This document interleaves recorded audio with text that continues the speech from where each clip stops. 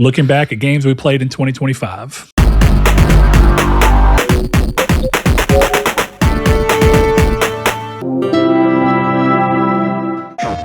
Hello and welcome to Triangle Squared, a PlayStation podcast. I'm your host, Brett Beck, and for the last time this year, Chris, welcome to Triangle Squared, a PlayStation podcast, as my co-host, my weekly partner. How have you been? Let people know. Bi-weekly, sorry. Chris, we still hang out throughout the week, my guy. We hang out a lot more than we used to. All because of one game. Yes, exactly. I'm sure we'll talk about it probably. We will, a little. Yeah, I've been okay. Things have been interesting. Work is starting to get better, but it's in that transitionary period where like I'm training someone, so work is harder, but there's like, it's like the light at the end of the train tunnel, you know, where it's like this, I'm molding this man to make the kitchen not my problem. And it's great. Yeah. But now I'm doing his job and my job to show him how to do his job. I'm like, Chris, what if, in the words of one James Hetfield, if it comes to be that the soothing light at the end of the tunnel is just a freight train coming your way? If you know what, if that's the case, I'm going to kill myself either way. So it's honestly, thank you. Took it out of my hands. Jesus, take the wheel. Hit me with the train. Because I can't take this anymore. Dude, there's like 4 Jack Daniels bottles in here. That's how bad it got. You know, and people of this show know. I don't drink very much, but it's been a interesting month. Well, Chris, maybe reflecting on all the games that you've enjoyed playing throughout the year of 2025 will bring you some much needed respite and some time to reflect on not only the games you played, but your actions within the year. And maybe by the end of this all, you'll realize that it was the friends we made along the way this entire time. I like that Game of Thrones ending. Exactly. See, I was there when HBO was writing that ending. I was like, people are going to love this season. Yeah. Unfortunately, people did not love that season. Hey, but you Chris, and you know what people are going to love? They're going to love this podcast, where if this is your first time, you're coming in on a doozy. We are a weekly PlayStation, or we're a bi-weekly now podcast who looks at the gaming industry through the lens of being primarily PlayStation fans, though we play when and where as we see fit. And that's getting easier and easier to do all on one console these days, as we've been saying. So today we're going to just really be talking about, we kind of have 2 lists set up because I think anyone who listens to this podcast often will tell you and will just realize is that our time is pretty often split between playing new releases and playing things that are fuck all old. For whatever reason, that just seems to be the way that we end up going. And there's been a lot of that this year. And I don't think that's a bad thing. So we're going to start off by catching up. We realized last week, our last episode, we didn't give a what we've been playing. So we're going to do a quick one here. And that's a lot different than our normal quick. We're going to put about 20 minutes to that. Then we're going to break into just talking about the games that we played this year that took up a lot of our time this year that we loved, but did not come out in this calendar year. And then we're going to wrap the show up with the kind of final, giving all of our big thoughts on all the big releases that came out this year, our big and small releases that came out this year that kind of ended up filling our little check boxes that we were giving as we were kind of reflecting on what we wanted to talk about here. So, Chris, you ready, man? I want to start with you. Oh, really? What, did you rename yourself Figs, like Chris, or what happened? Paperwork hard? Paperwork's hard, yeah. Is Ready short for like Redinold? Yeah. When my family came over on Ellis Island, they just were like, this is the most American thing. That sounds close enough. Redinold Reddington. Yep. They call me Red Ready for short. Yep. You want to know what my favorite color is? Red. Blue. Oh, yeah, you think I don't know, Chris? This is my first rodeo. I was watching Rooster Teeth back before, in the early days. Chris, we were talking, and I guess something has to have changed or your priorities shifted, because I know that you have played Doom Eternal, a game that I have not gotten around to. And at one point you had aspirations to platinum it. Yeah. Talk me through the game, how you felt about it coming to it, because this was your first time playing it as well, correct? You never It was, yeah. I never played it before. It's a great game. Doom Eternal is great. I don't know. Doom games like Doom 2016 took me far too long to platinum.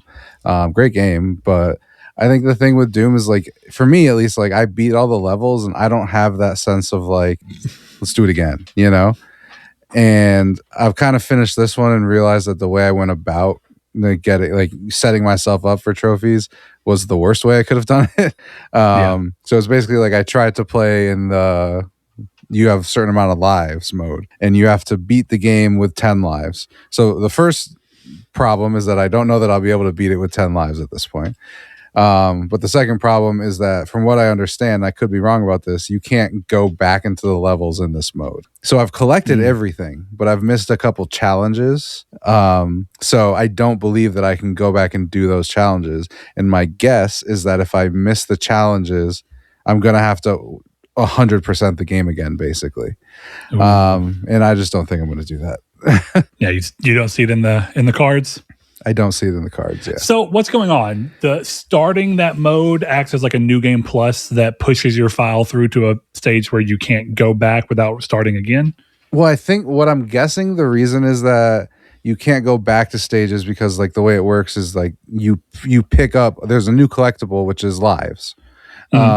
So you're picking those up as you go on. And my guess is that if you could just restart level 1 over and over again, you could build those up. And just have them all. That's the only thing I can think of, right? Because it's like a straight shot through. You beat it in these lives and you're good. You can play it on any difficulty, so it's not that hard. Yeah, for sure. So that's what I think it is. I'm not entirely sure if you can start it again. I just kind of finished the game and went on to play something else for a while. But yeah, Doom Eternal is great. I beat it in preparation for Doom the Dark Ages and still have not played Doom the Dark Ages. I have a reason for that, but it's unimportant in this conversation. It is unimportant in this conversation, but it's important for some of you who are listening who might be wondering what could possibly be the reason. Find out next year. Yeah, I was going to say. I thought you were asking. I'll tell you. It's not that big a deal. No, I know what they are. Yeah, I dropped out of I didn't drop out of the Platinum competition, but I stopped focusing on it. So I'm just saving stuff like Doom for next year, and I'll just get the Platinums then. What's pretty cool about that, though, is that unless somebody comes in and really surprises like Blake is known to do, you should end up in a comfortable third, even though you've kind of bowed out. Yeah, because there was a point at the beginning of the year where I could have won. Like if I'd kept going at that pace, I could have won. And then I just stopped. If I'd have kept going at the pace I've had early this month, which I've not gone far off of. So yeah, we'll save that for a second. So is there anything else you want to mention about Doom? No, so I'll tell you should play it. It's old. Eternal. So I played Doom 2016 and I really enjoyed that game. I don't know if I'd go as far as to say love. I think one of the things I like about Doom is I think it's a perfect, for lack of a better way to say it, it feels like a summer blockbuster game. It feels like it's something that you pop into, you're like, fuck yeah, and then you play it. And then exactly as you said, you get done and you're like, well, that was a good time. I don't really ever want to play that again. And then you move on about your time. Yeah. And I don't even mean that in a bad way. I actually think gaming needs more of that. And I think that that's what Doom excels at. And really, I should have played Eternal by this point because it looks like more of that. But one of the things I noticed, and one of the things I wanted to ask too, is it does seem like with each game, they make a concerted effort to change the gameplay loop just enough that you don't immediately feel like you're falling back into the exact same rhythm. You're having to go, okay, I do know what this is. I do know the feeling, but the specific loop that this gameplay is trying to get me to do to excel best is a little different because of this. And that seems to be the case in even Dark Ages. Yeah, I think maybe I'm misremembering 2016, but I think they went a lot harder with, what's it called? Platforming in this. And I fucking hated it. I wouldn't say platforming was it's of course by nature of moving in a 3D space. To some degree, you can argue that Doom 2016's got some platforming. This had, but I always say that Doom 2016 feels like a platforming shooter. Not a platforming, I say a rhythm shooter. It feels like the whole point of the game is for you to just find literally the rhythm of what's the best way to cycle my types of kills so that I constantly get the resource I need to keep this flow going at this pace. Yeah. Whereas Eternal keeps that, and like I think it expands on a little bit. Like you have the grappling hook shotgun, which is sick.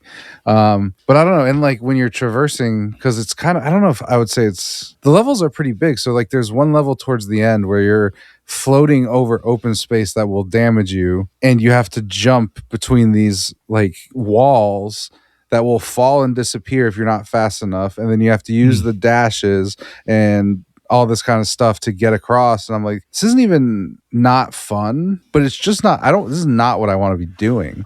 Is like, I wouldn't want to have to navigate the world in a Doom game, not in like that way. It's a Doom game. I want to shoot gun. That's it. Well, and that's what I was about to say is, do you feel like it's a type of gameplay that you could see yourself enjoying in a different title, but because it bears the Doom name, there's a certain amount of expectation that comes with it? Well, like these parts are closer to Uncharted than they are Doom. And if I wanted to play Uncharted, I would play Uncharted because Uncharted is better at this. Yeah. So. And of course, I know that you're not really saying that like games shouldn't attempt to pull in and mix genres, but if you're going to do so, it sounds like kind of what's going on is it's in this game, but it doesn't feel like it's focused on enough to be a core tenet that they actually pulled in to make sure that it's tightly designed. Like, sure, you can try whatever. Sure, but I mean, I like games smacking things together that you don't expect. But sometimes, like, why? Yeah, I mean, that's a very good question. You could eat peanut butter and sardines, but why?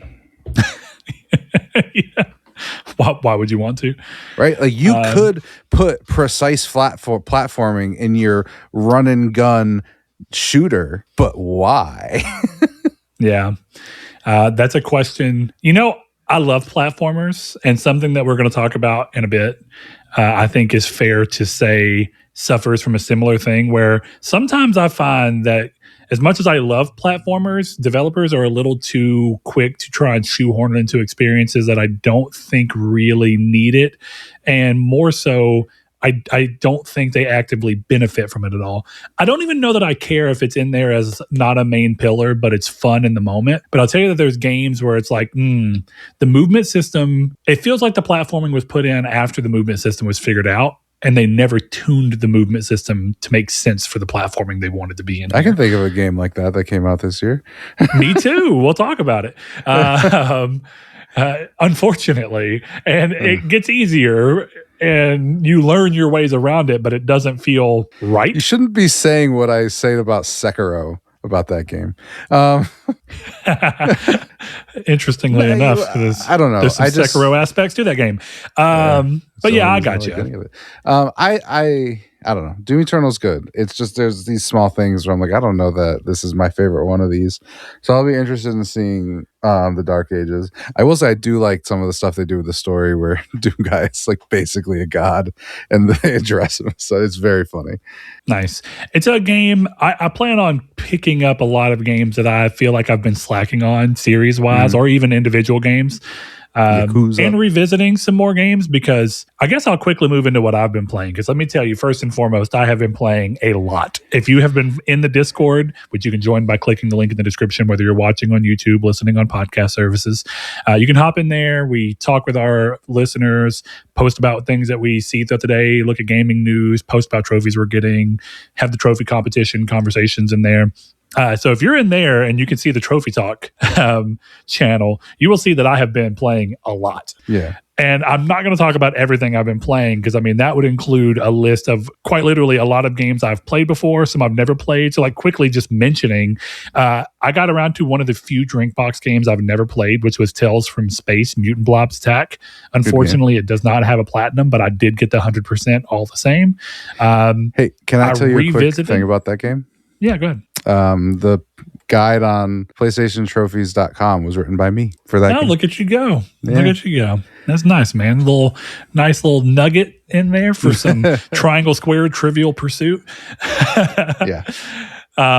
But yeah, I've got that under my belt. I revisited Rayman Origins for the first time and got the platinum in that. And I love that game. And I knew I loved it. And I love it so much more on Vita, because it's actually the easiest place to platinum it, because they make use of the Vita's extra features like the touchscreen and stuff in a way that makes the game flow so much more fun than I feel like it would have been on console. But I can't say that with certainty, because I've only played Rayman Origins on Vita twice now.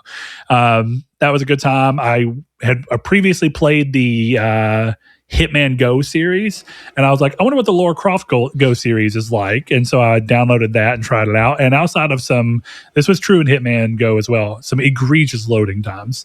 I'm genuinely surprised. The Vita is not that slow. I don't get what's happening. But I actually like that game a lot more than Hitman, and I didn't think Hitman Go was bad. I just think the trappings of Lara Croft Go were a little bit more my speed. But the game, I have 2 games I'm going to actually really talk about. I got the Platinum in Gravity Rush. Most of what I played are okay. There's 2 games I played that are going to be in my list for talking about games for 2025. So we're going to save those. But one that did not make the cut because it did not make the cut for me to continue playing it, and I feel like I want to talk about it somewhere quickly, is Cronos, the New Dawn. And it's an interesting game because, as you may remember, if you joined us for the episode that Davey was a guest on, he was talking about the game, and he was talking pretty highly of it, but had his own critiques on it. And I'll tell you that for me, I don't think it's bad. Honestly, it's a very competently made game. But I think what I have the issue with in particular for how it vibes against me is that I get this feeling when I'm playing it of constant frustration because even it's like its particular brand of resource management is just too pushing. It's too restrictive, and it really just feels like it's trying to constrict you the entire game. And maybe that's what they're going for, but it doesn't feel like the game they designed is in balance with the way I'm playing. And I'm starting to question as I'm playing it, like, how could anyone play this game? First of all, you can't play this game guns blazing. But I was purposely avoiding combat in massive sections where I had like 15 enemies I didn't spend a single bullet on, made it through the whole thing, got to an extra area with extra resources that you're not guaranteed to have, did that, and then went to a boss fight where it just felt like the whole point of the boss fight was to drain you of every bit of resources that you had. And I just felt frustrated more than I felt compelled. I think that the game's like gunplay feels good, but I also feel like they're kind of struggling against the fact that it's a little difficult to do something truly unique in the survival horror space. And so they leaned on this fuse system, which is a really cool idea, but it really just exacerbates the exact problem I'm talking about. And it does this thing that I was, if you've been listening for a while, you remember that we had the complaint, even in the Discord, I remember Blake having this complaint that the Callisto Protocol did, where sometimes it felt like the game just threw shit at you that you couldn't avoid, like jump scare things that took your health down just to make you use resources you otherwise would have not had to use. This game takes that to 11 because you'll avoid a bunch of combat, come across some shells and be like, cool, I'm going to pick up these gun shells. As soon as you do, it locks you into this area with something that you have to kill. And it's like, oh, I came in here for 2 gun shells, but to get out, I had to spend 5. Right. So I'm down 3. And I could have just not come in here at all. And that's not a good feeling. You know, it's better to be like, I came in for 2. I had to use the 2 because I wasn't able to play around. That's fine. A net neutral is not a big deal. But when you're constantly feeling this thing, it frustrated me to a point where I didn't care about the gameplay anymore. And I was just like, maybe I'll come back to it. But I didn't naturally float back toward it. And I think that's everything I need to say about it. I think that tells me how I feel about the game. And while I would never, I wouldn't look at it like, I think it's a better game than the medium in the sense that I think it's better across the board. But I think the medium is more playable for a broader group of people. But a lot of that's because the medium is not combat focused at all. So in their pull towards combat, and I think also their pull towards trying to differentiate themselves from what they did with Silent Hill 2, I think they kind of shoehorn themselves a little bit into something that is just not as fun as I feel like it should be, even though there's a lot of great ideas there. So maybe I'll come back to it one day. Seems unlikely. I don't think it's a bad game by any means, but I would be wary and spend a lot of time looking into the gameplay loop, watch somebody play it to see if it fits your needs. The last game I'll quickly cover is a game I came back to get a platinum on because I had not played it since the day my daughter was being born, and it's Batman Arkham Origins Blackgate, which is a 2.5D Metroidvania Batman Arkham style game. And for what it is, I think it's perfect. I don't even really have any notes on how to make this game better. I love Metroidvanias. It keeps the Batman gameplay alive while pulling it into a different dimension. But what it really brought to light for me is something I think I've said, not necessarily in relation to this, but I've said something that was kind of similar, that I want to see smaller scale games on this. But I think I really lament the loss of the traditional handheld and having games that are designed with those types of restraints in mind. I lament the loss of that strictly because I think it's important that games like this still get made. I want to play this I want to play a game that's just like this as a PS5 game that's whole point is to just be a $10, $15, $20, fucking $40 game on a low budget that's just trying to do something different with less risk. And I hate that because there's a lot of really cool games on 3DS, PSP, and Vita, and even DS where it's like, oh, this is neat. But the only reason this got made is because someone was willing to be like, well, we're coming out with Batman Arkham Origins, and it'd be cool if we had a tie-in game on Vita. And yet these people really lovingly put craft into this offshoot game. And it's a shame that we don't have that kind of stuff anymore. So, Chris, I've taken up the airwaves for the last bit here. I think as we move into our games that we played in 2025 that did not come out in 2025 that we wanted to draw specific attention to. You have 5. I have 3. How about you go ahead and knock them 5 and 4 out for you? Well, I have 5 honorable mentions too. So I'll go quick. Yeah. Your honorable mentions, it sounds like you don't necessarily have a lot to say other than that you just want to give them their time and the light. I'll give them their shout out. So yeah, games I played this year that didn't come out this year. Doom Eternal, we'll shout that out. We just talked about it. Grand Theft Auto Vice City Definitive Edition. That's a cheat, but it's not really because this is games of any time that I played, so it works. Yeah. Warhammer 40K Space Marine 2, great game.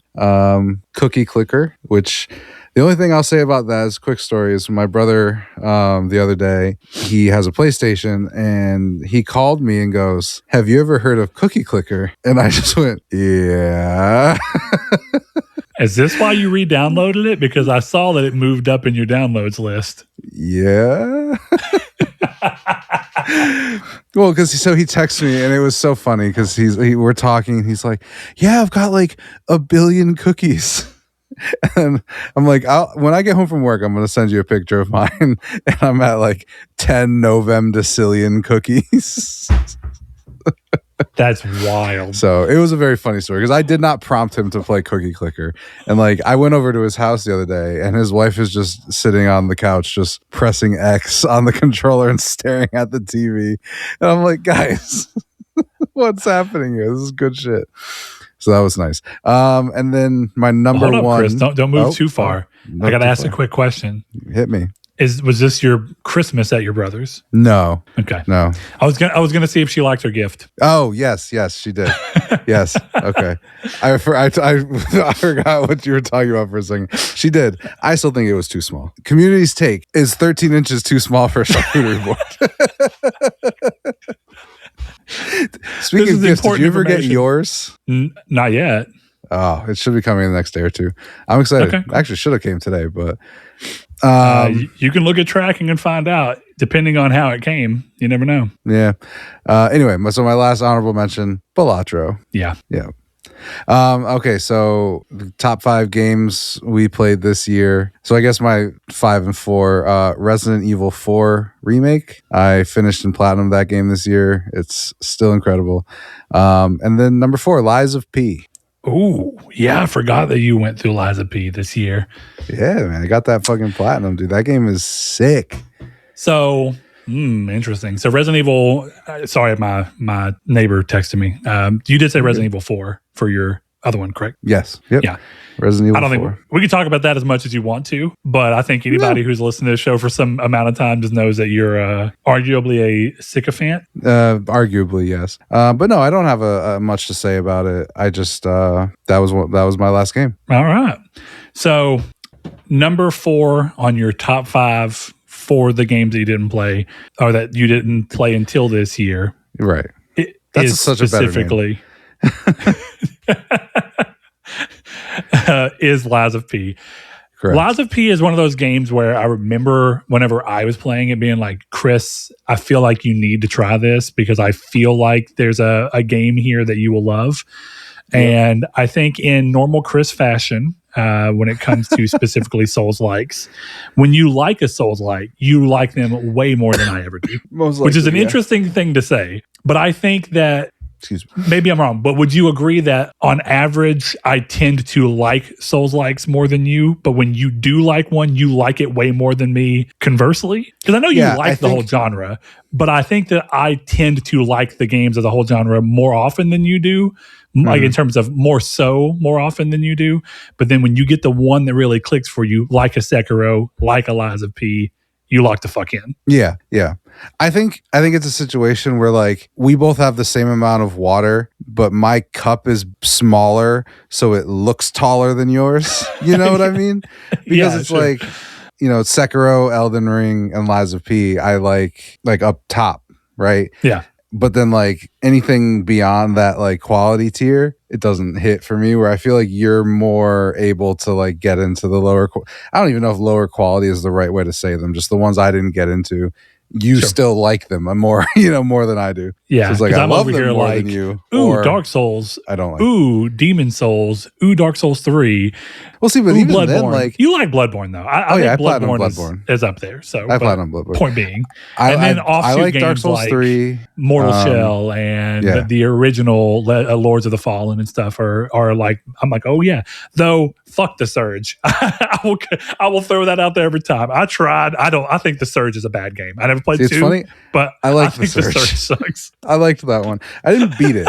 So I didn't like it. I wouldn't put it in my cup. It's like that extra water bottle that if I'm desperate. But I like the Surge. But yeah, I mean, Lies of P, close to the top. I think I like it more than Elden Ring, which I know is a crazy take for some people. I know I like it more than Elden Ring. So you don't like Elden Ring. You're in company, right? Yeah. Oh yeah, we're good. You're in good company. Well, so because you've played them. I think, and now that you've done it, I know we talked a little bit about it day of, or, around the time rather, like in the episodes that we were around when you were playing it. But I think one of the most interesting things about Lies of P is how much it simultaneously feels like it's riffing so hard on Bloodborne while it's also doing a bunch of, if you take a step back and look, it's actually doing a bunch of unique shit for the genre. It just doesn't, it's really a weird dichotomy of feeling like it may be paying the most mimicry type of, homage to, but at the same time you're like, but what about this and this and this that no Souls game has done, and this is pretty sick. Yeah, I mean, I think if you just look, Jesus, sorry. If you just look at it from the outside, I feel like it's wearing Bloodborne's skin, or it put Bloodborne's skin on side of Sekiro's body. But then it does the like, you can change all your weapons to be completely different things, or you can have this build and then this weapon build on this build. And I thought all that stuff was really interesting. And even the tying the arm back into a more specifically Souls-like design. Because look, I like Sekiro. I didn't beat it. We've talked about that, but I like Sekiro, but it just wasn't fully my cup of tea. But in a sense of that, I could respect, because like this is it's still hard in a way that you would expect from soft games to be. It's challenging, but it's aiming for something different, both in the way it approaches level design, world design, combat, truly. And I feel like the arm felt like a nod to Sekiro's little arms that you could put on to your guy, but they played a different role within this setup. And it maybe the best thing to do is it feels like if Bloodborne actually had way more build variety than Bloodborne actually has. I think I agree with you. Yeah, but yeah, I don't have much to say about Lies of P. I didn't get into much more anyway. I didn't play the DLC. I probably won't. I'm not a DLC guy, but Lies of P is fucking awesome. And if you haven't played Lies of P and you even kind of like these games, I would play it. Great story. The story. It's nice to have a coherent story in one of these games. I know that was one of my complaints about Berserker, but either way, it's a really great game. I highly recommend. Yeah, speaking of the story, we don't have to go into details. I am also choosing, until it's a game that I feel like I have to specifically touch on the story to touch on why I felt a way about it. I'm choosing to be a little bit more spoiler-free. But one thing I will say is it's interesting to me that I am usually not a big fan of this tendency that people have to take a story and a subject matter and then suddenly turn it like grimdark. And usually I'm like, oh, of course, Steamboat Willie hits, public domain and everybody's making a horror Steamboat Willie movie. And Winnie the Pooh hits public domain, so everybody's making a fucking Winnie the Pooh horror movie, Blood and Honey. And it happens with seemingly everything, right? And usually I'm like, ugh. But for some reason, this particular take on this, it's kind of like Alice Madness Returns, where I'm like, the base story that this is based off of already has some darkness that most people don't realize because they think of the Disney, like definitely our age group, you think of the Disney versions of Pinocchio and Alice. But if you go back to the actual stories that those are based off of, they're not quite that kid, like that family-oriented kid. There is some darkness brewing in them that are basically someone's choosing to put a magnifying glass on and be like, we're going to bump those aspects that are already there. Whereas I think taking Winnie the Pooh, who's clearly never been anything but just a little bumbling oaf that people like because he's charming, and then being like, but he's killing people because he wants some honey. It's just, I think it works more because there's a depth to the source material that allows for this type of exploration without feeling like it's derivative or just going strictly for shock value. Yeah. Well, and I think part of it is that this is doing it with care, where True. like, I haven't even seen Winnie the Pooh, Blood and Honey, and I can say without a doubt that I'm right about this. It's done with, haha, this is Winnie the Pooh, not done with, let's adapt the story of Pinocchio for this setting.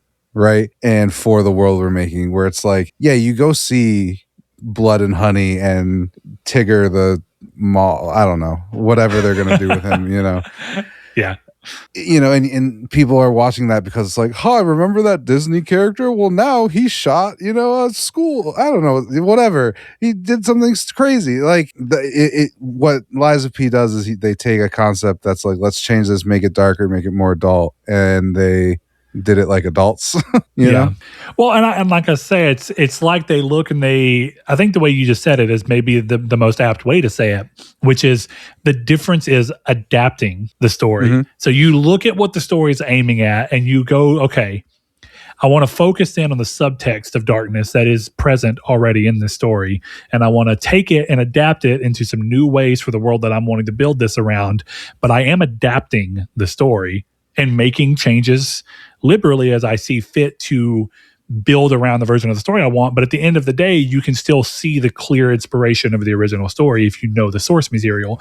Whereas I think you look at something like Blood and Honey, and it's not really aiming for that. It's really, like you said, it's like a shock value. Oh, look at that. Because what you're talking about, I think a better version of what we all think of when we think of Blood and Honey, right, is, oh, look at Winnie the Pooh doing this thing we wouldn't expect Winnie the Pooh to do.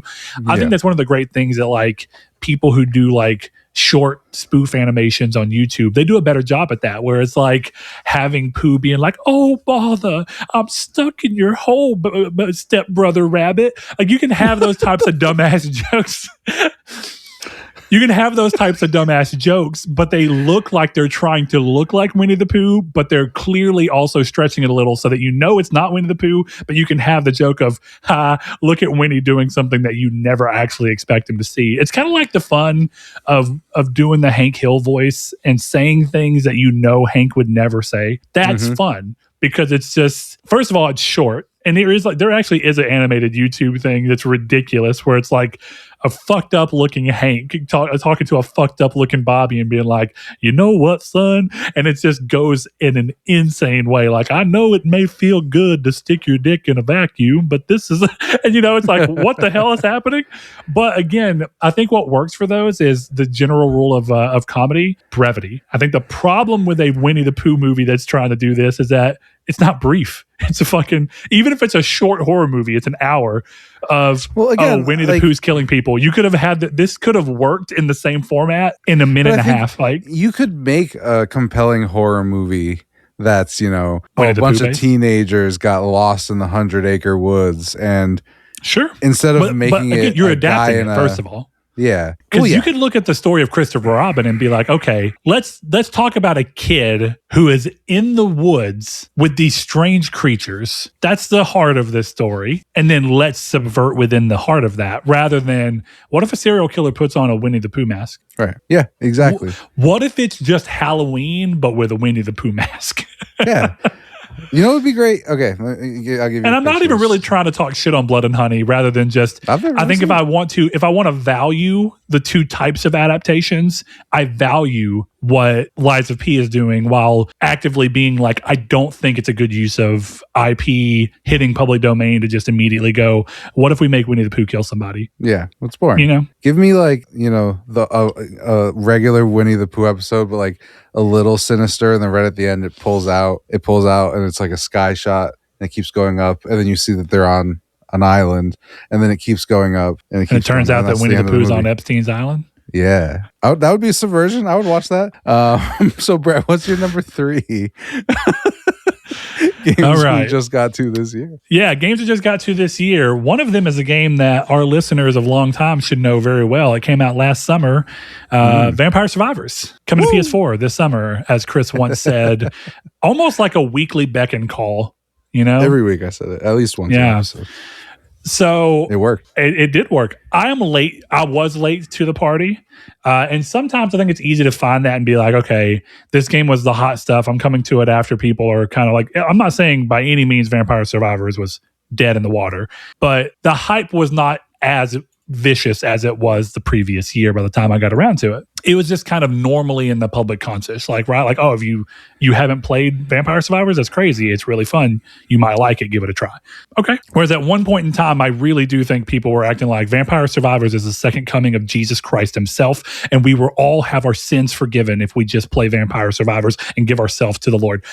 And it comes to PS5 this summer.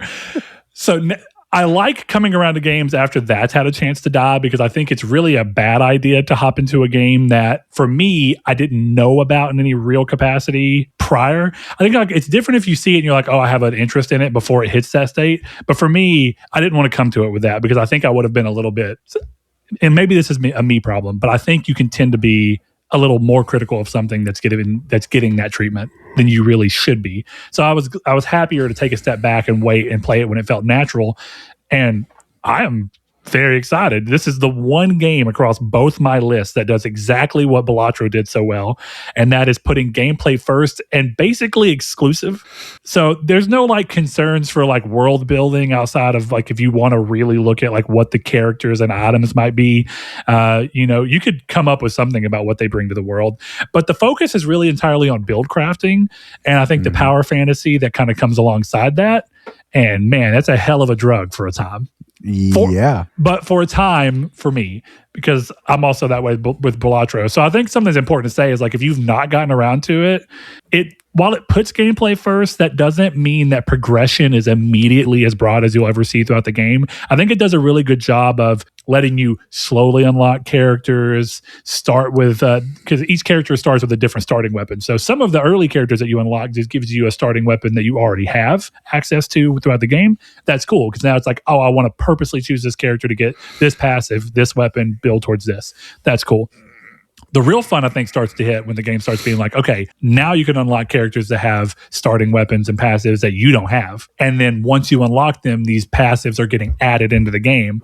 And now it's like, oh, let's learn about combining items. And it just keeps going in a way where I think that the game does a good job of accidentally fooling you into thinking that there's a broad ocean immediately, but you're actually kind of constricted within a reasonable sense of a certain amount of items, and then it just opens and opens and opens.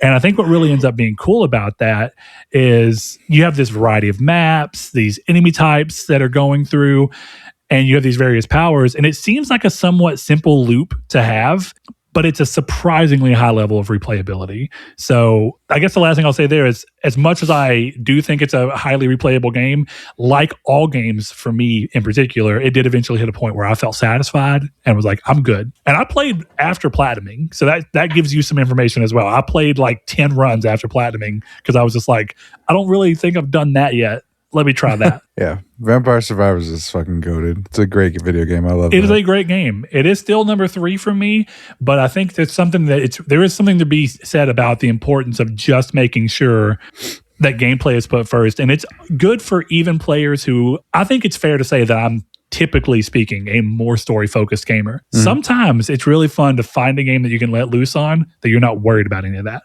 It's just hop in, have a good time, find your fill, bounce out.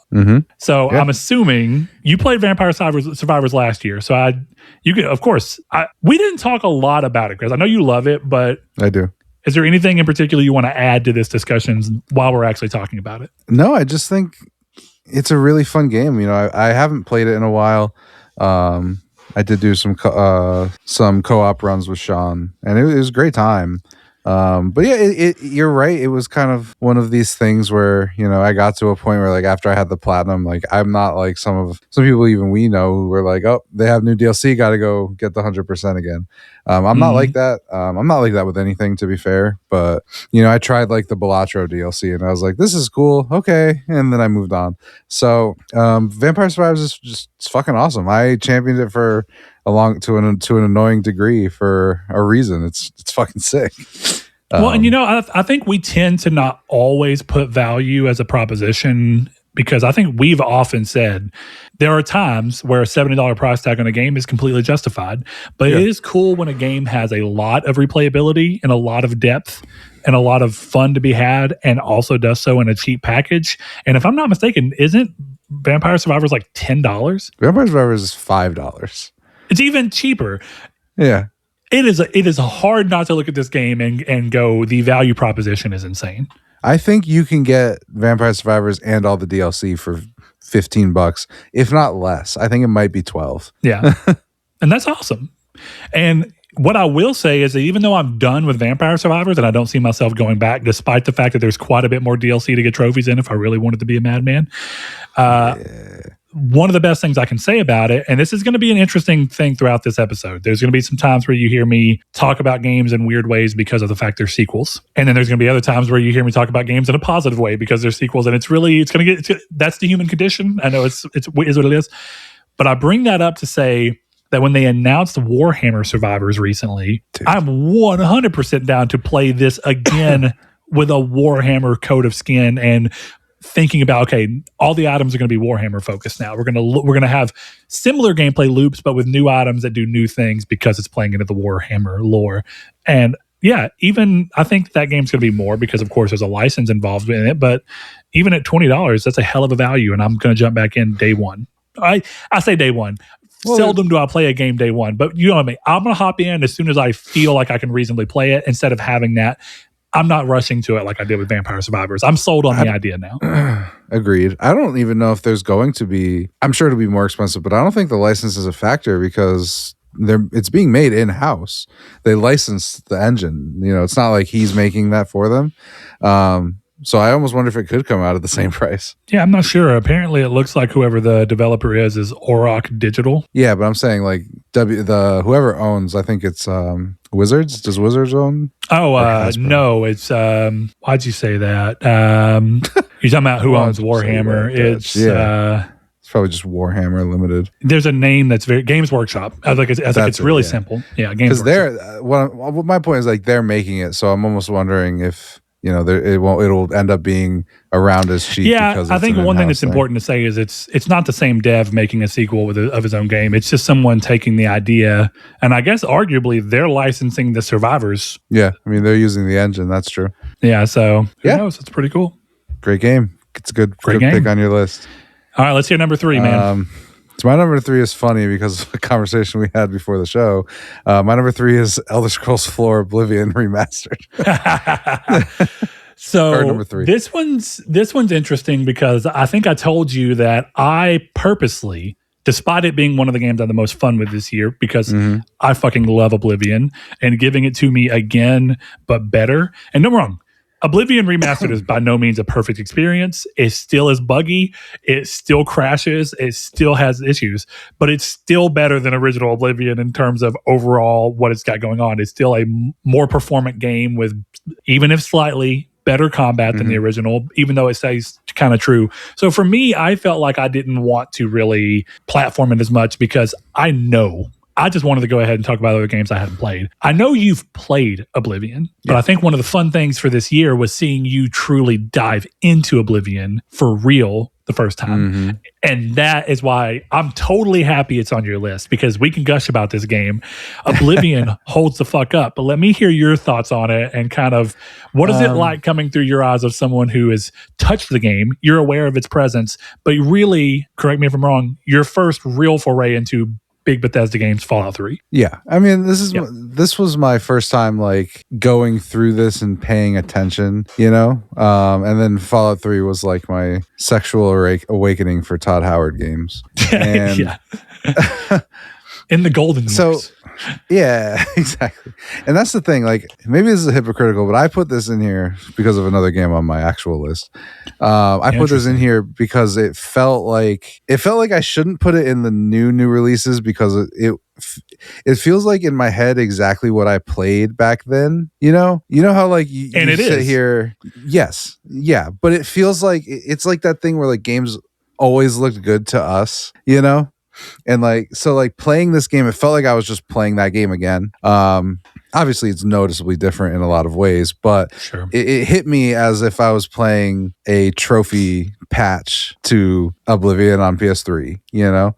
So to me, it felt like a 2008 or 2000 whatever game. And it's awesome, you know? And that's the thing about it is like I like freedom RPGs, you know. I think that's what they make over there, and it's cool to have like this good story and all of these kind of things and just like a world to mess around in, you know. That's what's so great about Skyrim and great about Oblivion. It's just like everything is fun to do for the most part, and even if when it's not very fun, something weird's going on that makes it fun, you know. And that's why like a lot of people, you know, the meme when we were growing up used to be just like the bugs are a feature, and this is kind of like a really good example of that because I feel like we don't get bugs like this anymore. And if we did, it wouldn't be funny, right? In Oblivion, some of the bugs are funny. I think I sent a video in our Discord, which you can join in the link below, of just like this guy sweeping, but he's moving as if he's sliding down a path, and it's so funny. And you know, but if you saw that in God of War, you know, that would be a nightmare scenario for Sony, and you know, Twitter would be all over them. So I think that you're right. It's an interesting game. I have a hard time wanting to comment on that like a lot. And some of that's because I have a very difficult time separating myself from my adoration of that game throughout the bulk of my life at this point, you know. Yeah. I have lived longer with Oblivion in my life than I have without it, you know. True. So I was, let's see, Oblivion came out in 05, 06, one of those. I think originally 05 and then 06 on PlayStation 3. And so that means that I was 12 when that game came out, and I'd already recently fallen in love with Elder Scrolls 3 and had a fucking blast with it. And then I'm just playing this. So it's very hard for me to talk about that because part of me thinks you're younger.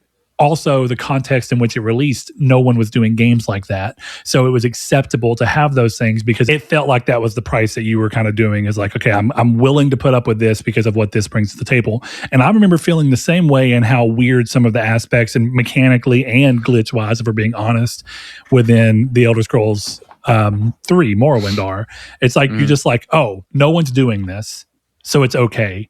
But I think the closer people start getting to doing something that's akin to it, if not outright the same, then you start being like, why are they not having these issues? Yeah. And I guess it's hard to say because there's another game that's on my list for this year that I think has similar weirdness. And some of it's also, I think that humans are really susceptible to narrative. And I mean that in the sense of the narrative that you put to something that you're experiencing in life. A good example is you could see a painting and be like, it's a painting and it's all right. But then somebody goes, actually, this painting was from a homeless man in 1901 who had just came here from Sicily.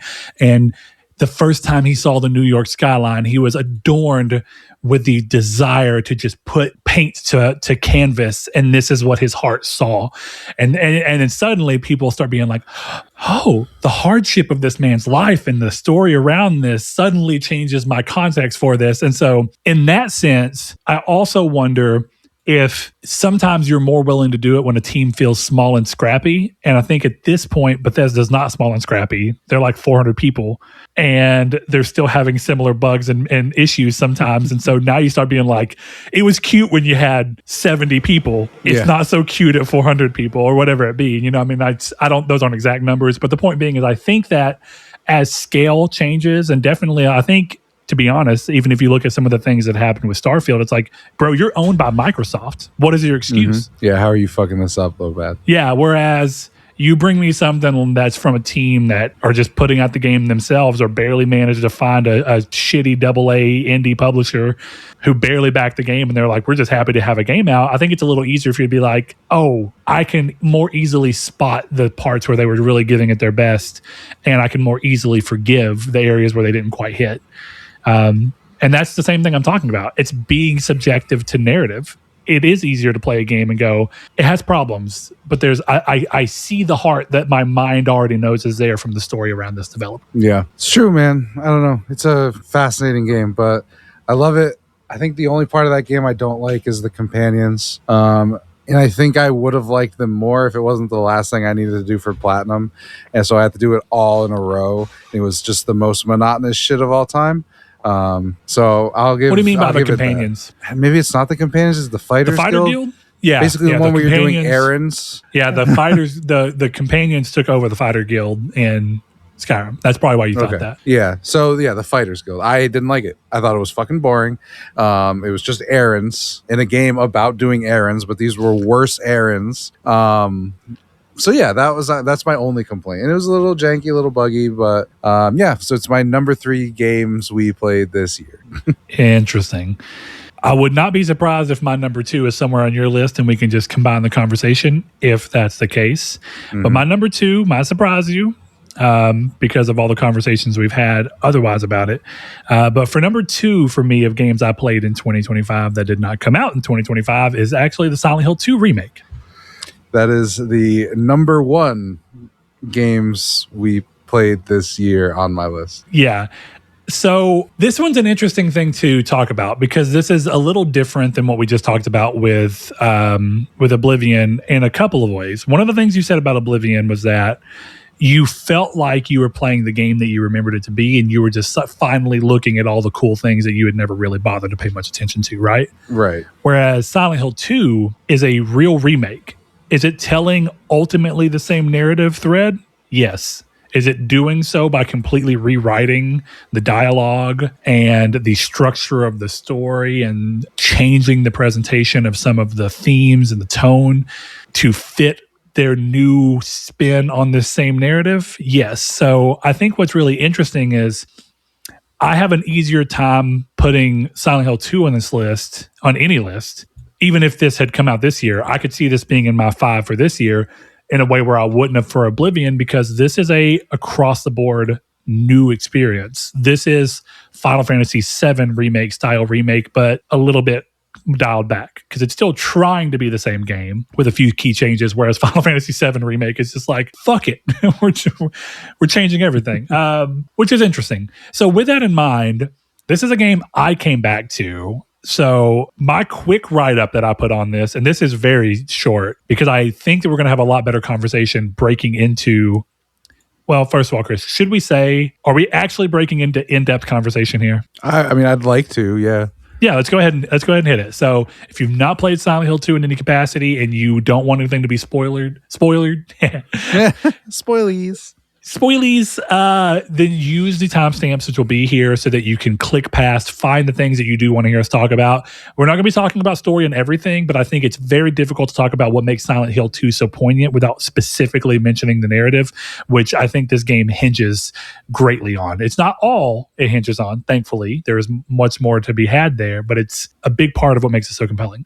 So with that in mind, what I put on here is take a classic generational game, put it in the hands of a developer that understands why it worked, allow them to put their own spin on it in a delicate way while modernizing the gameplay, and it's no wonder that Silent Hill 2's remake makes for an engrossing walk through the titular town, whether it's your first time or your first return in decades. Clearly, this was my first return in decades. Yeah.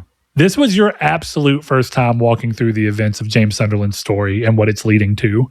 You know from talking to me time and again how much I love Silent Hill 2. And how much I was telling you that the remake, if done well, can really blow your balls off. And then I played it, and it did blow my balls off yet again. And then you dove into it. I did. So you faced a little bit of what I talked about earlier with Vampire Survivors, to a different degree, but still there, where there's a lot of expectation built into the name Silent Hill 2. And I think Konami knew that. And there's also a reason that they did not put the tag of remake behind it. They wanted people to believe they were stepping into, whether or not it truly is, basically the exact same Silent Hill 2 that they had, heard about who played it 20 years ago. Fucking 24 years ago. Jesus Christ. So, Chris, what was it like coming into this for the first time, and how did it kind of hit against this idea of what you had built it up in your head to be throughout hearing little smutterings versus what you feel like you got when you're presented with it face to face? There was it's funny because there was a lot of stuff that I knew about the game. Like, I knew what the ending was. But then so it made it kind of different where I was watching the game to try and see when I could tell, and I think what's really interesting about it is never. Okay. You want to expound on that? Like, the game is really good at not giving up what it's about until it wants you to know what it's about. Yeah. And that's true of the original as well. Yeah. And that's what I think made playing through the remake really cool, was because I was looking to know okay, when would I be able to tell this ending? And it got to a point when I was playing where I'm like, did I get this wrong? Basically you had fooled yourself into oh, I don't actually know the ending. Yeah, exactly. And the thing is, I didn't, right? And that's what's great about stuff like that is I didn't know it. I knew the ending, but I didn't know it, Yeah. I didn't know all the different endings. But there's just, I don't know, man. There's just something about this game which it lives up to that hype, because every moment in it, even in this one, and even what I played of the original, the PS3 version, where I think I remember when I did play through that, it was we talked about how even in that PS3 version, the first time you go into the apartments and Pyramid Head is just standing behind the fence, it's this is the scariest thing I've ever seen in my life. I don't want to walk down that hallway. And then going back and seeing all that stuff done, and even the different stuff, where you see the first nurse, I believe, is different, and you don't have that thing under the bridge that happens in the original. So even stuff that I'd seen already was changed, and it was just really cool. How fast you get to these places in the original one versus how long something that. The apartment's a long section of this game. It is, yeah. And actually, while we're in here, I think it's great too, but I will go ahead and throw it in there. No game's perfect. And I think one of the biggest things that can make any story have a moment of where you go, maybe that was something I could consider a hiccup. I think the closest the Silent Hill 2's remake ever feels to feeling like it has a hiccup is specifically when you get to the elevator. Where they're doing the game show, where you've got to go, you have to hear the questions out, remember them, go to the box, put the answers in so that you can do it. I don't hate it from a gameplay standpoint. I actually think it's a pretty fun and rewarding section in terms of that. But if we think about what's happening from the pacing standpoint and what it's trying to do, it feels like it's just, you're pushing forward a little bit more, and you're and that's technically the hospital. But my point being here is that there's times where the adding arguably takes just the smallest bit away from the original's brevity, which made it better. But at the same time, I think sometimes the original floats through things a little too quickly. And it feels like it was nice to see this version of the story have room to breathe in some areas and build tension in a different way. Because I think this game does a masterful job of building tension, because just like you said about Pyramid Head in the original and even in this one, I think the best thing about Pyramid Head is, first and foremost, when you see him, not aggressive. Yeah. He's just standing there, but terrifyingly. And it's almost hard to describe why it's terrifying. It just is. It's unsettling. But more so, the game almost doesn't even acknowledge it. In a modern game, there'd be a lot of cut the camera, zoom in, show him, and make a big woo, and then try and pull back and be what the fuck was that? And then spend time trying to reveal it. And I kind of like that in this, you have this moment where the game doesn't acknowledge it, and even James kind of doesn't acknowledge it. And you almost feel like you're in a disconnect, because you're what did I just see? And why did this man who I am playing as the embodiment of throughout this story, why does he have seemingly zero reaction to what the fuck is happening here? And that's one of my favorite things about both versions of Silent Hill 2. But I think even more so in this one is that in the ultimate way, me and my wife were talking the other day, horror movies work because of characters being stupid, right? Every horror movie falls apart if a character acts the way that someone would actually act in that environment. You need people to do things that they wouldn't to build certain points of tension. And part of that tension is you being hello, why would you do that? But I think what's so interesting about James and the way that Silent Hill approaches horror is that kind of silent, tension building horror that's not even being acknowledged almost feels like you're getting gaslit. Yeah. And you're like, I know what I saw, but why does James not seem to realize the weirdness of what I just saw? And that builds and builds. And as you keep going through the game, and James eventually starts saying things, but he's saying them so kind of nonchalantly, like he's so focused on his goal that he's just like, there's these things in the street. And it's like it's like he cares, but he only cares insofar as they're in his way of getting to where he's going. He always talks like he thought he put his keys in the cup on the counter, but he didn't. And he walked up to it and went, weird. And that's it. Yeah. Like, and I do really like that detail of him just like not really reckoning with anything, because that's kind of the point of the whole game. Is like you're not reckoning with anything. Exactly. And I think thematically, one of the things I really like is that facade breaks in a few key moments, right? Yeah. Of course it breaks when you actually finally 100% have Pyramid's Head's hands on you. Mm-hmm. That feels to me like the story beating him over the head of, you can't escape this forever. Yeah. That is his subconscious reaching in and being like, you're going to have to face this eventually. Even if you can get away from it right now, this is a quick reminder that eventually it catches up to you. But also, you see the facade start to slip a little bit when he walks in on Pyramid Head in the apartment, having his way with the legs, as I call them. Yeah. Lying things is what they're actually called, by the way. But legs is just inherently better. I'm going to throw that out there. And I love that. Him hiding in the closet and then pulling the gun up and shooting is so good, because it's like, finally, he's acknowledging that there's something here to be afraid of enough that you want to try and end it. And that's exactly, I mean, what do you do with a gun other than try to stop a problem? It's true. It's true. Definitely when you're James, who, as the gameplay reinforces, you're not confident with a gun. Yeah. I reinforces is strong. I think he's a little more competent than he maybe should be. For the sake of the player who's having to experience it, yes. But I like to think that in the grand scheme of James Sunderland to a Leon Kennedy, I'm really happy that he feels, again, ultimately more competent than he should be. But I like that he feels shaky, even if it's a little more tuned shaky. He feels like someone who doesn't feel like they're used to constantly having a weapon, but they're tuning it just enough that it doesn't constantly annoy the shit out of you from a gameplay perspective. Yeah. I don't know. I like also how the game breaks the fourth wall in a lot of ways with like all the stuff that's going on. Like like in the PS5 version, the one we're talking about, I guess like certain reflections are just James's Pyramid Head in the reflections.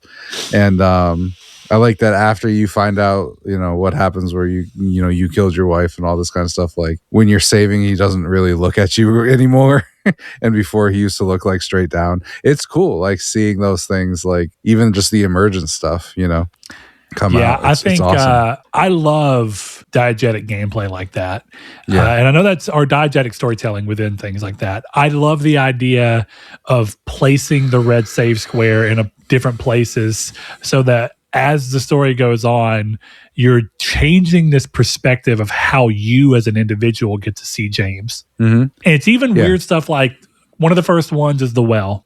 You're looking up to James because as far as you know as a player, this is a man who's trying to come and see his wife who he thought was dead. He's going through these great troubles to reunite with this person that he clearly wants to be with, even if something's up, but you just don't know what. But then as the game keeps going, I kind of like that it moves up and continues moving this weird thing. And it's like at some point you're face to face with James. And then at some point it starts moving away where it's like James can't even stand his own reflection. It's really an interesting. Yeah, those are the type of storytelling that you don't have to notice it, but for the people who do, it's a cool like, oh, nice, nice. It's a detail that you don't have to worry about, but if you let yourself, it'll kind of worm in. Absolutely. And I think maybe that's the power of Silent Hill 2 and the narrative that is building upon and how well it is at holding that secret close to the chest. Because I think even though I knew what had happened, it just kept worming into my head of like, how are they changing this? What am I going to see today? What am I going to hear today that changes the way I feel about? Because it's a similar thing to you, but in a much more real sense. I for sure know what happened, but I'm still at the point where I'm like, when is the game going to give it up? When am I going to point to the game and go, it gave me the information, even if I didn't realize it? Mm. And it's like you said, it's surprising how little that manages to slip until the moment. And then when the moment happens, I mean, you're at the end. Yeah. So what's your favorite ending? So something that's important to say here, I did not play any of the new endings. I did not go back. I want to, because I want to go back and get the platinum. That's something I aim to do this year. And so there I can experience some of the new endings that they added. But as crazy as it is to say, I'm very partial to the ending I actually got in this playthrough, even in the original game.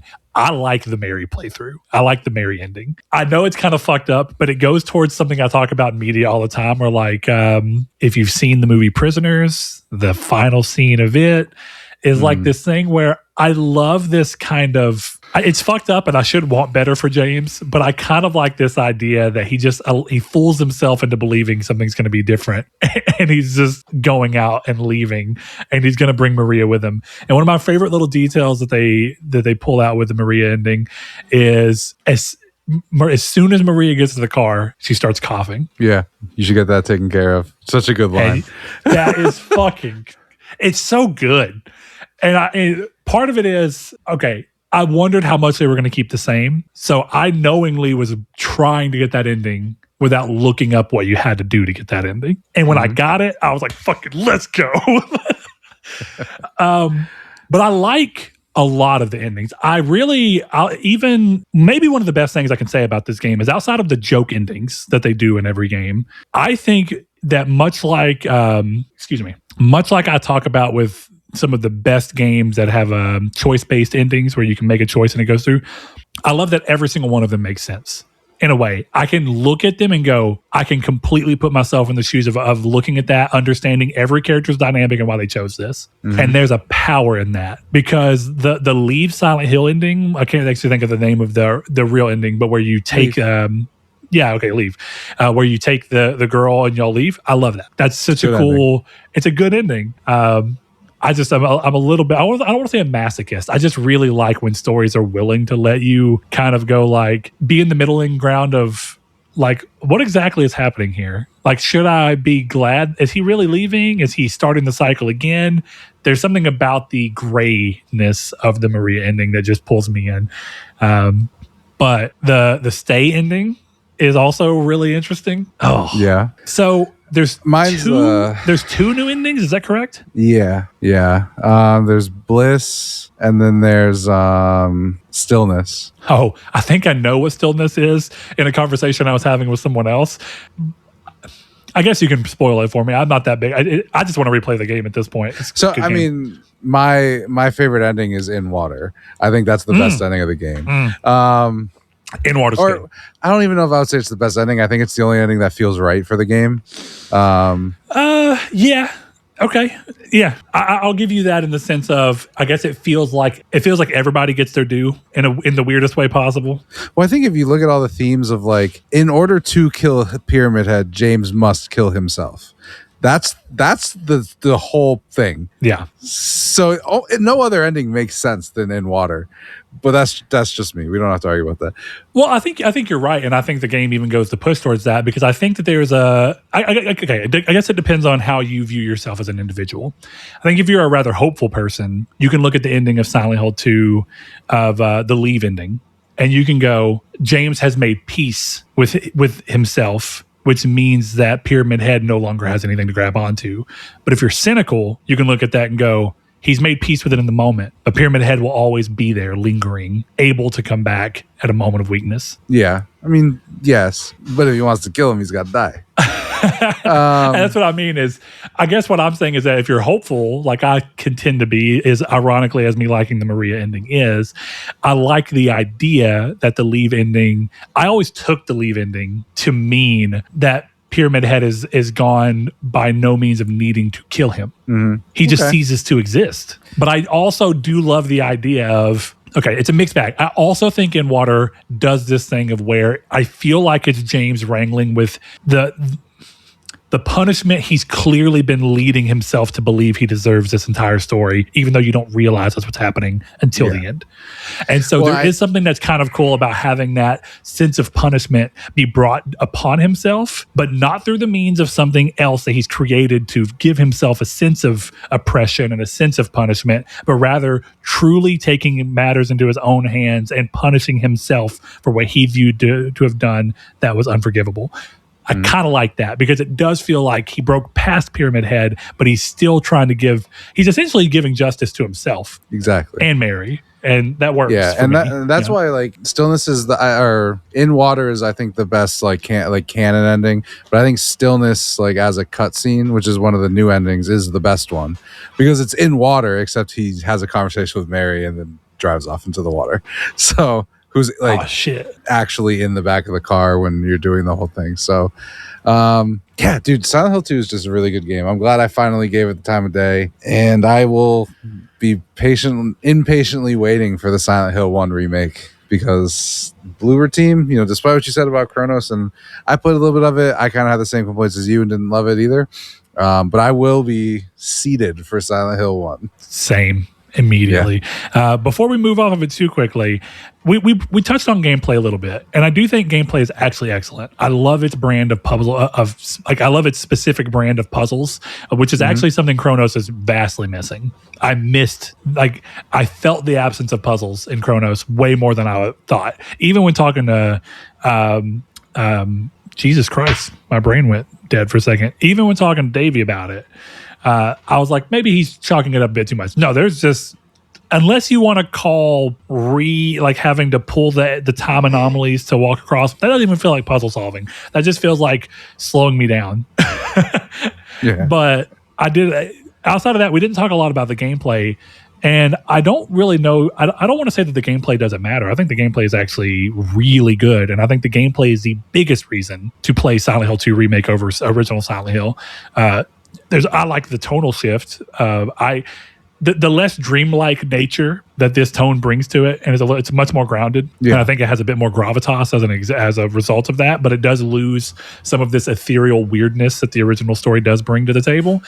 I think that's still, in my opinion, a better way to play it. But I still have a lot of love for the weirdness of the original. But specifically, gameplay in this game is so much more fun, intense. But we didn't really talk about it. And as much as I don't want to act like the gameplay sucks, because it doesn't, I still think that ultimately, as crazy as it may be, narratively, gaming has still barely caught up to Silent Hill 2 in many ways in terms of overall, like genuine storytelling. There are anomalies throughout the years that have done it, but it's crazy to me that a game from 01 still, a narrative built in 01 still has way better chops than a lot of games that are coming out today. Here's a hot take. Konami is the only publisher who's ever made well-written video games. That's interesting. Yeah. Because of one of the games we're going to talk about. Cavalcade games we're going to talk about. All right. So since that was number one for you, do you want me to go ahead and hop into my number one? Or do you want to take over number one? Or take your number two? That's what we need to do. Go ahead. Yeah. Why don't you give your number one? My number two is going to be a interesting one. Really? My number one's going to be a long one. So are you sure you want to pass to me right now? Well, I mean, I'll tell you what my number two is. It's Metal Gear Solid. Metal Gear Solid 1? The franchise. The whole franchise. It's that part. Yeah, we're going to save that. We're going to save that. I have honorable mentions for the other one, too. So we should just let me do yours and we'll do my honorable mentions and then we'll do Metal Gear Solid. All right. I don't know that this should be a surprise to anyone who really listened throughout this year. And there's a reason that this is over Silent Hill 2, despite the fact that we just spent 20 minutes talking about how great Silent Hill 2 is. And it's because it's new. As much as Silent Hill 2 is incredible, Silent Hill 2 is ultimately a retread of something I already loved that just does it well all over again. But something that does a lot of the same things in telling a really well-told, interesting, and thoughtful story while bringing in new things that I've not experienced before is the Talos Principle 2. Okay, nice. So with the Talos Principle 2, we have a game that, much like Portal 2, takes everything that the first game did and improves upon it in every conceivable way, in my opinion. Sometimes I know people prefer Portal 1, but I think the general consensus is Portal 2 is a better game. How does this game do that? Well, unlike Portal 2, it doesn't do it by taking the same concept and fleshing it out to a longer form of its already existing predecessor, but rather by changing what the game is fundamentally in a few key ways while retaining all the things that made me love the first game. So I'm going to break that out as briefly as I reasonably can into 3 segments. Firstly, characters. Unlike the first game, this game is not a singular simulation for one unit. It sees you wake up in a world chock full of likable and interesting characters. And it allows you to take the philosophy of the first game and inject some socio-political and even like religious style themes into the mix as you're asked to consider the lives of yourself and the many people of the city of New Jerusalem and make decisions that impact all of you. And if you were wondering where the religious parts come in, I mean, New Jerusalem, hello. I mean, it's right there as soon as you start the game. The cast of characters brings a surprising amount of life to this. It's an explorable city. And even your companions, when you're out exploring beyond the city's half-finished dome that everybody lives under, which is really interesting because the city is fun to explore if you're willing to get lost in the lore of the game. But it's such a secondary location in the game. Like, you only go there a handful of times. So I love that it's as densely packed with stuff to learn and characters that have real interesting things to say and little character moments that, like, this is a weird aside. You can argue that it's technically a side quest, but the game doesn't really approach it that way.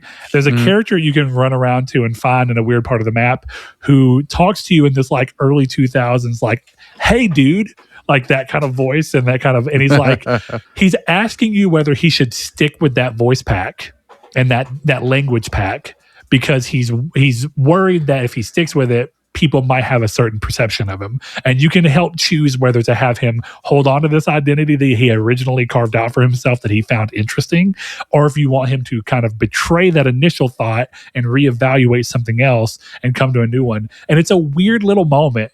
But I love that it's like, first of all, it's unique to the world because as a human, you can't just change your language and data pack to like sound and have a different bank of words that you pull from to construct your sentences. Over time, you can change the way you talk, but it's not that. And I love that. And it's also just a cool character moment from a writing standpoint because you get to kind of, depending on your actions, and whenever I played through again, I chose to make him change. My first one was to leave it the same because I thought it was endearing.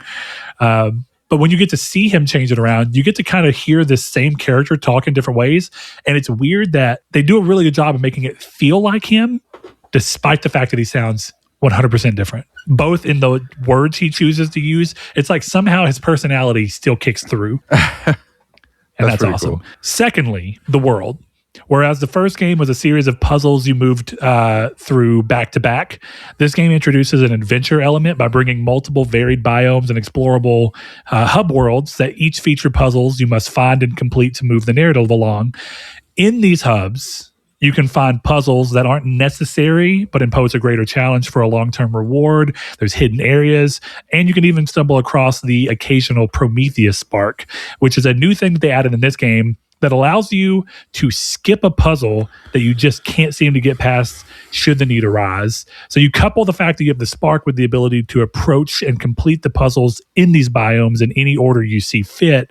And it offers something that the first game didn't have, which is an ability to approach and complete the puzzles in any order so that you have the ability to kind of continue to play the game elsewhere within the game while allowing your brain a moment to rest from a puzzle that you just can't seem to wrap yourself around. And I think that's such a good fit. Even Portal 2 doesn't have that. Games like Portal 2 and the Talos Principle 1, if you hit a wall, you're just at a wall. There's not really anything else for you to do. Yeah. And so that's a really cool thing. All of that alongside beautiful mega structures that adorn the landscape to create a visually and explorably compelling environment to engage with the mechanics and story within make for a much bigger thing. Lastly, the aforementioned story, by opening us up to the world of bots with various personalities and beliefs, this game allows us to explore an inflection point that the birth of your unit, which your Unit 1000, known affectionately as 1K, brings to this community. And the game asks, do we look at the mistakes of the humans that came before us and refuse to expand and explore due to the environmental recklessness we know that they exuded? Or do we try to parse through what caused that recklessness, which led to their extinction, understand their world, decisions, pressures that their system brought, and try to learn from those mistakes while allowing life to blossom once more on this earth and allow the universe to be perceived? So this dichotomy amongst the leadership and the spectrum that it allows the civilians to inhabit makes the eventual appearance of a cloud, which is the inciting incident in the game, a cloud of particles that takes the form of Prometheus and invites us to explore a faraway island before it's chained by a different thing that is calling itself Athena. It makes for a super compelling, mysterious, and worrisome thing all at the same time, which is great because I think in that moment you get to kind of feel a microcosm of what all of the civilians, various pockets of the civilians feel.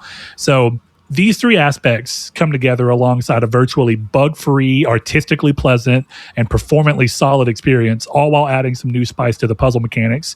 The new tools of the trade, like the driller, accumulator, or the surprisingly versatile RGP switcher, coupled alongside old favorites from the first game to ride the fine line between making you feel like a genius or making you feel like an idiot in a satisfying way.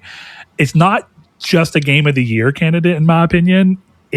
It joins the rarefied air of other gaming goats. And one thing that I came to a realization of as I was writing this is that we often talk about how Souls games have that cathartic moment where when you beat a boss because you finally have that, like, I figured it out, and you have that, woo. A Souls this is like a weird inverse because you have the same sense of catharsis, but it's brought upon by like a slow burn, eventual click of what you need to do. And then it's easy. Once you know what to do, it's easy.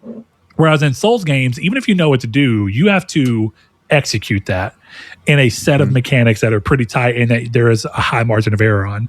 And so I kind of love that this game has that reverse tension where it's like, I don't know what I'm doing, I don't know what I'm doing. But once you have the moment, you have that same like, fuck yeah, I did it. But it's a completely different context. Chris, I know that this is really not your type of game. Yeah. So I don't expect you to have a lot to say here. And I know you haven't played the game. I don't know if you ever will. You have access to it. Earlier, I mentioned Vampire Survivors. I feel like I'd be wrong to not throw out the fact that this is a $30 game that is often on sale. Right now, it's on sale on Steam for like $8.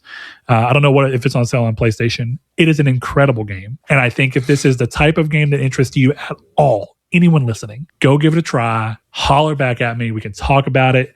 I think it is such a cool game that is doing things that so many games don't touch on because they have to be risk averse. This game leans into every one of the risk, and I think it makes it such a better game as a result of it. And even where it chooses to mitigate risk by like having the Prometheus spark, it's baked into the world so well and how they build the world out that it just, I don't know, it is a surprisingly fantastic package that I can't believe I waited to play because I was so stoked that it was coming out because I love the Talos Principle 1. But this is so much better than Talos Principle 1 by far. Good. Chris. Brett. I'm off my soapbox.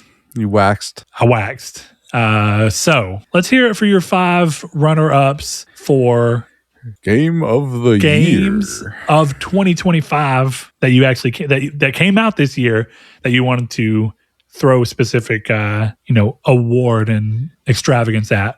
So you have 5 games, much like your 5 of the other ones. These are the 5 biggest losers, the 5 best losers of the year. So number 5, I had The Altars. I never fully finished it, but in terms of enjoyment, what I did play, which was a lot of it, I'm like, 25 hours into a 30-hour game. So, it's great. The story's really good. The voice acting's really good. There's just some really interesting stuff with it. The main concept is just you are the last of your team and you can clone yourself basically. So as the game goes on, like you're living with 5 versions of yourself, taken from different timelines, and brought here. So like there's this cool thing where it's like you can see like, oh, if I had just left this guy alone, he would have become a millionaire lab genius. But instead I took him and moved him here and he ended up dying on some faraway planet, these kind of things. So I won't say too much more about it, but it's a fantastic game. 4 was Blueprints. Blueprints is the only game that ever made me want to write things down. And I think that's a big thing for it. Both of those games are something I really want to play. I want to play The Altars and Blueprints. I just knew I could not reasonably. I was surprised at how long The Altars takes to beat. So I decided not to try and play it, but I wish I could talk about it because it seems like a game that's very up my alley. Yeah, it definitely is. I won't say too much about my number 3 game because I'm sure Brett will talk about it. It is Tainted Grail, Fall of Avalon. I had to put that in there because I did love it, but I took a break and fell off of it, so I won't put that there. Number 2, Trails in the Sky, first chapter. That game is sick, and I don't have time for a giant RPG right now as much as I would like to play it. But it's really good on the Portal, so I think that might be a Portal game. Oh, nice. Last game on my list. I'd be curious if this is anywhere on Brett's list. I have a feeling not. But honorable mention number 1, the best of the losers, is Ball X Pit or Ball Pit.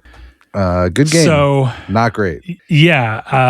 I almost brought the game up when we were talking about Vampire Survivors because I do think I had a really good time with it. But I think one of the biggest problems the game has is that way too early, even with it being the last character you unlock, way too early, in my opinion, the game undercuts its own mechanics by immediately allowing you to shortcut it. And that doesn't make the game bad, but considering that I was naturally drawn towards going towards the platinum because I was having such a good time with it, eventually it did become a matter of, and this is exacerbated by the trophy competition, but it became a matter of, all right, I'm just going to lean on this heavily so that I can do a certain amount of things and still play other things while I let this just go over here and do its own thing, which worked. But I think the real reason I keep it off of my game of the year list, and even it didn't even make my honorable mention. I only had a single honorable mention. I tried staying true to an honorable mention just being one that I didn't quite feel like I could squeeze in. It was primarily because I may have talked about this on the episode, or at least in the Discord with some people. I think that the city aspect that happens when you're not in the pit is a really mixed bag. I think at first it's super cool and you're like, this is unique and I've never seen this and this is fun. And then it gets just to a point where you're like, I hate that I'm having to do this. But ultimately I have to do this to even unlock the new character. And then it just becomes a lot of, well, I got to buy the next plot of land and I got to put some more shit down and I got to put this. And now I need a bunch of this thing. So I got to reorganize everything so that I can best play out getting the maximum number of gold in one run or the maximum number of wheat in run one. And then you're like, okay, now I want to try and make sure my characters are getting leveled up. So it's a mixed bag. At first, it's like, oh, cool. It's like a city builder, but it's also not deep enough to where by the time that you're still wanting to have fun in the pits, you're through with the city building. You're just kind of like, late game, I was literally not doing anything in the city. I wasn't even, I think I would actually send my dudes out just for one harvest, just to let them do it because it's free. And then I just go back to another pit. Yeah. And I didn't love that. The only time I really spent time there when I was trying to finish the platinum. Same. I think it's a game with a lot of, exactly. It's a game with a lot of good ideas, but, not all of them are executed fantastically. I think the gameplay itself is executed pretty fantastically. Agreed. A lot of but everything around it, and even almost by nature of what the game is, the way that it ends up extending out your playtime, if you're like us who want to get all the trophies and see all the characters and stuff, I think the way that the game tries to extend itself is a detriment to the game itself. Agreed. And it's like, oh, beat every level with every character. And it's like, oh, hey, cool. And again, that is something that like we chose to do to get a trophy, but the game does count it all, right? Like you're supposed to do it, you know, in terms of how the game is designed. Yeah. So it just feels like they, even just skipping that, like aesthetically on the game wise, I think would have been a better call. Because I feel like it puts that pressure on people who, even if you're not a trophy person, you might be a completionist, or you just might want to beat it up with all the characters. And like to me, having that indicator makes me like want to do it. And I think that ends up exposing you to the game too long, to the point where it was, okay, well, I'm going to use the guy who plays the game for me and knock out most of these levels with these characters until it just became more efficient to use two characters who hadn't beaten the level, you know? But still, I think with all those negatives said, I would recommend you buy the game. It's like $15. It's fun. It's a good time. Incredible value. And one thing I'll really give it, I think Vampire Survivors is ultimately a tighter package because Vampire Survivors doesn't have that disconnect of the city builder aspect fighting against its main gameplay loop. But to Ball Pit's credit, I actually think that the character system and the variety of characters on there, I think Vampire Survivors, the different weapons matter because it's like, how do you start? Where do you end? But one of the things I really like about Ball Pit is I feel like the characters' gameplay gimmicks change the feel of each run much more considerably than the characters in Vampire Survivors do. So and I love that it's there, even though I think it ultimately is a bad call. I love that it's there for people who just want to interact with the game this way. The character that lets you play the entire game as a turn-based is such a fun idea because it drastically changes the game. Then having the character that shoots all the balls from the back, despite the fact that you were still in the front, drastically changes the way you approach combat. The juggler, which has you no longer shoot the balls and then bounce and bounce and bounce. Instead, wherever you're aiming, they literally fall like a cannon, has a much bigger impact on how the game is played and how you'll build a run than what happens in Vampire Survivors. And I think that that's really neat because it still has they start with this weapon aspect, but I feel like the passive, at least in my memory, the passive feels far more impactful to the overall experience. But at the end of the day, Vampire Survivors is just able to keep its gameplay loop feeling more fun in a long term. And some of that's probably because it doesn't give you a way to cheat. Like, if we're just being real. Yeah. Ball Pit's thing is that it gives you the tools to cheat, and I also love the idea of allowing you to play with two people so that you can find interesting mixes of two different mechanics, and you can find synergies that, like, I remember I was looking at synergies whenever I was coming close to the end of the platinum. I was like, I really enjoyed these two characters, and I look online, people are like, I hate these two characters. I feel like they have no synergy, and I'm like, I'm whooping ass with them. What do you mean? And I love that because it does make me feel like I played the same game, but in such a different way. But both were valid, and that's really cool. Whereas I feel like at some point, you can talk about your different builds in a game like Vampire Survivors, but at the end of the day, you have a very simple goal that you're building towards. And I don't know, it's hard to describe, but I do think Ball Pit's a great game. It's a really good honorable mention. Definitely for the number one spot. Chris. Brett. Take us away to the dulcet tones of one Hideo Kojima. Yeah. And his, at this point, his highly regarded generational series. My number 5 game of the year was Metal Gear Solid Delta. And my number 2, so me and Brett talked about this before. I will say my number 2 for my games we played this year would have been Metal Gear Solid 2. But I wanted to use this opportunity to just talk about all of them.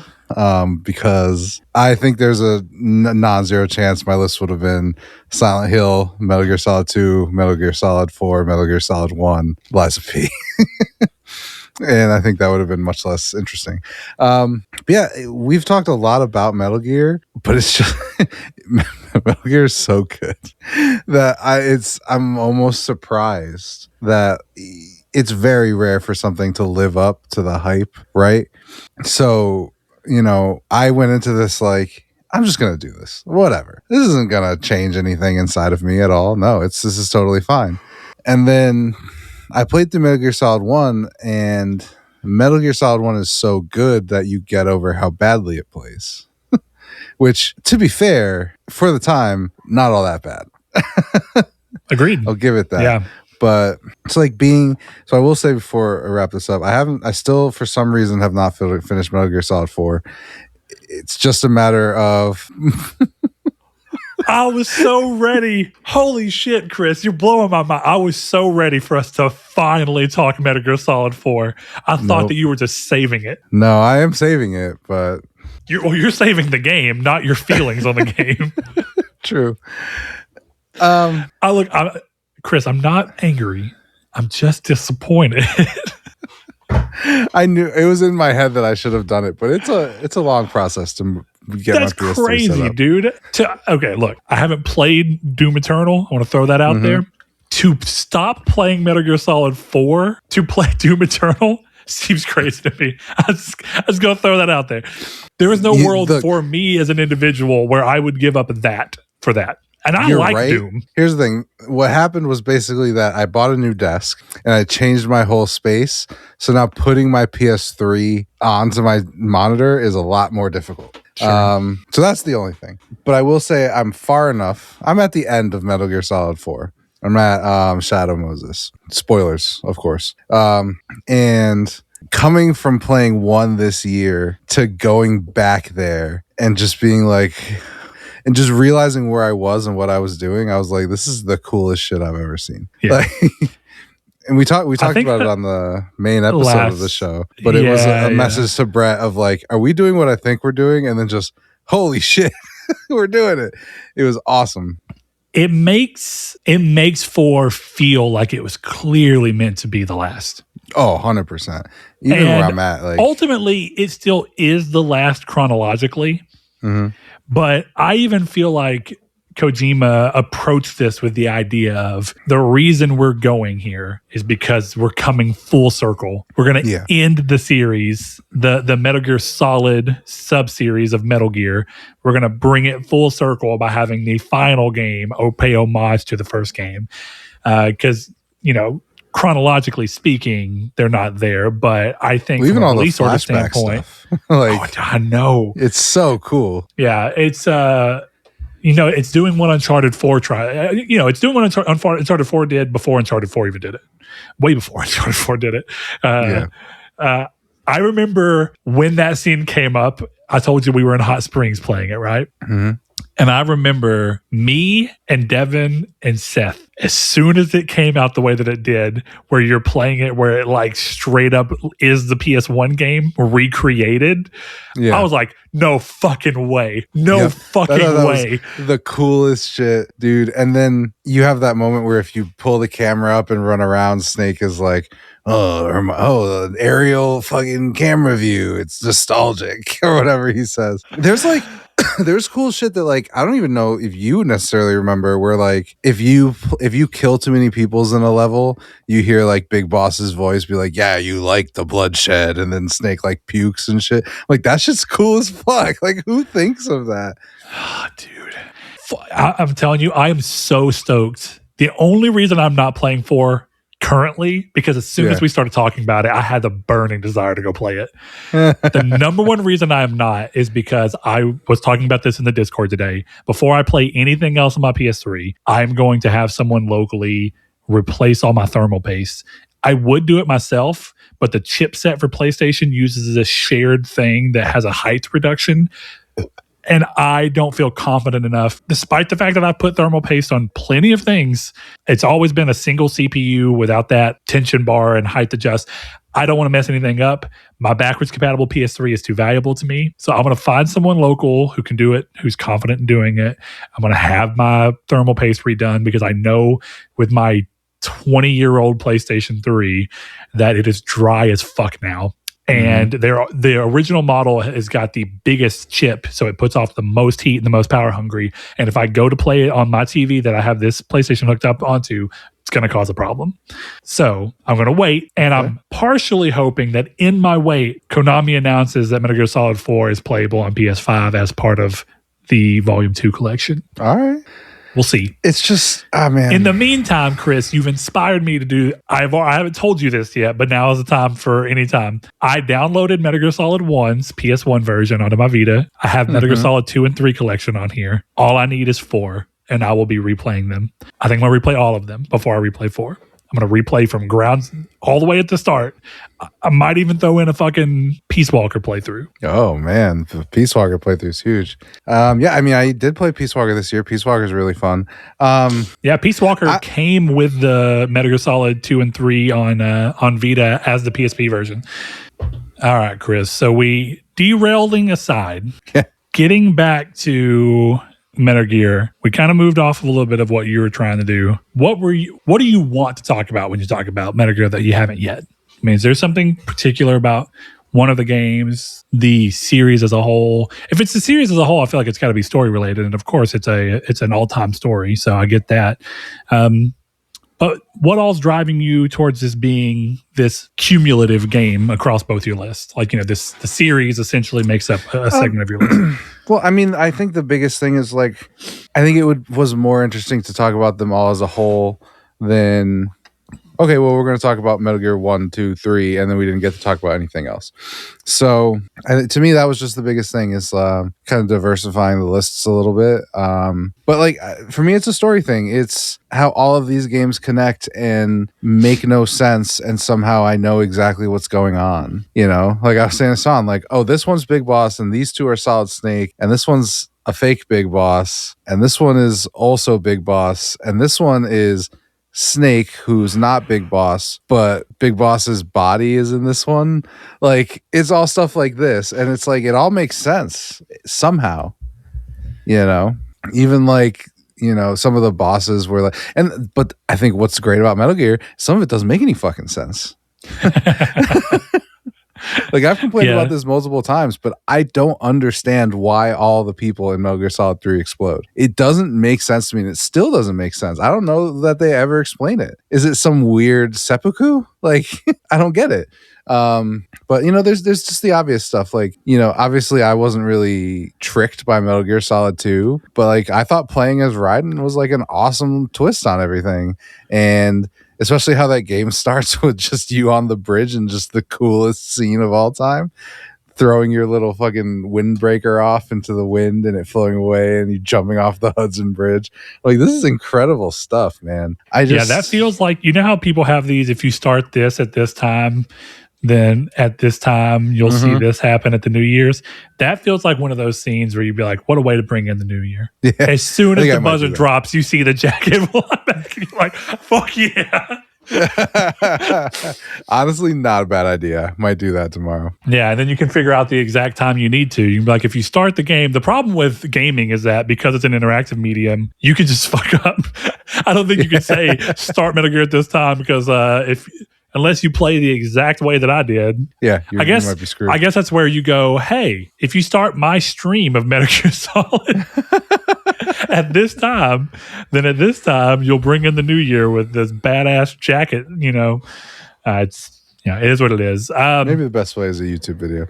But I mean, look, the honest thing is, like, maybe I don't have a ton to really say about it, especially with, sadly, and I apologize, not finishing 4 yet. But it's really just, I want to give a shine to these games that everyone knows is good, but the fact that they still hold up is really massive to me. Like, I don't feel like, you know, I think there are some years, and maybe you relate to this, where you play an old game and it's not that it was bad, but it almost feels like you lost a bunch of time to something that you didn't really like.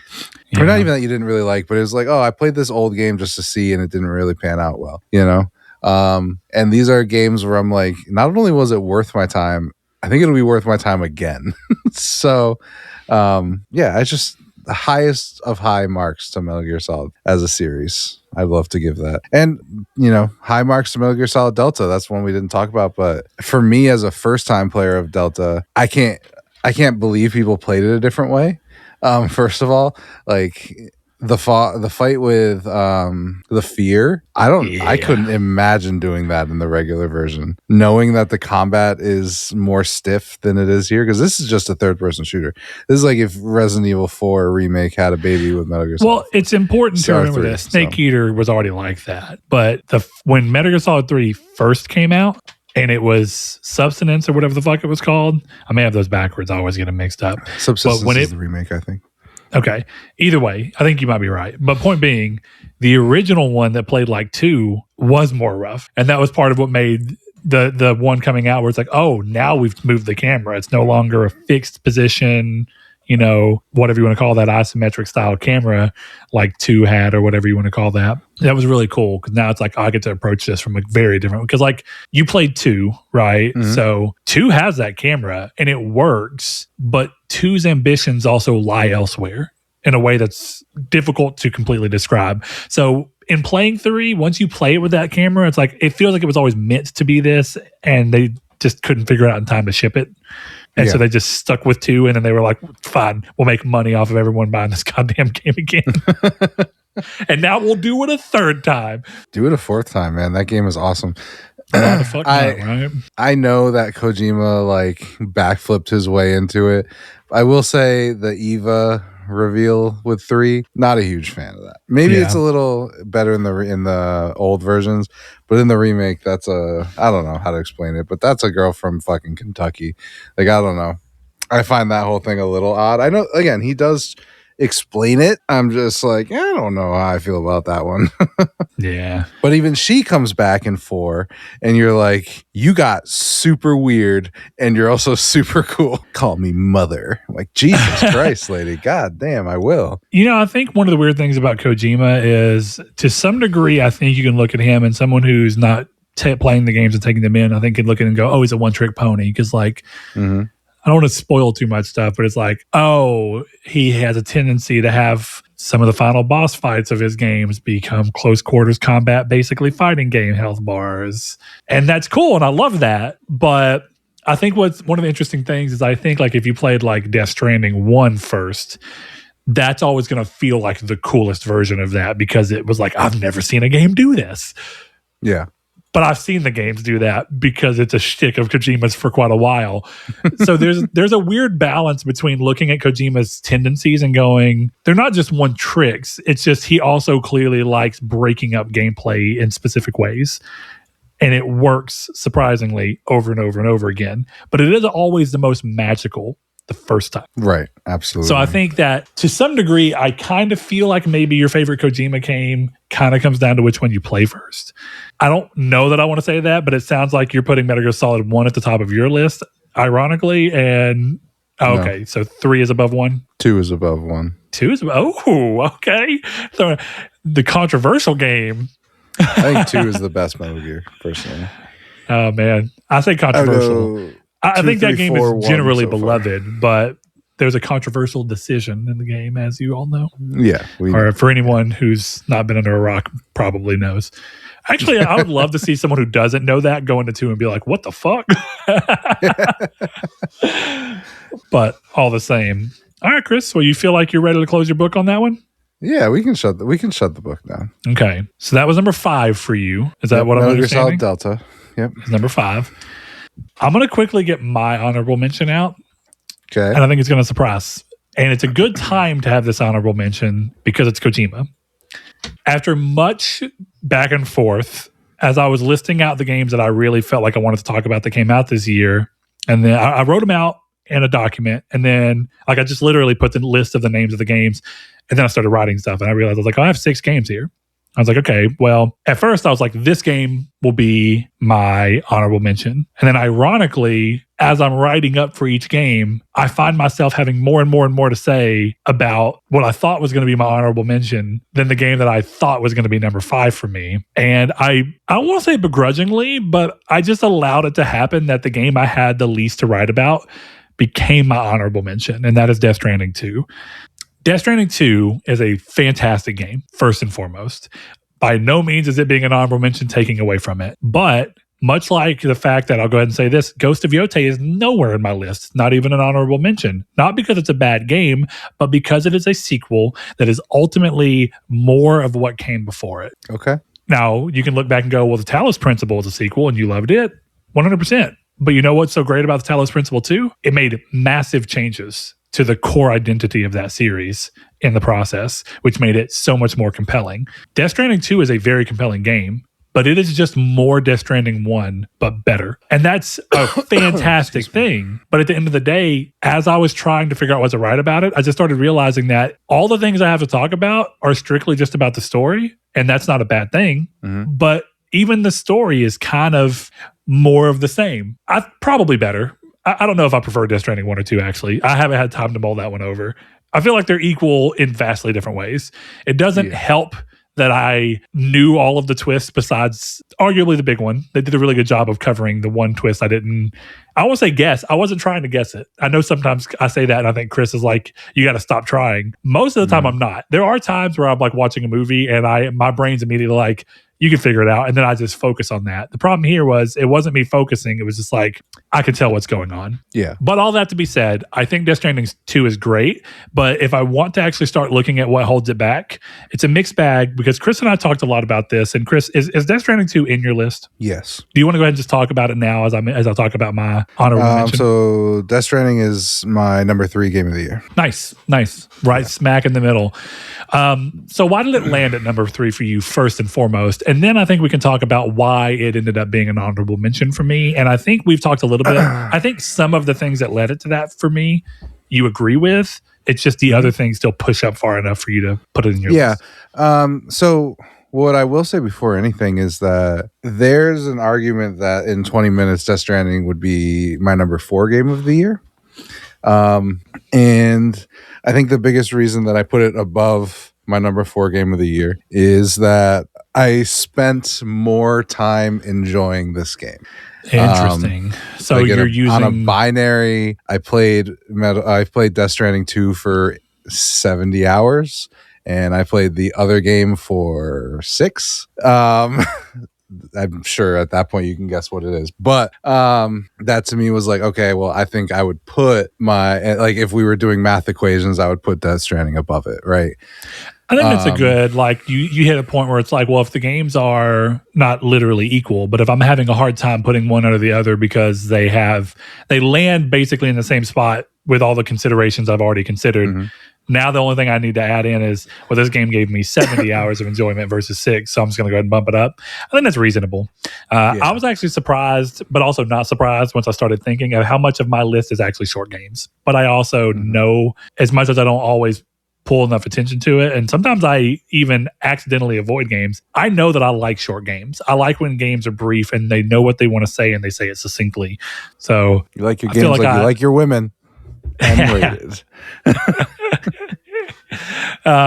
So I mean, of course, fantastic story, fantastic performances. I mean, Death Stranding 2 is directed from a it's like really across the board, but really from like a cinematography standpoint, it's gorgeous. And there's so much cool stuff, and it's got this mix of summer blockbuster vibe, but also A24 weird sci-fi vibe, and it kind of just carries all these across. And then it has fun gameplay that's compelling and does something that the previous game did, but I think most of the time it does better. I agree with you.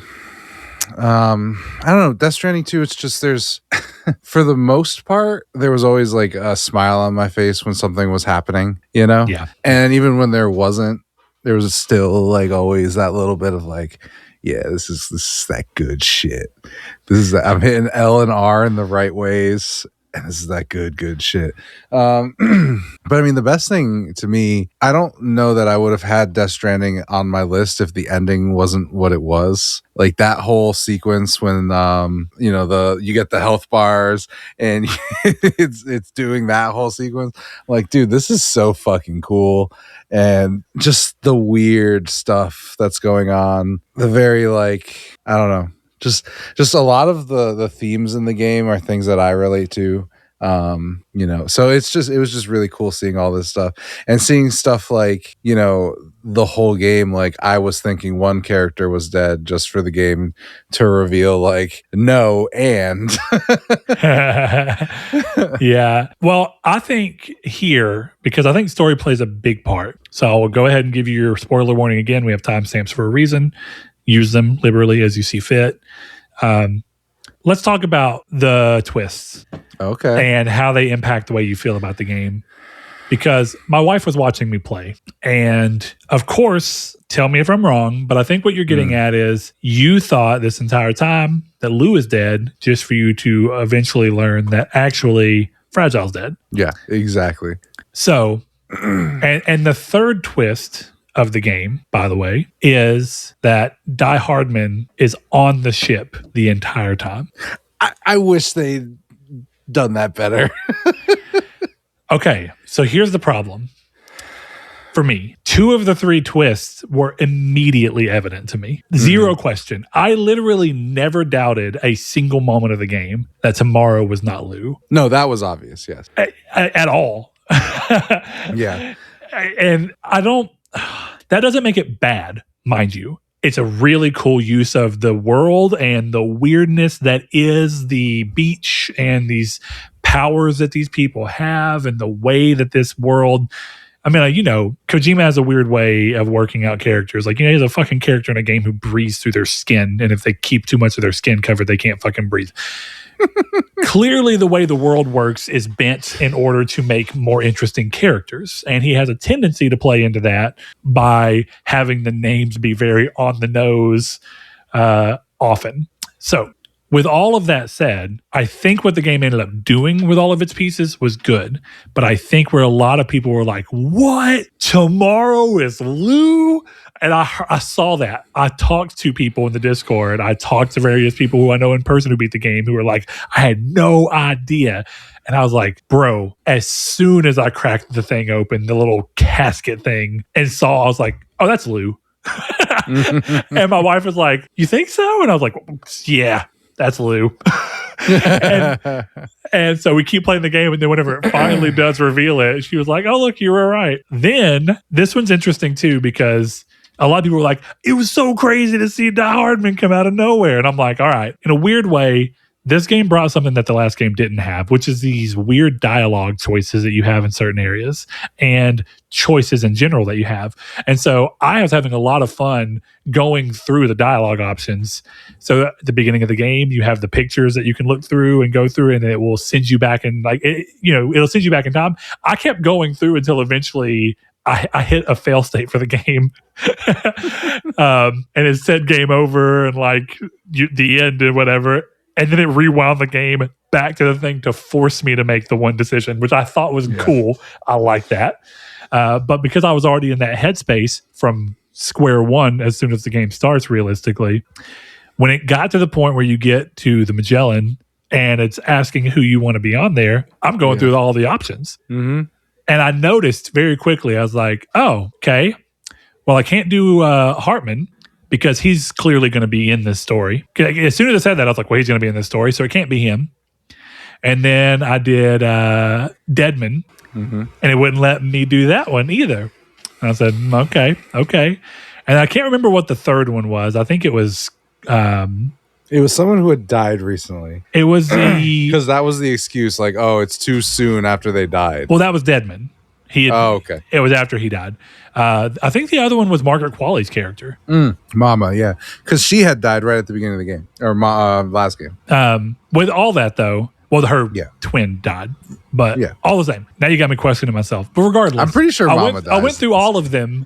And then when I hit Die Hardman and let me do it, I was like, there's a reason for that. I was like, the person is Die Hardman, and the game's bearing the lead for you immediately. But I'll tell you, one of the interesting things that I will give it is by making those two twists that apparently a lot of people didn't see coming much easier for people to see the foreshadowing on. It did a really good job of bearing the lead on the Fragile, because I was so caught up in finding all the other things that I knew was obviously happening that by the time that it revealed the Fragile thing, I said, I never even questioned at all. Yeah. And yet, this didn't feel like one of those moments where I go, there was not even, like, if I look back, there's no foreshadowing for this. I was immediately like, oh yeah, there's 100% foreshadowing for this. I was just so cued in on these other things that I looked right past these. And I was like, that's cool. And I kind of hope, I would love to see an interview with him where he actually does say, like, I made two of the three more obvious on purpose so that hopefully the biggest impact, which is Fragile Sacrifice, gets to come through as what it is. Now, the mechanism as to what leads to that, where Fragile's body is able to linger around, that's Death Stranding logic. I don't get it either, but fuck it. Because that's my thing. I think the Fragile death makes sense, but like for me, because there's no mechanism around it that actually makes sense. They try and bullshit one, right? Where it's like, in the future, I jumped and I died, and now my body's catching up to my death. Yeah. Okay. Sure. Because she went into the upside down or whatever, like right before she died. So it was weird. Like, I don't know. I don't really understand it, but it was Deus Ex Resurrection. Well, it does tie into why Lou was the way she was. Yeah. Because the reason that Tomorrow ages the way she does is because she was in there. Right. So. Well, that's what I expected the twist to be. Like, I knew that Lou was Tomorrow, but my expectation was that she went into the black goo world or whatever they call. I don't remember what they call it. She goes into that world. Let's just call it the Upside Down. Sure. She goes into the Upside Down and she like recovers from her injuries, and then she's pulled out of the Upside Down when she's basically has recovered, and it took all that time, because I do know that time works differently there. So my expectation was like, oh, she came in, and like I almost thought like you were going to end up like fighting her in like a you abandoned me way, but then that never happens, and she kind of just becomes your daughter, which is great. But yeah, the fragile thing I never saw. But I do have one question about the ending. How were you as disappointed as I was when you get the ending cutscene and the game pulls back out and you're playing as Sam again? Sort of. In a way, I felt like it undercut this crescendo, and I don't really think that's bad. It does kind of do this. The game kind of ends in this Witcher 3 way, where it's like you can strand death again in the future with tomorrow, and I was like, okay. Yeah, I don't know. When she was running around and that was her cutscene, I was fully expecting to get the camera to pull back out and you're playing as Lou, and then nothing different happens. But like it seemed like that's where the ending was leading it to, and it seems like something Kojima would do. Yeah, like Rockstar did it. Why didn't you do it? You know, like. Hey, by the way, what I just said about Talos Principle 2 making a fundamental change. I am 100% down for a Death Stranding 3 where we get to play as tomorrow and we have all of her fucking powers as a result. Do you know how crazy that would be? That would be sick, and it's first not and foremost, Death I don't know how the fuck to design that game. I don't know how you design a game where you move around. Actually, I do. We're making jokes about the Upside Down, but what you do is you flip into an inversion of the world that's all black, and you move around in there, and you can see ghostly shadows on the other side, and whenever you flip, it pulls you into where they are so that you can that's actually a fucking cool idea. I love this. It is. And it would be a really interesting way to shift the game considerably and allow you a lot of design room to not just, I love Death Stranding's gameplay, throwing that out there, but it would be a really good way to not just make Death Stranding again. Which is, I hope love it or hate it, that is what Death Stranding 2 is. It is Death Stranding again. And that's great and has a few tack-on effects that are not great. With a better story. So I will say I hope they don't make any more Death Stranding. I really don't think they will, but I don't. If you're going to, doing it in that way feels like exactly what The Witcher's doing, right? Move forward with a different character. You can completely change. So the thing is, like, I don't want a. I know what your pitching would be. By the way, no, but I know what your pitching would be cool. But like, I don't want to move like that in Death Stranding. That's the thing. That's the problem I have with Death Stranding 2 is that the cars are fucking everywhere, and you get them immediately. And I'm with you. But before we get into that, let's quit. Here's my pitch. Okay. It's not Death Stranding 3. You give it to Platinum Games and you get Death Stranding Revengeance. Really think about that. I'm here for it. What is Revengeance? Revengeance is you playing as a side character from the main series in a much more action-focused version of the world. That is exactly what you could do here. That is more compelling. And then it's not Death Stranding 3. Packages. No, I mean, and then you don't have to be upset that Death Stranding 3 doesn't have you delivering packages because it's not Death Stranding 3. What if he makes a tactical espionage game, but it's tomorrow? What if tomorrow's the lead of Physant? I was going to say the same thing. That would be funny. That'd be weird. The lead of Physant is for sure going to be Tom Holland. I would put money on that right now. People think it's Robert Pattinson. I'm going... That... I think that image looks like Eddie Redmayne personally, but that's just me. Interesting. Well, look, Chris, Death Stranding 2 is a great game, but I think we were about to touch base on exactly what about it has me kind of looking at it and going, for as good as the story is, I think that the gameplay doesn't feel as revolutionary this time around. And if anything, by doing the same thing again, but trying to smooth certain things over and move things forward, I think it introduces some problems in the gameplay speed early on. And that is one of the things talking about. The beginning of the game, you're in Mexico. Almost immediately, you have access to a truck, which took a considerable amount of time to get to in Death Stranding 1. Okay, not a big deal. Mexico acts as a good ground to introduce all the different versions of the game, to act as a better onboard than Death Stranding 1 had, where you can see what it's like to deliver on foot, you can see what it's like to deliver with a vehicle, you can see what it's like to get into combat, you can see what it's like to get into stealth. Then you go to the real game, which is connecting Australia. Bam. I think if they'd have done that, and as soon as you get to Australia, all the trucks are cut back down and you have a slow build, I think it would have worked better. But here's one of the problems with the way Death Stranding works. Since it is a shared world where other players are there, people can leave trucks anywhere. So it's incumbent almost on you as the player, if you want that experience, to just avoid trucks. Because all it takes is someone going back to the beginning, to the first area with a truck to do deliveries at, and just leaving it out there for someone to go pick up into, and it just shows up in your world, and then you can hop into it and go about your business. Now, you can also build your own trucks and stuff really early, but the main problem is that you have so much access to resources that have nothing to do with you so early that a lot of the feeling of elation that comes from actually delivering a package that was grueling to deliver is taken up by the fact that you just drive up a big hill to the guy on the top of the mountain, the music maker. Exactly. I remember being like, and don't wrong, I know I did it to myself, but I remember being like, oh, cool, there's a big mountain, it's gonna be hard. Even in the truck, I thought maybe it'll be hard in the truck. There'll be ways I literally just drove up a fucking mountain. And then I gave him the stuff and I was like, oh, okay. Now, interestingly, the game does get better late game, when it suddenly starts cutting you off of a lot of things, and you have segments where you have to do certain things with minimal, you can't use roads, you can't do this.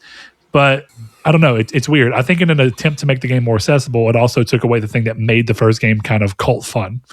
Yeah. I mean, it lost the sense of challenge that I felt like DS1 had.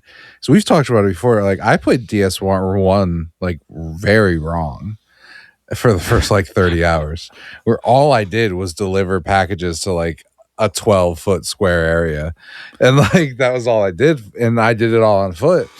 And I know that like maybe if I'd gone more through the main story as it was supposed to be played, I would have had the truck earlier, and this wouldn't feel like such a crazy departure for me. But like my experience with 1 and then the truckgasm the game has just made me feel like it was less rewarding to do the walking, and that's what was fun for me. Walking, every time you're delivering something, especially if you're delivering like fragile packages on a time limit across like somewhere that's really hard to get across, that's a fucking Dark Souls fight, man.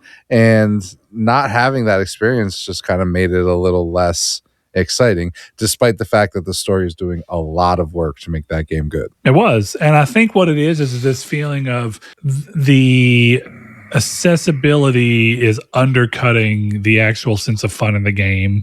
Yeah. And I don't think it's meant to. It just is. And it does make you wonder. You have that context of that quote from Kojima where he says, the game was reviewing too well, so I actually went in and made it worse. Which is crazy. Let's assume that's true. First of all, he's crazy enough. I believe it. I do too, but he's crazy. But what do you think he did? Do you think that it was actually even easier to get the trucks? Or do you think that that's part of where he went in and was like, we're going to make the game difficult here. No roads for this segment because we're going to make sure that you're going to have a hard fucking time delivering this package. I just think it's interesting because I do wonder, is there a version that's even more, for lack of a better word, is there a version that's even more sanitized than this game's early to mid game feels already? I would think so. But I mean, it's hard. I don't know what he could have done. He probably just added more rocks in the way. And that's the funny part. That was what would make the game harder. If the whole map was rocks, 10 out of 10, because the game is fucking so difficult.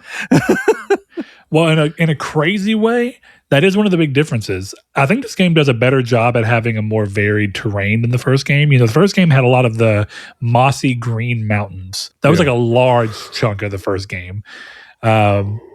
This game does a better job at immediately being a little bit more varied and beautiful as a result. Like, you start in an area that actually, ironically, the beginning of the game, the little walking section, is harder than the majority of the rest of the beginning of the game, where you're just having to on foot walk on this very narrow mountain path that looks photorealistic. No joke, when I booted the game up and that started, like, is this gameplay or is this a cutscene? And then I start moving. I'm like, no fucking way. Yeah. And I know it's an easy environment to pull that off in, But that was like, okay, this is an interesting environment to put me in. I have options that I have to consider. And then immediately it's like, let's go to Mexico where it's flat sand.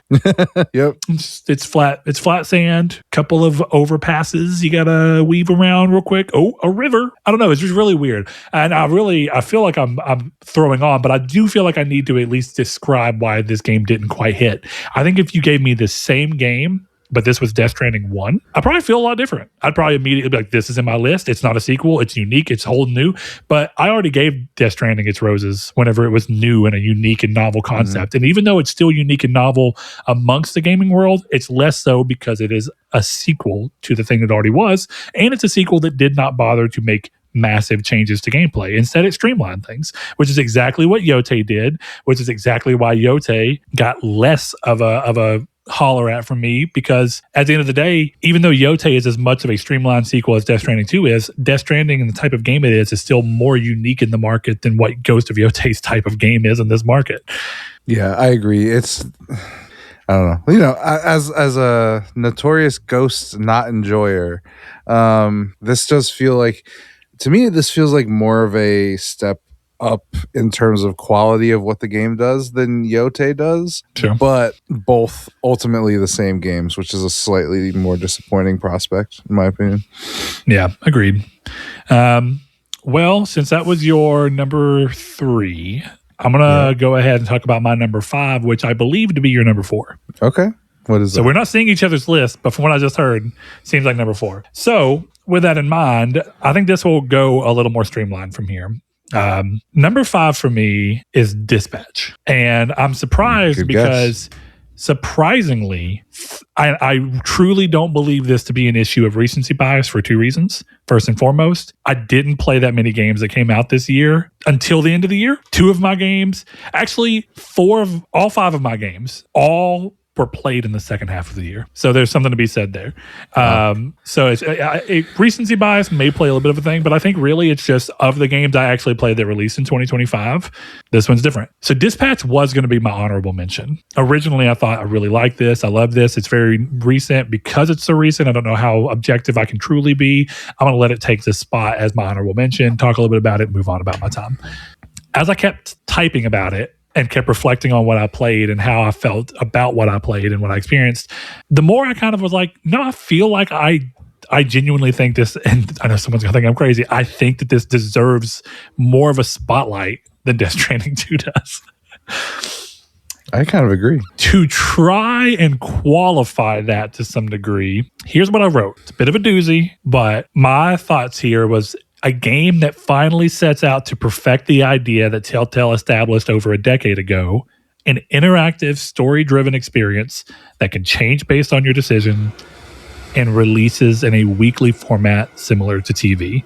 While arguably less interactive in the true sense of the word than Telltale's previous entries that saw you take control of a character model and navigate the 3D space, this game trades that level of interactivity with a more stable technical experience devoid of the glitches and performance problems of the Telltale games and engine, and replaces that with QTE-style responses to various actions in a cinematic style a la Resident Evil 4's action cutscenes, which I think is a pretty apt comparison. I think so, yeah. It ramps it up, but it's similar. You know, it's the cutscene's happening. It's just what happens is a little bit based on how you press buttons.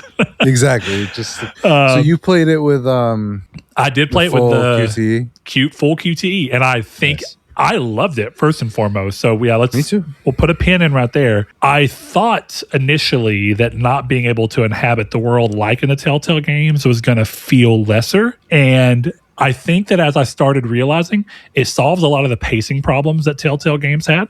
It solves a lot of the engine problems that Telltale games had, solves a lot of the glitches that Telltale had. And so I think across the board, going this way made me feel in the moment more than most of the times that the Telltale games are trying to do the same thing, but having me fully control the character. That doesn't mean that there's some shining examples in Telltale games of where it's like, I am glad I got to control the character.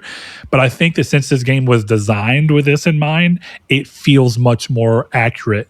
And surprisingly, I don't think I've ever seen a game have you hold R2 and move an analog stick in relation, and I surprisingly felt like part of the action, and I thought that was neat. Yeah, you're like pulling levers or whatever. It felt like somehow I'm seeing QTEs that are fresh in 2025. How the fuck does that happen? And I'm not saying it truly is. Maybe I've just never played a game that did something similar, but that means it's at least trying to do something not common. So that's very valid. Now, Chris, we can move into the gameplay, because this is one of the biggest things that I think has been a point of contention. So its more gameplay aspect is a segment for which the game is named after, dispatching. This sees you respond to calls for various crimes or needs and choose which heroes to send out in an attempt to best cover the needs of the crime to improve your chances of success. This brings a puzzle/simulation aspect to the table, alongside an RPG backing with characters' powers giving them specific response actions if you manage to send them on the right job, as well as each hero having stats you can improve over the course of the game. And in the midst of all that is a hacking mini game that occasionally comes up and further shakes it up. I think that you were one of the people I heard say this, but I know it was also a thing amongst Saul and some other friends I had, that the dispatching minigame sometimes felt like it was getting in the way of what you were wanting from the game. Is that an accurate way to describe that? Extremely accurate, yes. So I'd love to hear the why, because I don't think that you're wrong, first and foremost. I think that this is really just how much do you connect with this type of gameplay? Do you think that it's fair to say that in an odd way, this is actually more of a game than even the more direct control gameplay of Telltale? Yeah, for sure. But I think I would ascribe the same problem to both systems, which is they're taking me away from the fun part of the game to do something fun, but less fun. Like, I think if you sold me the mini game in Dispatch for $14.99 without the story, I would also like that game. But it was kind of what we were talking about with Berserker, which, we're not talking about tonight, but we've mentioned it, where I wanted to get to the story. I didn't care about dispatching, and I didn't find it interesting or dynamic enough where it was worth not seeing the story for 20-30 minutes. So here's where I want to interject to my feelings around that. Because when you first said that, and I had that in my mind going into it, I kind of was expecting like, oh, okay, what am I getting into? But what I found is that while not perfect, there's a few times where I think it lingers a little longer than it has to. Mm-hmm. I was really surprised to find that I viewed it as essentially diegetic storytelling. And I was really impressed by how much the story continues in the dispatch minigame. So for example, this is a game I want to actually minimize spoilers on, because I think the bulk of this game is understanding. But there's a decision you get to make at a certain point in the game. I think it's around Act 3. When you make that decision, the entire next shift of dispatching has ripple effects from that. And you get to see characters portray themselves and give you aspects of who they are as individuals. Just so I'm understanding quick. Sure. Are you talking about the binary choice that changes the dispatch minigame? Okay. Yes. Okay. Got it. Continue. Yeah. So with that in mind, I really like seeing the dispatch crew kind of have the ripple effect of, okay, we know that this is a minigame to break up the QTE, basically a TV show that you get to, basically this is what makes this not Bandersnatch.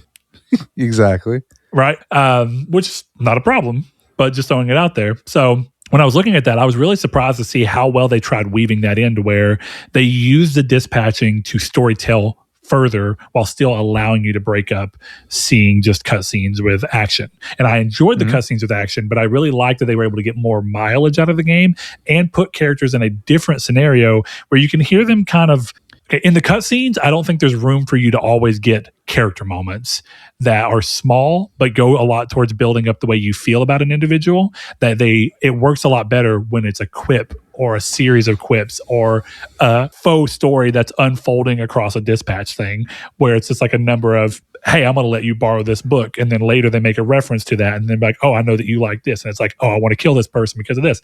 It's like little moments that get to happen because the dispatch thing allows the team to shine in a less, it's still story driven, but it's story driven in the sense that it feels like you're getting to peek behind the curtains into the world of the rest of the characters in a way that I don't think a TV show would do if it was trying to keep the tonality of the rest of the story, because that feels like the game going into sitcom territory, whereas the rest of the show is like a drama wrapped up in a world full of superheroes and the consequences of having superheroes and villains around. And I don't think that the tone of the cutscenes has enough room for the little interactions between characters, and even something small like finding synergy between characters and watching them start like talking about each other in different ways throughout dispatching. I thought that was really neat. And so for me, if it weren't for the dispatching actively continuing storytelling in a different format, I would agree that it goes on too long. But I found myself kind of caught up in how fun it was to hear random interactions from people and also have moments where a character refuses to do something because of the choice you've made, where I was like, this is fun. See, that didn't happen to me.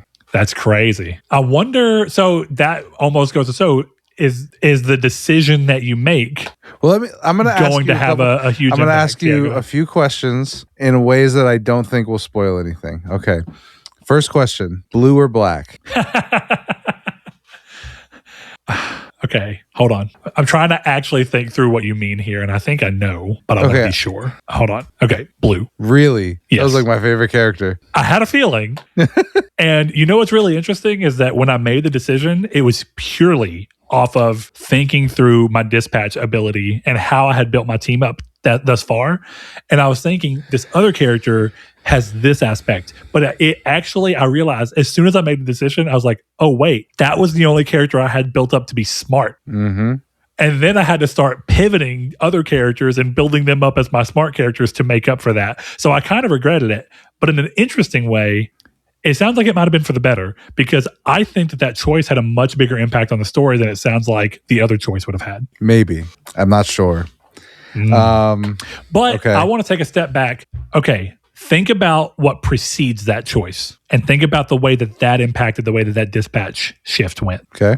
Where no one's listening. Yeah. And that's incredible. That's storytelling that I don't think you could have done in cutscenes as effectively. You're not wrong. Let me finish asking my questions so I can get a sense of you. Okay. And these are mostly in order. Yellow or white? I'm actually trying to make sure if I know which one here. So we already talked about one thing, and I don't know if this is Let's say, did you add yellow or white? Oh. That's better. I can do that. Yeah. Adam Sandler. So yellow. Yeah, that's what I thought, but I was making sure. Yeah. I probably would have said blue or red, but yeah, I guess blue or red is better. Well, no, yellow is for sure the right color. Fair enough. Yeah, fair enough. Yep. He was one of my favorite characters in the game. I thought he was so funny, and I made him by the end. He was one of my better heroes because I just kept investing in him. I kept sending him to the like Blonde Blazer School of Superhero-ness. Yep. He was awesome, and his power is actually surprisingly good. Or one of the ones you can get from the school, where he can gain points in whatever the most important skill for that thing is. That way, sometimes I would leave him as my final person because I knew that talent would mean that whatever it was, he could bump up enough points immediately to still have a really high chance of success. Mm-hmm. It's funny because I got to a point where him and Malevola, I think her name was, were like super synced up together and they kept going together. And I was like, I made a nice little friendship here. All right. Did you choose medallion or inhaler? That's interesting. I didn't have that decision. You didn't get to choose one? I might be wrong, but I'm pretty sure that at least the dichotomy of the decision you're talking about is not quite what mine was. It's not. This is a throughout the whole thing, but at the end of the game, you've basically made your choice. Oh yeah. I'm just asking which girl you picked. I guess I should. I feel you. The way that you said it got me because I was thinking of a specific scene in the game that I was like, wait a minute, inhaler. Ugh, terrible. I am team medallion. I can fix her. I can fix. First of all, both. She can fix me. That's the difference. I need to be fixed. Also, just want to throw this out there. Post medallion, still fucking would. Holy shit. Yeah. Maybe even more so. Yeah. Okay, this is my last question. All right. Light side or dark side? If I understand what you're asking, light side. Okay, that did not happen for me. Again, we'll talk more after this episode because I am curious, but I'm pretty sure I know what you're asking. So, look. So we'll talk around it. I think what I saw is the canon ending, and I'll tell you why later. Go play Dispatch. To wrap up, this is all I have left to say about it. So we didn't talk about the hacking minigame. I thought it was a fun shakeup, and I'm glad that it was that one truly was never overstated. It's in there just often enough to go, this is interesting, and it does some cool stuff, and now I never have to think about it again. Exactly. But an area where Telltale did shine, and this continues here, is excellent storytelling with compelling characters and choices that really make you take a second to take stock of what you've been building up to at that point. The overarching narrative and the ragtag group of strange but lovable characters combined with fantastic cinematography, clever blocking and framing, and transitions and editing that really build tone and set pacing lead to a sharply refined experience that feels like it uses every second well. Thankfully, the gameplay loop from earlier is able to still act as a bed for storytelling in a more diegetic way to really wrap the package in a nice bow. While this game is ultimately more Dragon's Lair than the Life is Strange side of the spectrum, its unique game design mechanic and excellent character writing overcome any shortcomings that could be considered from its lack of more traditional interactivity. Right. I mean, I'm with you, man. Dragon's Lair fucks. Let's be real here. If you've never played Dragon's Lair, first of all, I can understand why.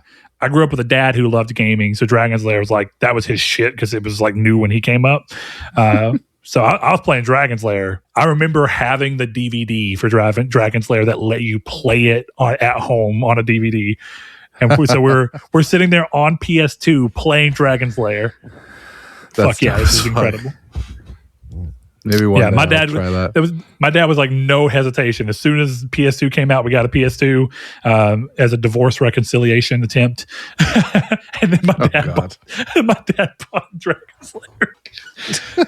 Oh boy, what a life! What a life. To Chris's point, play Dispatch. All right, Chris. So since that was number 4 for you, it's number 3, right? Or number 2 would be what I'm up on now. Sure, go ahead. Do you have a 3? I do have a 3. You want me to go first? Well, that makes sense. Then we can both go 2. Fair enough. Unless our 3 is the same, because I feel like my 2 should be on your list, but I'm betting it's not. We'll see. Number 3 is I don't think you've even played it. Okay, yeah, our lists are not. So throw that out there.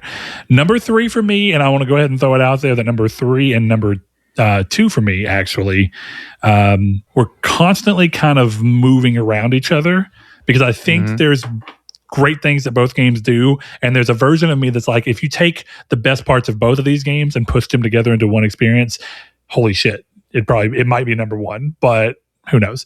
Number 3 for me is Sword of the Sea. So this game feels like a culmination of all of the titles from that game company and Giant Squid that I've played coming together. The only one I haven't played at this point is Abzu, and more than ever do I want to fucking play Abzu because their games just fucking rip. Let's be real. So you get the artsy, silent, metaphor-driven narrative structure that made Journey such a driving force in the industry at the time, coupled together with the exploration and focus on the joy of movement that the Pathless brought to their formula. Even if this game leans a little less on the rhythmic flow that the Pathless has you strive for, it's still in the foundation of this movement system, as you can perform cool tricks and combos to receive boosts that you can store up to aid in movement as fast as slow as you see fit. Gameplay wise, it swings back towards a more Journey-like 4 to 6 hour length for a first playthrough that encourages exploration, reaching areas you can't see or that you can see, but have the visual motivation to see if you can figure out. And just has an absolutely delightful sense of movement across these worlds. For such a short title, the sense of exploration and true exploration in the old school sense that doesn't have a game map and question marks to try and goad you towards exploration is surprisingly striking. I really like when games just have natural exploration, and that's a rarity today. So while this is a short game, it feels like I explored as much as a common 20-hour game in my mind. And I bring up length because The Pathless is a surprisingly long game from this studio. It's like 15 hours, 12 to 15 hours, somewhere in that ballpark. So for this game, The beauty, but also potential frustration from any player in the narrative side, is how it chooses to have zero dialogue to help guide a player toward a potential view and what the story brings to the table, as something like The Midnight Walk does. On one hand, this leads to a much broader sense of how to apply what you are experiencing to your own life and experiences. But on the other, it can lead to some to some players feeling like the experience was more of a colorful theme park of varied locales with fun movement, almost like a less focused Tony Hawk Pro Skater, as weird as that is to say. I ultimately find that I appreciate this, but am glad it's not a staple of game narrative design across the industry. Titles like this and Neva stand out in part because they rely on this lesser used trend, while also still aiming to say something deeper for those looking to engage with the narrative and come to their own conclusion. That's how I wrap that up. I think that this game excels best at pushing you to explore every inch of this world and rewarding you, in my opinion, for doing so, both with... I want to clarify that while there's no dialogue, there are like stones and steles that you can find that have like text written on them that are like little pieces of lore about the world that do somewhat inform what's happening while never explicitly still saying anything. It's just giving you an idea for what's happening or what's happened within the world and what your role within it might be from the lore. But how you choose to apply that to what the game is actually saying, its lack of any real dialogue. There's no player voice or anything like that. Everything is just done through vibes, looks, framing, pacing. Like there's definitely a story here. But if you're not the type of person that wants to look for a story, it doesn't mean the game's not for you. I just don't think that this will be a point of the game that you appreciate as much. If you played Journey and just thought it was fun to move around and do this thing, but you didn't really have a sense of what Journey was trying to say to you, then you'll still enjoy this game, maybe even more so, because while Journey was like floaty movement, this game just sees you literally riding a sword like a skateboard, to the point where as you keep collecting this currency that you can turn in, you keep unlocking more and more and more moves. And there's a point in the game where you get a new mechanic too that's temporary until you unlock all the moves and go through, and then it becomes a permanent. That is so fun, and it makes figuring out how to get to certain hidden areas so fucking fun. It's cool. And then there's also, just to throw out there, I like frogs. There's hidden frogs in the world that you can just come across on pedestals, and you get a trophy for each one of them. And I did not know that. I got this platinum naturally. I did not look up a guide. I just was playing and I was like, what's over here? And I was like, motherfucking frog. So I walked up to it, bam, trophy. Kept doing that. I was like, no, this is sick. I love this game, but I don't even want to say the thing holding it back. I'm actually, like I said, I'm very happy ultimately that games like this and Neva choose to be silent, because I think that it's one of my favorite things. This is going to sound weird because music has words, but one of my favorite things about music is when it's written well lyrically, even non-lyrically. I think sometimes, I'm sure, Chris, you've heard a piece of instrumental music somehow, some way. I think this is exactly what movies are doing with their soundtracks usually, right? Like original soundtrack, where it's like, yeah, more like you hear the song and you have an emotion from hearing the way the music's come together without having to hear a word. Don't get me wrong. There's times where, like in music, the lyrical composition, the vocal delivery, and the tone of the music in which it's set all come together to paint an even bigger picture. But sometimes the words can be too specific in a way where you're like, I like the song, but I don't connect with it because I feel like it's about something I can't connect with. Whereas I really like when a song has this feeling of like, this is clearly about something, but it's vague enough and broad enough that I can apply it to different things that are more hitting for me and I can connect deeper.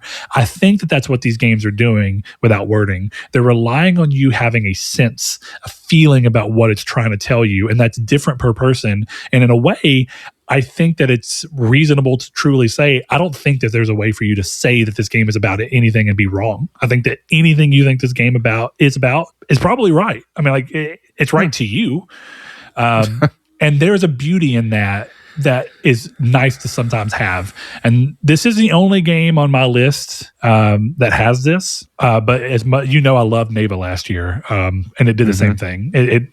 I like when games do this because it acts as a break from all the big, heavy narrative games that are doing sometimes what's necessary I don't know if I would say necessary, but what a lot of games do where you get exposition puke and you're like, I still like what the story's doing. I still think it's cool, but you're almost telling me too much about your story and how to feel about it. And I want the gray area. Now, this game is about as gray as it gets. It's up to you to figure out what the fuck it is, but that's kind of nice. And it allows me to flex that muscle emotionally in a different way than most games force you to face. All right, Chris, what's number 3 for you, guy? So we're up to my number 2, actually. Sorry, 2, correct. Yeah. For some reason, I'm surprised this isn't on your list, but I probably shouldn't be. And I feel like this is a pretty obvious inclusion on my list. Would you like to take a guess at the number 2 game of the year for Chris Figueroa? I think I'm going to be grossly wrong, if I'm being honest. So I'm not even going to guess. Okay. That sounds weird, but I would be shocked if you didn't get it. Well, here's the thing, Chris. I know what number 1 is. You do. The problem I'm facing is that you are so hyped on number 1 that I don't know how to gauge anything else in honesty, because a lot of what you ended up playing and loving this year are games that didn't come out this year. So I feel like in your hype train of things, whatever number 2 is, as soon as you say it, I'm gonna be like, oh, obviously. But right now, there's a wall of number 1 and then a bunch of games that came out in a different year. And only other game that I would have thought would have been the one that you brought in as number 5. So go ahead and enlighten me on the very obvious game that is number 2 for you. Arc Raiders. I shouldn't be surprised. And it is not on my list, but I am glad that you've brought it up, because I think I would be remiss to not acknowledge that this game has an unusual grip on me for the type of game that it is. Now, with that said, sick. I have to say it. It's so sick that you're playing the fucking game. With that said, I do think it's important from a contextual standpoint to understand. I started playing the game a little bit after Chris. I wouldn't say crazily. I started playing the game pretty close to release because Chris got it. But to give you me and Chris were comparing our stats yesterday, player stats. I have played for a total of 19 and a half hours, and Chris has played for triple that. Chris is around 60 hours. So I think that it's probably no surprise to anyone that it's not on my list, but I think what may be a surprise and was clearly a surprise to you is how much I have actually actively engaged with the game, not even only in the PvE sense, but truly in the PvP sense. Now, you know from playing with me, I'm still far more PvE oriented. Yeah. But when push comes to shove, your boy will down a raider if I got to, or break a shield and let y'all do the rest of the dirty work. Which I think is actually more often than not what happens. It's usually I crack one off with a Pharaoh, break a shield, and then y'all Stitcher, Kettle, fucking whatever, Renegade, headshot. That's usually what's happening. But we're a wrecking crew right now. It's pretty nice. Look, I was kind of being a little facetious when I said it the other day, but I'm going to be real. Did the other day with me, you, and Sean, and even last night with me and you, not feel like we are kind of quickly becoming like a little dream team? Yeah, for sure. Like here, it's to the point where so the other day when we played trios, I texted you first, and if you had said no, I would not have played. Like, yeah, fair enough. So yeah, I mean, so it was funny because Arc Raiders, I didn't expect it to be on your list, but as you were going through, it was kind of like when you're wondering what's going to win Game of the Year, like for me too, because I was like, he's played enough that I could see it here. I think I have to mention it as a game that came out in 2025 that I have played a lot. If I wouldn't have given myself a hard rule of having, again, we approached our list in different ways, and I'm glad we did because I think we're different people. We look at games in different ways. For me, I felt it was important for me to only have one runner-up. And so I didn't have room for Arc Raiders, but I did feel like, and we didn't talk about it in what we've been playing, and so I was actually hitting the point of, I'm not going to tread back, but I didn't know if this would be on your list. But I'm not surprised that it is. I think it's just, the only reason I'll say I'm a little, like the reason it didn't immediately come to mind is over the past couple of years, you have substantially shifted where I think when you first started this show, I think you were like 60% multiplayer, 40% single player. And then I think it started to kind of quickly become 50-50. And then I think the past like year or two, you've kind of really shifted into this like 80% single player games, 20% multiplayer when something kind of strikes your fancy, like, hey, we're going to play some rounds of Warhammer, or I'm going to hop back in for a round of Apex or whatever it be. You know, like you're playing them, but they're not taking up your life the way that they were. And I guess that's eye of the beholder, because I think one thing that maybe you're forgetting, I'm obviously not forgetting because I participated in it, but like I don't know how much to talk about it on the show. I play 100 hours of MLB The Show online every year. You do, and it's it is different. multiplayer. I don't know that I view it in the same way. Yeah, no, it's not the same. Yeah, I think even looking towards that, it's just like I think. So one of the reason I'm kind of shocked, and maybe this will shock people who listen to the show, there was a point where Arc Raiders was my game of the year. Yeah, that is wild. But okay, can you understand from my side, Chris? And I don't want to derail you completely, but this is quick. Do you understand that from my side, you went from I love Arc Raiders to I'll play Arc Raiders. I have a good time with it. And then about a week and a half ago, maybe 2 weeks ago, I feel like something clicked within you and you were back in hard. And I think you like the game now more than you maybe, I won't say ever did, but you like the game on a more steady basis now, more than I think you ever did. You seem very unlikely to fall off. The only thing I can really truly see making you fall off really is Marathon, because it's the same thing, or it has a high chance of being the same thing you like about Arc Raiders in a first person viewpoint, which you have a preference for. Yeah. So I think part of what this game is for me is that this game is one of the best survival horror games I've ever played.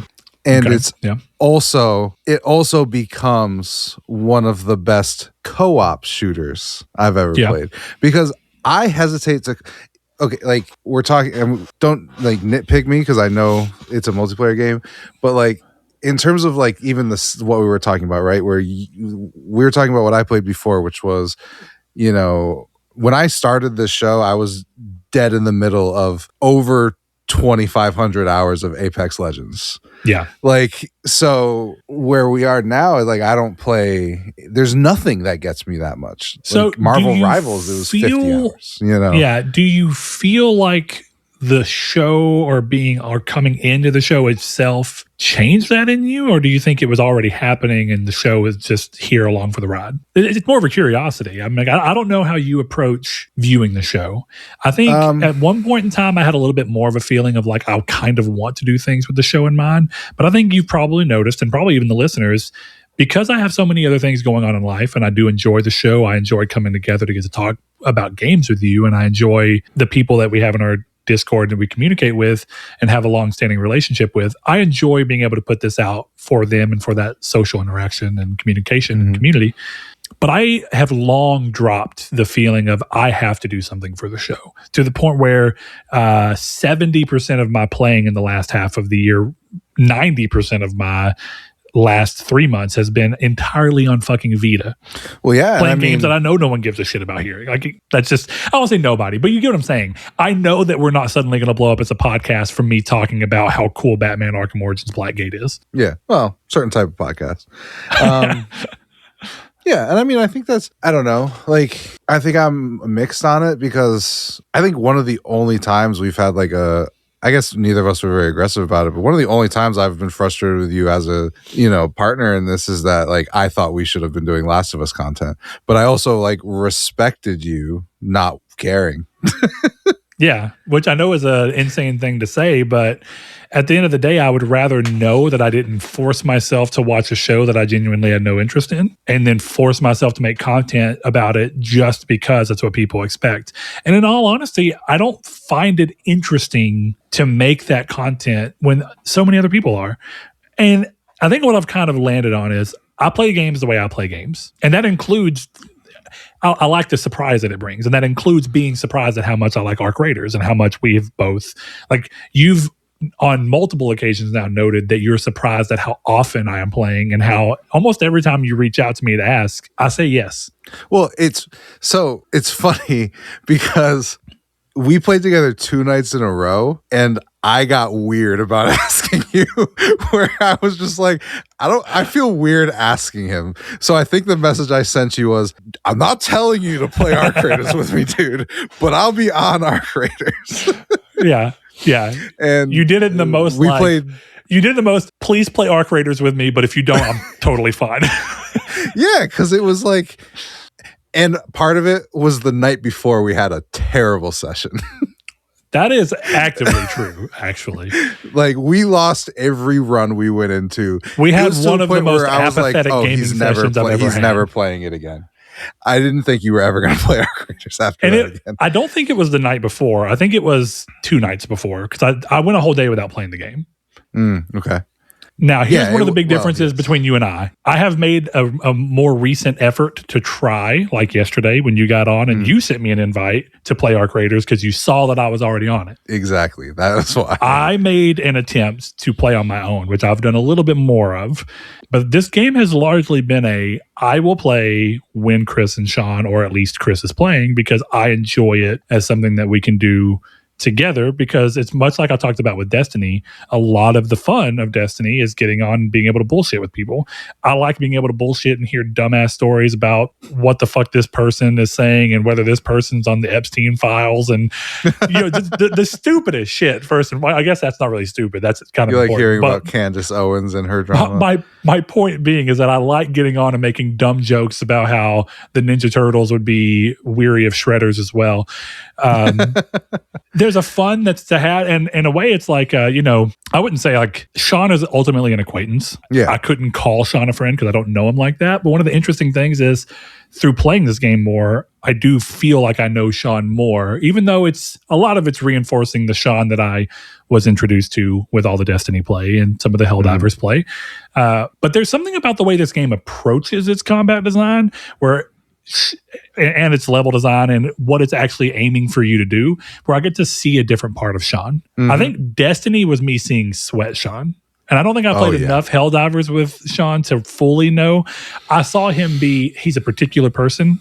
He cares a lot about min-maxing. So we still saw that in Helldivers, but I didn't see it bad. And in this, it's there, and I could tell he cares, but he's much more willing to look at other opportunities and other things. And even that bad night is probably the most apathetic I've been towards the game. And it really still wasn't that bad. Don't get me wrong. I was like, I'm being a little childish with how, I won't say I was getting like, I wasn't even getting like overwhelmingly upset, but I was just kind of like done with it. I was just kind of like, of course. Yeah, sure. Yep. Yeah. That's it. Of course that would happen. It was I hate this fucking game. You kept saying, and I'm like, fuck, he's never going to play it again. I really like playing this. I'm pretty sure I only actually said that once, but I said it with a vitriol. Because it was a guttural response to what had just happened. It was a plop. I fucking hate this game. So I'm glad we're talking about Arc Raiders because I do think it's a cool game. And I think that this is something to be said. I'm not saying this is right, but I think that I have a tendency, the way that I process video games as an art form, I think if you pay attention to my games that are on here and the games I've talked about so far, there's clearly a type of using the interactive media that I find most compelling. And I think it's what I view gaming at its highest form to be. That doesn't mean the other forms are bad or wrong or anything. I just connect most with this, and therefore on the pedestals of what we're looking at, it gets put in the highest one. And so I do think I have a tendency to look at a game that's purely PvPvE. Like there's no story content here. Like you could argue that there's like world building that they do with like the cold snaps in it, but it's all just dressing a gameplay want, which is how do we make the game more interesting? Put them in cold where they can take frostbite damage, but all the gear is much better, the loot's better, and there's different arc spawn rates and stuff so that you can push you towards wanting to play this. But lore-wise, we're going to say, oh, look, a storm rolled through. Consider what this is like for the people of Speranza. But the story is so backseat, and it is a means to an end of how to facilitate the type of gameplay they wanted. That I usually don't look at this in the kind of route where I can look at this and say that this is game of the year worthy. But that's just me, and I don't think it's wrong to hear. I'm not surprised it's on your list, and I would never chaff you off for like, you put a multiplayer game on your list. But I also think when I think of your sensibilities, it makes much more sense with your sensibilities that this would be on your list. I'm a little surprised because of your recent gaming habits that it's as high as it is. Number 2 is big air for a game like this. Yeah. I mean, I think the thing is like we just, and it's funny because you can see it even in the group that we play with, for the most part, where we just all have different play styles. You know? Is that why we're the dream team? Yeah, I think so, because both you and Sean would piss me off if I cared about the loot. Because you guys are both fucking loot goblins to the point where this motherfucker moved me out of the way with his character's body when I was trying to loot a drawer the other day. He fucking it's in the corner of the room next to lockers, and I'm moving over. I know the exact one you're talking about. Right in there. Whenever I started to make that move, you were in a locker, and I was like, I'm just going to go to the other one. But I have since learned from how weird that was, because I also had to like climb over a chair to get to it. So my animation was way slower. By the time I got to search it, you were done and trying to come search it. And I was like, well, this is weird. But I have since then just been like, if he's raiding that, if he's like looting that side of the room, I'll just go to the other side of the room. And this will be my loot corner. Yeah. Well, but also, Chris, we've done a good job of giving each other the items that we need. Yeah. And but the point I'm making is like, I don't give a shit about that. Like, I care enough that like I want my bag to be full and I want to go out with stuff. But like I want to go in, especially with a group. You know, other than like me and you, I'm fine with the looting. Just looting because I need to do that too. Like, I don't mind it. But like I know with Sean, he's just gonna fight people. So like I'm locked in for that. So like when we're all playing together, I could give a shit less about the loot, which is why. I think the interesting thing is for our group, right, is that Sean and I base instincts are polar opposite. You're like our flex person, right? And you pull the other one. You pull Sean from his extreme to the middling ground that you're able to exist in when I need to do something that's more PvE focused and like I need to get specific pieces of loot. And then in the times where Sean is trying to just PvP it up and go ham, you pull me towards the middle and you pull me away from my tendency to avoid. And so what ends up happening is that certain runs where we don't go in with a for sure, what are we doing? And it's really anything's on the table. Even when PvP comes into play, I think it works out because Sean's quick to be aggro. I'm quick to stand back and try and pop shots in specific ways. And you play this weird midfield position where you can quickly move up and aggro if you need to, like, basically back up Sean. But you'll also sometimes fall back and me and you will be popping the shots while Sean just pushes. Yeah. And so it's like we have the right dynamic, because if we were all trying to just push, like, I guess I could say this in here. Sometimes Sean will be like, push, push, push. And I'm just hanging back doing the thing I'm doing because it's effective. Dude, Sean, if you're listening, you're one of my best friends. Both of you will meet at my wedding. It'll be fine. I'd never listen to him. I guess I listen to him in the sense of like, okay, I know we're all attacking, but I'm not pushing the way you push. No, exactly. Because like, I'm sure we all feel this way. I go into it feeling the most confidence in me in a fight. That's exactly it. Yeah. I'm sure maybe Sean has his confidence in himself. I know that if we're winning the fight, I have to be there and I'm going to be there my way, you know? And like, so like, that's the funny part with playing with him where he'll be like, oh, we're going to go do this. And I'll be like, yeah, good luck. And then I'm like 3-4s up and I'm like looking down, like I'm not, you can say what you need to say. I'm doing my well, and I think that that's part of why, again, when I think of the dream team setup of it, I think that works because, you know, some of the other times where I've played with different group and I've heard other people talk about different group members that they play with, there starts to be like, why didn't you do this thing? Why didn't you do exactly what I told you to do? And even if you did, they're just getting mad at you for playing the way they told you to play. It's like, I was just trying to listen to you. Yeah. So I think the better way to go is just I'm playing the way I'm confident playing, and that's probably going to get us the best end result. Yeah. Exactly. Because even if Sean pushes and maybe me not pushing ended up getting Sean downed, but I didn't get down and I was able to down the person who downed Sean, and then I can go pick Sean up. And so at the end of it all, we got what we wanted. No one's dead. Maybe we had to, you know, spend a heal or something, but that's a pretty good position to be in than a total wipe. Right. Exactly. And that's my thing. It's like, we always seem to just go right in. But like the thing we're talking about is like how dynamic the game is, because truly, yeah. Single player, I don't play anything like this. I don't even play like that with you. Like, because I know, and that's the thing. Like, we both know. Like, I always be like, "Do you want to play with Sean?" Because I know what's going to happen when we go play with Sean. But it's funny because, like, you especially, there's some times where, like, I feel like I have to gentle raider you sometimes. You know, they were like yesterday. I love it. It was so funny to me yesterday. Brett's like, I saw a guy and I'm leaving, and the guy in game chat goes, "Where are you?" And then starts looking for us, and then Brett's like, "All right, he's coming," and then I'm running, and I just hear Brett breaching, and I just go, "Brett, you have to run. You're making loud noises," and you just go, "Okay." The ironic part is I usually don't do that, but because you were with me and I had more confidence in us as a total group to a guy who's saying, "Where are you?" that way, I landed on, this is Stella Montis.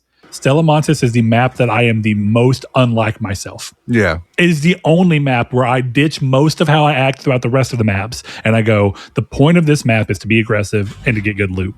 And the only way you're going to do that is if you sometimes just breach in areas where you're running the risk of being discovered. And so I did make that concerted effort, but we also made it out. I just want to throw that out there. We did. The guy never came for us. It was just very funny that you were the one who was like, "All right, Chris, he's coming. We got to move." And then I just hear you breaching a fucking box that you didn't get anything out of. You got rubber and plastic. It's true, but I have gotten keys out of those. Yeah, I don't know. It's just like games like this, like I can understand, like, as a gamer mindset, right? Like, you are very much, I need mushrooms. 100%. I need those fucking mushrooms. And okay, so you know how I am though, Chris. I hyper focus on everything. So if the game tells me I need mushrooms, guess what the fuck I'm doing? Yeah.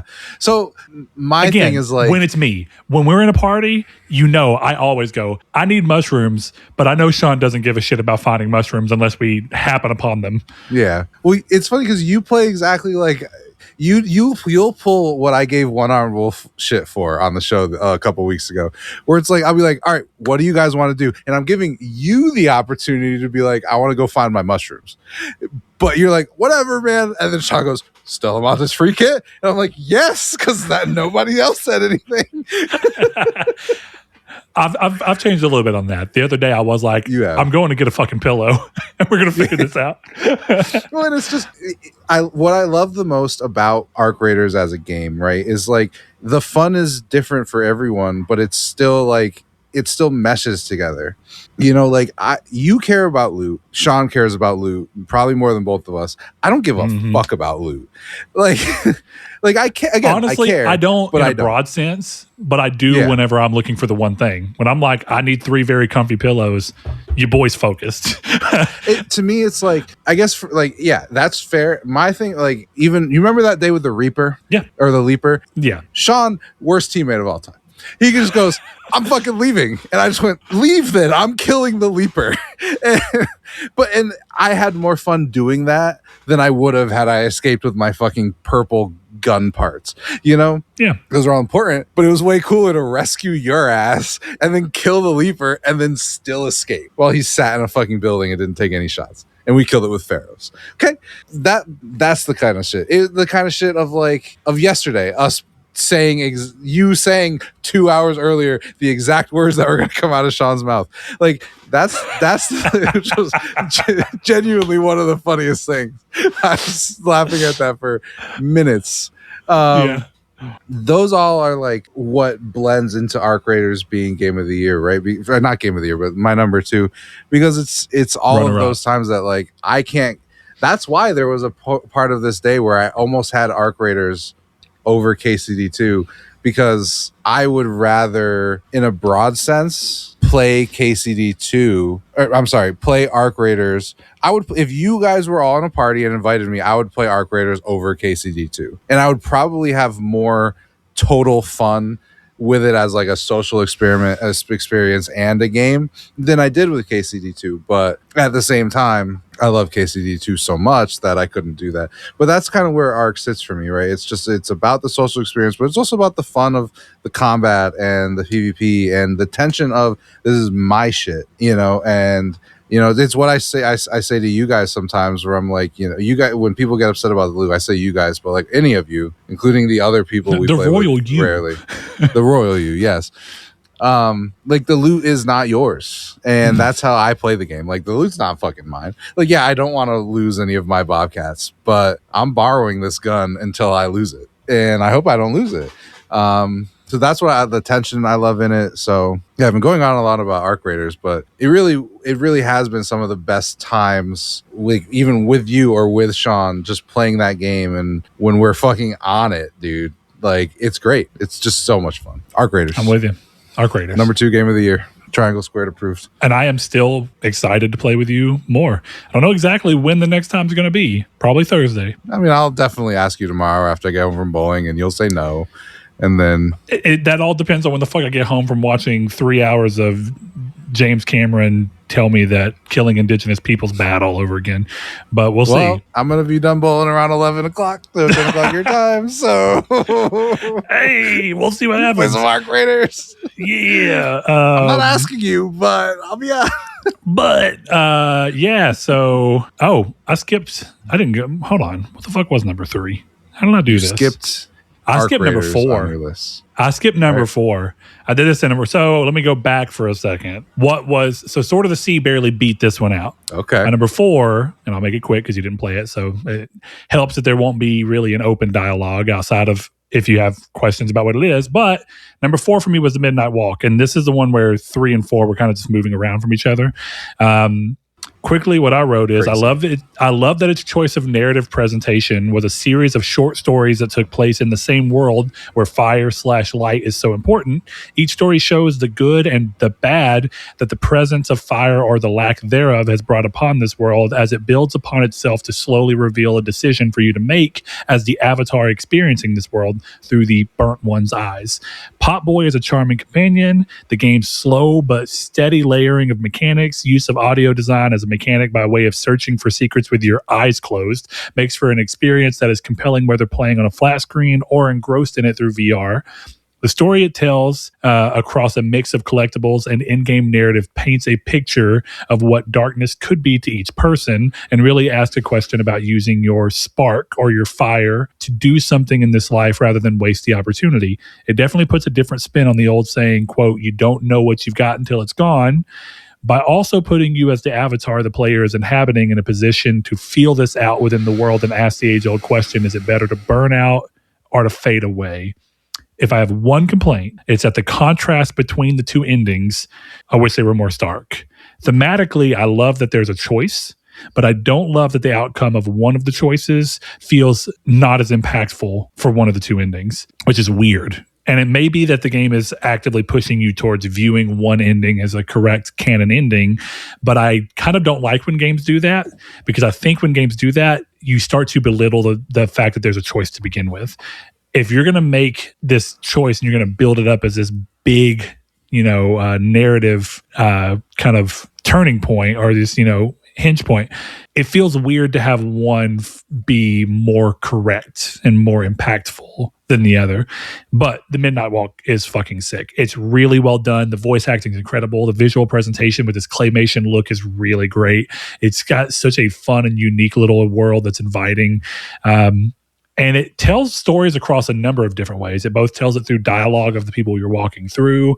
You find these things called shell phones that you can pick up, and the game gives you an in-lore reason of what they are. You're hearing people that can't usually communicate with this other group of people into this thing. So you're hearing events that are going on. You talk to the people, but then you also can find these film reels that you can go into the house in this game and you can play them in order, and there's another little story it's telling as you collect and you go through and play each one of them. It's a very reasonably timed game. I think it took me 6 hours to beat in platinum. Nice. But it's very fun, and I could see myself playing this again down the road just because I think it's a really compelling and interesting game. But I would warn, it's not a game that's inviting for immediate, constant replayability. Really, you're going to play the game, you're going to chapter select to choose the other ending and see what that's about, and you're going to walk away from it. But I think this is one of those types of games where you'll remember it really well, and a few years down the road, you can come back to it and be like, I knew what I liked about this game.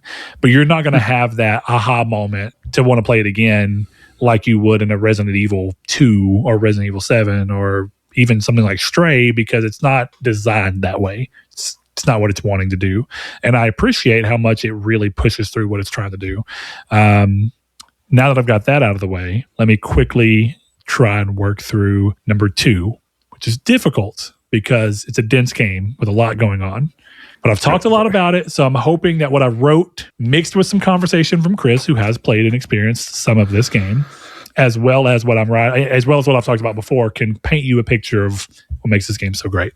Number 2 for me is Tainted Grail, Fall of Avalon. So take the exploration of Sword of the Sea with a narrative that is asking you to contemplate like the Midnight Walk, smash it together with a combat system that uses the Elder Scrolls as a springboard into enemy AI that feels more FromSoft than Elder Scrolls on the spectrum, and you get a game that has held a special place in my heart this year. Tainted Grail is the quintessential example this year for how a game can be greater than the sum of its parts. Does it have game stability issues? Absolutely, it does.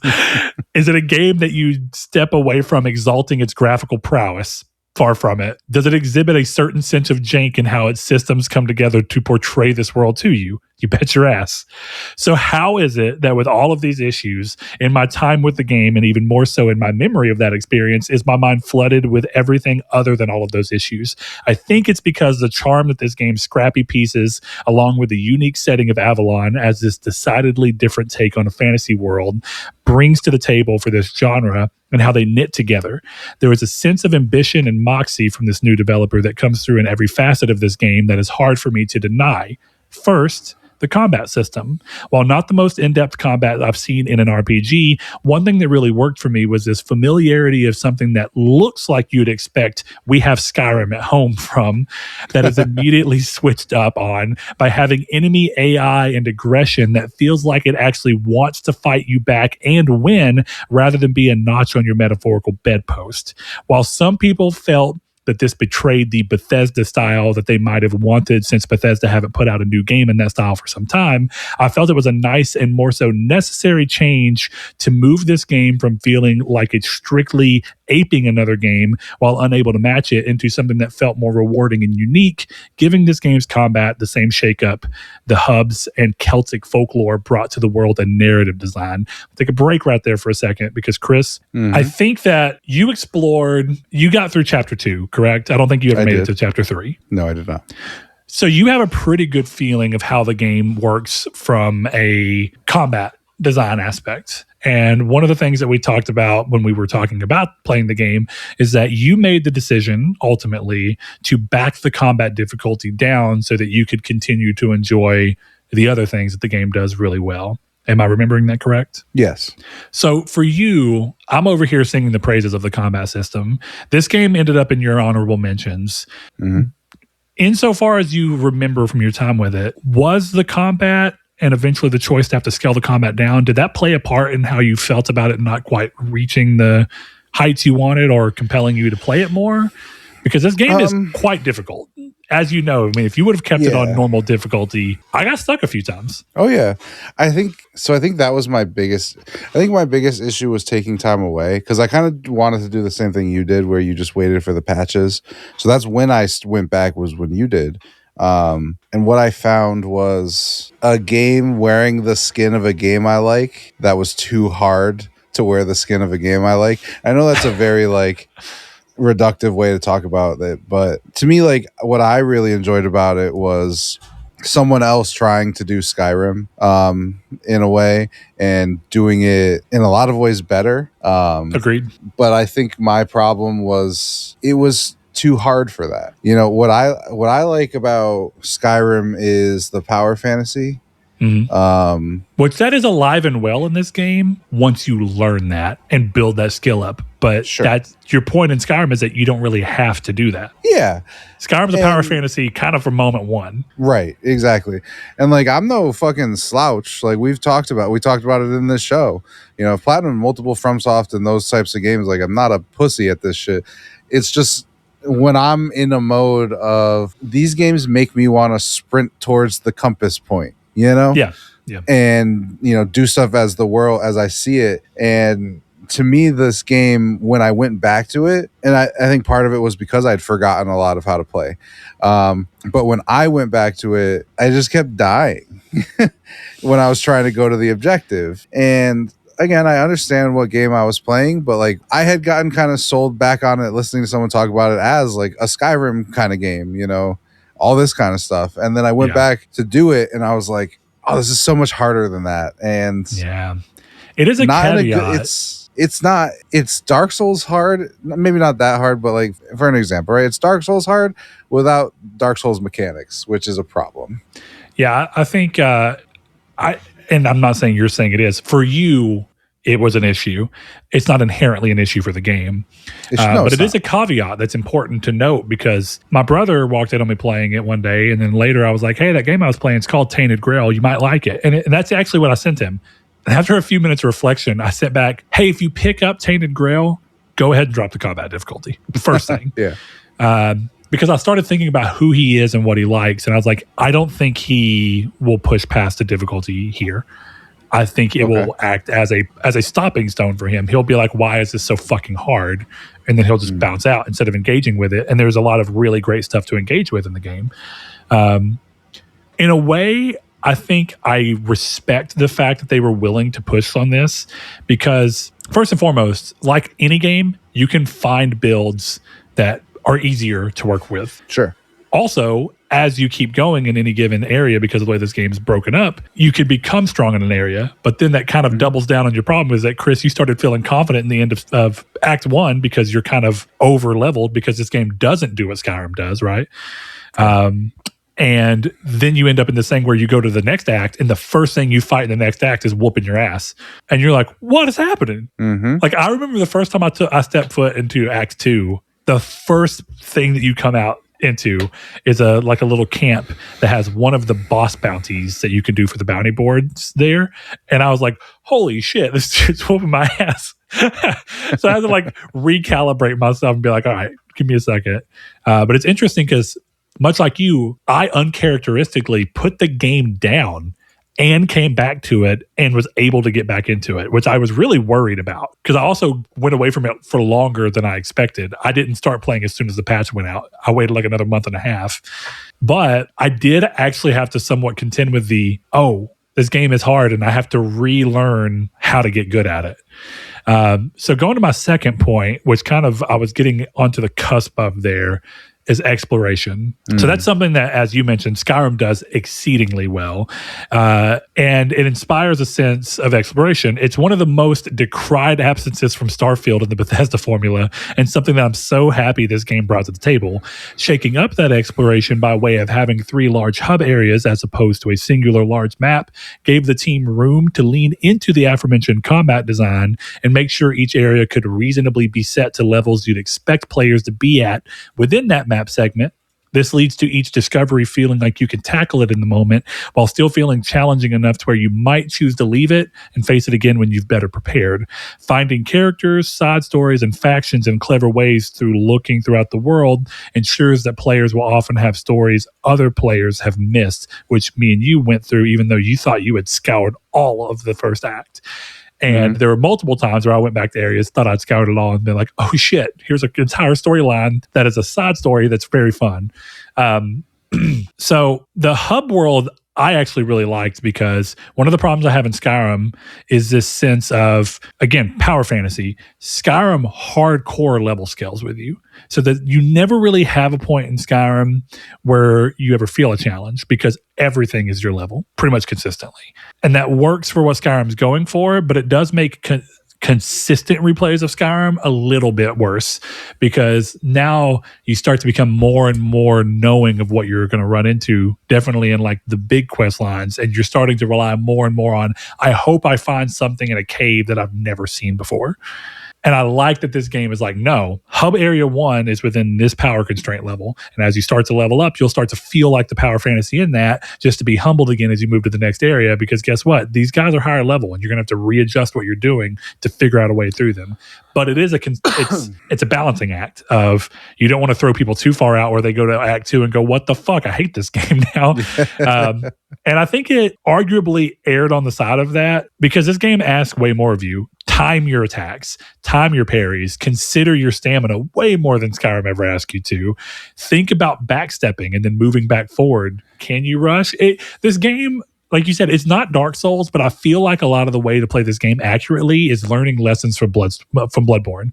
Do a quick backstep, rotate around the enemy, dash back in, smack, smack, smack, be smart. Because if you get hit, you're going to fucking feel it. But if you can get smart about how to get hit, you can have a good time where you start feeling like I'm having a power fantasy moment. But as soon as I get hit, I get reminded that I'm mortal. I really like that. Yeah. No, it's a great game. I might end up trying it again, see if I can get through it. Outside of that, it feels like a very you game. And I think I sent you a couple of screenshots of things that were happening, and you were like, what the fuck? Yeah. Which brings me to my third and final point, writing. While not perfect, the writing here feels willing to be fantastical when needed, dark and retrospective at times, and even whimsical here and there, depending on the context of the content. This leads to a world that feels dynamic to inhabit, and it leads to side characters feeling memorable in ways some RPGs often forget. While not quite the caliber of Obsidian at their finest, this game really tries to sell its brand of fiction in a way that was refreshing and surprising from a blossoming developer.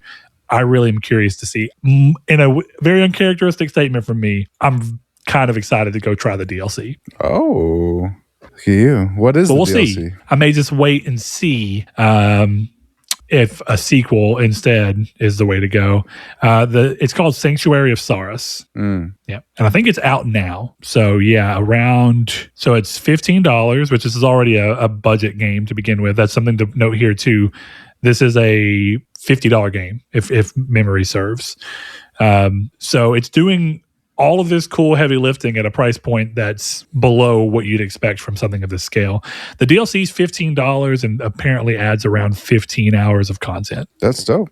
And if any of it is even, I'm going to go as far as to say if any of it's half as good as that underwater castle, we're fucking eating, boy. Because I know you know what I'm talking about. And that quest is so fucking cool. It is a great quest. Oh, man.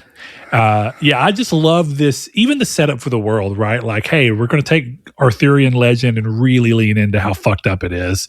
It's exactly what we were talking about earlier with Lies of P, where it's like we take something that's known and we're going to dig in and lean into the parts that are weird. And I don't know, I like it when a world feels like something it's kind of why I like The Witcher 3 so much. It's like you're like navigating Novigrad. You're like, I don't think I've ever seen or felt anything like this in a game before now.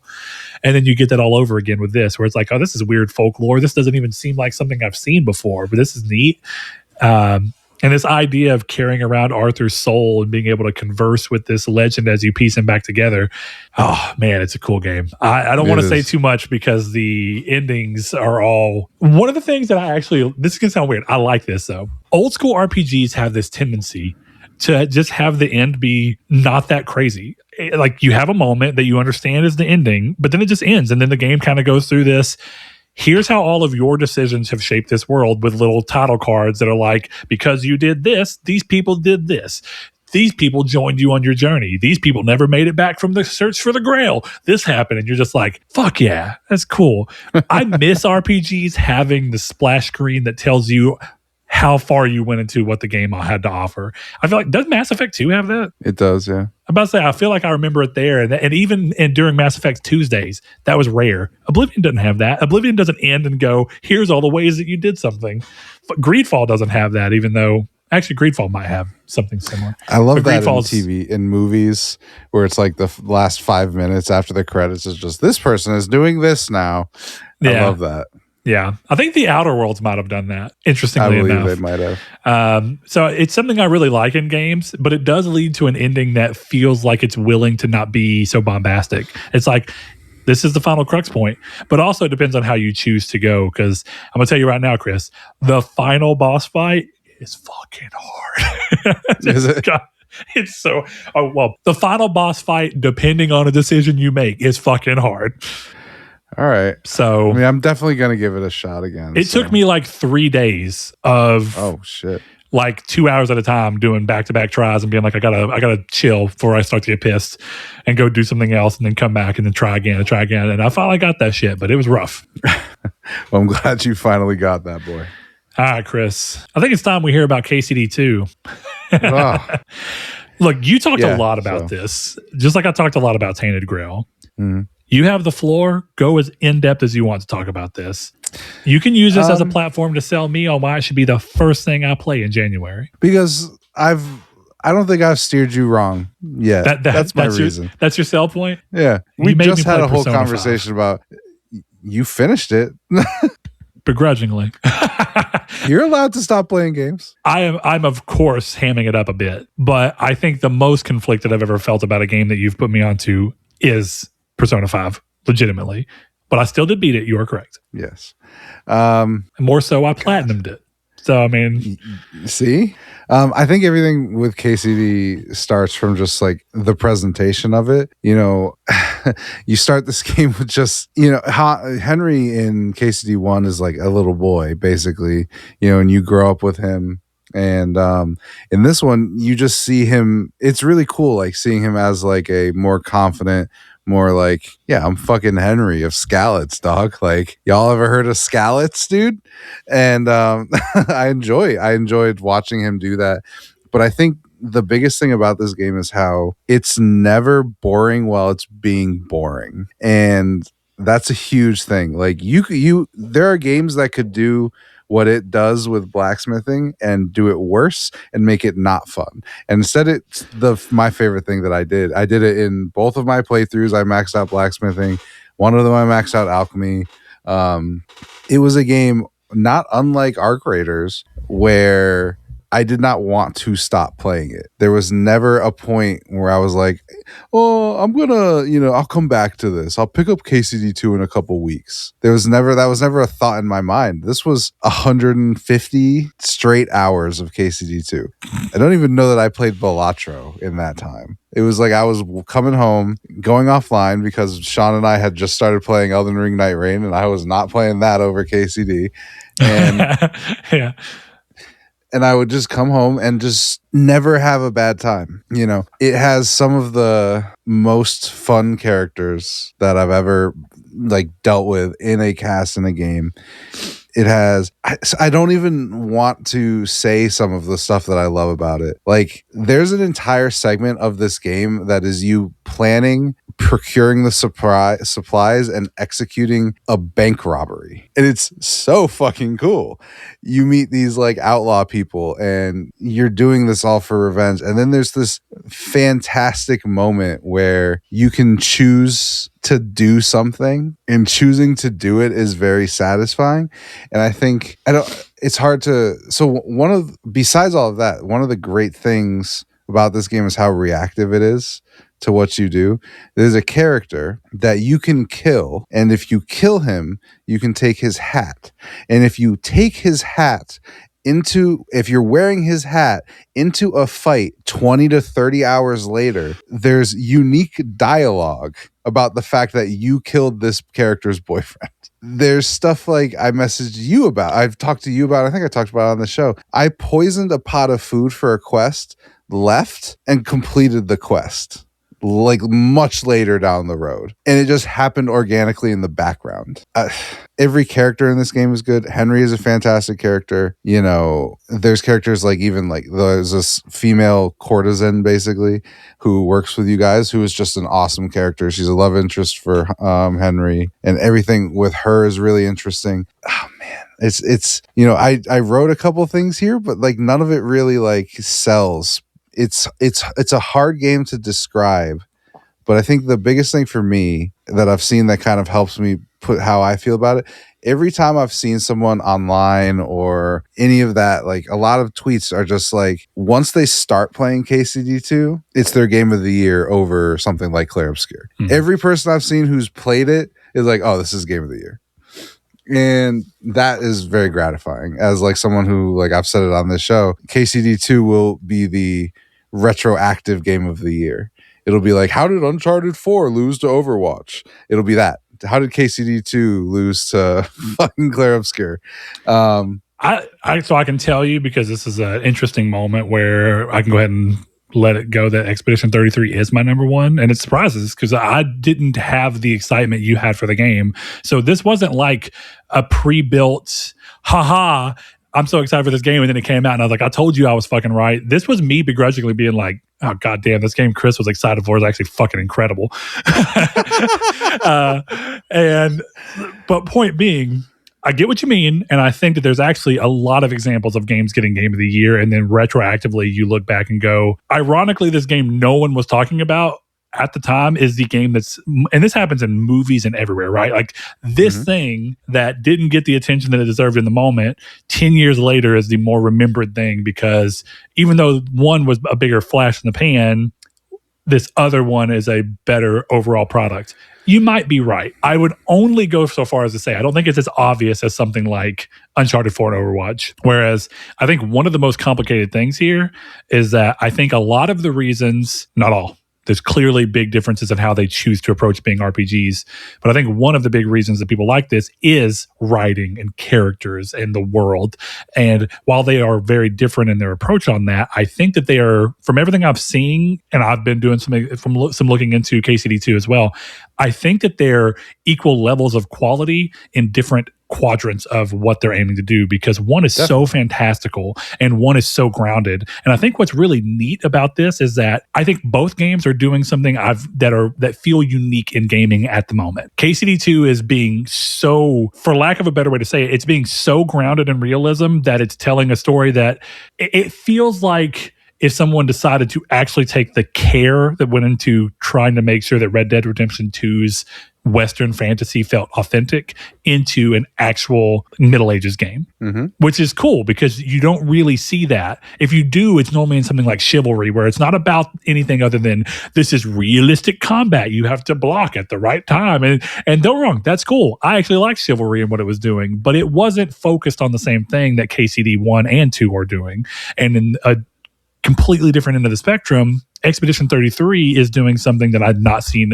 Like it's surprising me with genuinely new ideas, which it's weird because one is doing so in a fantasy way, and one is doing so in a way that's so grounded that you just expect it to be like a book, but that's not normally what you get in gaming. So it's really, I'm very excited naturally to play KCD2 because I am curious to see which one wins me over. Is the appeal to realism to the nth degree and an unwaveringness to stick to that? Because that's, I'll say, that I like meticulous shit. And you were telling me that you think I like KCD2 because of the way that I like other games, not necessarily RPGs, but just other games that want you to get in the weeds. In a weird way, from an RPG standpoint, it's a little daunting because I am a little worried that I'm going to be playing it and it's not going to click immediately, and I'm going to feel weird about trying to put it down because it's not clicking for me. But I'm just going into it hoping that even if it's that, basically once I commit, it'll win me over and I'm there. But I don't know that. And I didn't know that about Clair Obscur either. So it's for me in particular, it feels like a crazy dichotomy between two games that I think both of them immediately had no interest from me. But after looking into the one and then looking into and playing the other, I think both of them are extremely me games on vastly different ends of the spectrum. And so it makes for a weird, I'm curious how I'll even feel. I wonder if next year, once I play it, you'll hear me go, if I could go back, I would put this one over this, or it's a tough draw between the two, or what? I don't know. It's going to be interesting. I just think, I don't know. This is not like a comparison show, and I'm not a, Clair Obscur hater either. You mentioned it, but like I was championing that shit from the moment it was being was announced. I just fell off of it. Realistically, probably for KCD2. I think they came out around the same time. Maybe. I personally, regardless of, I think the quality of Clair Obscur is great. To me, maybe it's just a me thing, but like Kingdom Come not relying on crutches in writing this kind of fiction and still doing just insane shit works really well for me. Like there's a side quest that is, I don't care, I'm spoiling it. There's a side quest that is about a knight who goes crazy with, I believe it's a sickness, and just roams the tunnels in the mines killing miners because he's protecting the mines. And the way you go through that quest and do all that is sick. But what I really like about it is that a game like Clair or a game like Skyrim would give it this magical, he's cursed by a Daedra to walk in this armor, and he can't take the armor off until he kills 9,000 people in the name of Bathul, the murderers. And what I love about Kingdom Come is that there is none of that. This is not magic. Hans Capon is a real dude. Like, a lot of the characters in this game are real people, and it sticks to that. And, you know, I don't know. I just find it very impressive. And maybe it's for me as someone who, the thing that I'm writing right now, I'm trying to keep magic out of it. And magic makes stuff so cool and honestly gives you a lot of easy solutions. That's why I said, like, I think in a lot of ways it's a crutch that is okay, you know? Fireballs and telekinesis and all this kind of stuff is cool. It's cool as fuck. But like, what KCD does in its storytelling is pulls off what feels like a fantasy story, but isn't a fantasy story without any of that. And none of it feels off. It all works. There's all reasons for everything that's happening, right? There's a witch was, doing spells in her house underneath this field. So all of the Czech people got fucking angry and decided to invade you guys. No, these people are bad people, or, it's different families, and that's why they did this. Everything that happens in the game happens by accident. Is a misunderstanding.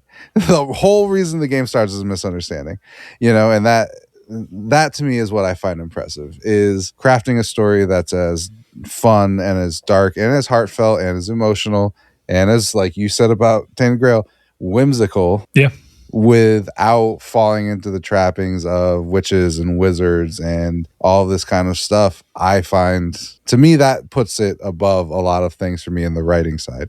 If that's not your vibe, then I couldn't understand. I don't mean to sound this like derogatory, because it's just the way the game is, but I can understand being more into the flashiness of Clair Obscur in its combat and the difficulty, more than being into it in KCD, because I think looking at Clair Obscur and having played it is significantly more, I don't know if satisfying is the right word, but it is more like, it gives you more of that dopamine rush immediately. You see the flashing colors. Like, that's why I love, Ball Pit and Vampire Survivors, because of the flashing colors and number go up, I happy. That's the way I like to play. But like, what is KCD2 is like investing your time into just being this dude. It's the same argument I made about role-playing games. You are playing Henry and you're choosing to teach him blacksmithing. And if you teach him blacksmithing, there are quests that are significantly easier, because you can just go, I don't have to steal this. I can just go make it. Yeah. So on that point, this is one of the interesting things about what people mean by RPG. Mm-hmm. And I think that sometimes, and I'm not even going to say incorrectly, I think sometimes people say RPG and they take that to 100% mean a game in which you have full control over character to make them do whatever it is that you see fit to make them do. In many ways, that is what Skyrim and KCD2 share. That is their brand of RPG. Then you have RPGs that do something different. You have people who look at RPGs and they go, no, the point of an RPG is for you to take on the literal role of a character. And then this is like something that you hear often when people talk about D&D. Mm-hmm. What type of D&D do you play?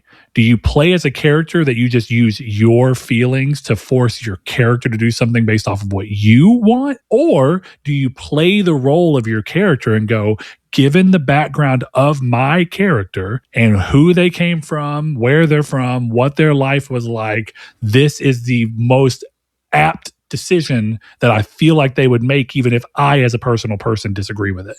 And I don't think either of those are wrong, by the way. Mm-hmm. But I think it paints a very specific picture about the problem with the terminology RPG, is that it's ballooned out considerably to where you do have this thing where a lot of people think RPG and they think endless decisions, when for some people, and as a really good argument, there is an argument of the most true role playing is to put yourself in the shoes of, for your example, I haven't played the game, so of course take it that. But for your example, it's looking at Henry and going, who is Henry? And what decisions am I going to make that are right for Henry? Not for me playing as Henry, but for Henry. And I am just witnessing the outcomes of what I think is the most likely choice he would make. And some people would argue that that's the most true form of role playing. And then I think you have your form that you're talking about right now, where you're talking about a form of role playing where you have total control towards how do you want to see this.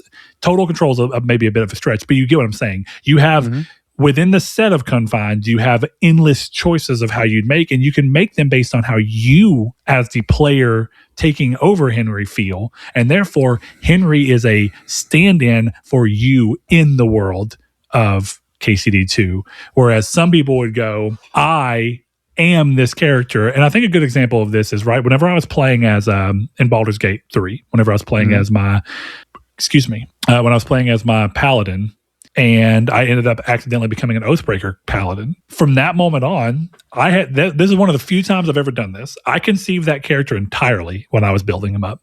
And so when I became an Oathbreaker, unfortunately, I didn't get to see this playthrough all the way through. I still have the character chilling there. But from that moment on, because it was something I did not intend to do, I was taking this approach of being like ashamed at my position as being an Oathbreaker and taking on this thing of like, what does that mean? What have I done? And then I think through what my character's done and I'm like, okay, I'm learning more about what this oath breaking is. How will I consider my move through it? Because I'm already here. I'm already suffering the consequences of a previous move.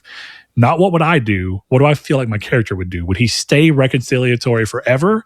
Or would he have a moment where he hearkens in on the fact that he's broke what he thought was his promise to his, paladin origin, but then comes to term with what he's done and learns new information that allows him to pivot, even begrudgingly, into a new position so that he can cope with his life? That's just a different type of role playing, and I enjoyed both of them. It's part of the thing I like about RPG being so broad is that it can offer a lot of these types of discussions. And some games would kill to have this breadth of discussion around them because they just don't have enough literal meat on their bones to even have someone ask these types of questions around. And so in that sense, that's one of the things I see most as RPG is that you have so much meat in which to look at and dissect and go, what do I think about this and this and this and this, and my ability to impact it, that I think is pretty interesting. I still ultimately agree with you that in the world of what I think most people view an RPG to be, KCD2 is probably more of a RPG in the true sense of what people think. And I think that just as people think Final Fantasy is an RPG, Expedition 33 gets to exist in that same kind of air. You do have agency. Arguably in Expedition 33, you have more agency than you do in most Final Fantasy games, realistically speaking, which is interesting. But it still definitely is on the Final Fantasy end of the spectrum as opposed to the KCD2 end of the spectrum. So I've done a lot of my talking about Expedition 33 through this because honestly, as I mentioned to you before, it's kind of a rough game to talk about because so much has been said about it. I'm not going to break some new ground here. I have one thing I want to talk about that most people have not talked about. But before I do that, do you want to round out anything else with KCD2? No, I just think my biggest thing is that if you're willing to, you have to buy into KCD2. And if you're willing to buy in, you will find one of the best games of this generation, if not one of the best games of all time, in my opinion. Certainly one of the best RPGs of all time. I don't even think it's a contestable thing. I hope you give it a shot. It's something that's going to feel very familiar in a lot of good ways, and then you're going to look at it and go, "What the fuck is happening?" And then you're going to pick weeds and enjoy it. Yeah. And I saw that exact moment that I spent so much time talking about how that was the perfect moment of telling me that I was sucked into this game was in another review I watched for KCD2 recently.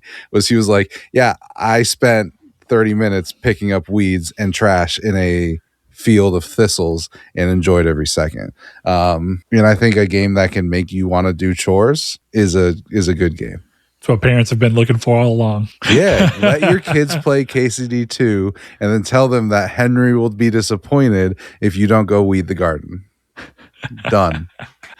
All right, Chris. So insofar as I've already talked about Expedition 33, I will kind of quickly wrap up the meat of why I think it's so impressive and why it won me over. Again, this is a game that was not on my radar. This was a game that, due to Chris and I's game sharing, I had such easy access to that it was like, I might as well try it. Everybody's talking about it. Maybe it's at least okay. And then I kind of found myself, I wouldn't say begrudgingly, but I was just kind of like, how is this so good? And it kept coming. And I was like, okay. And then I did hit a point. I did hit a point, and we'll talk about that point in a minute. But in terms of what the game did right, I think it has a unique, and it's something that Chris kind of touched on.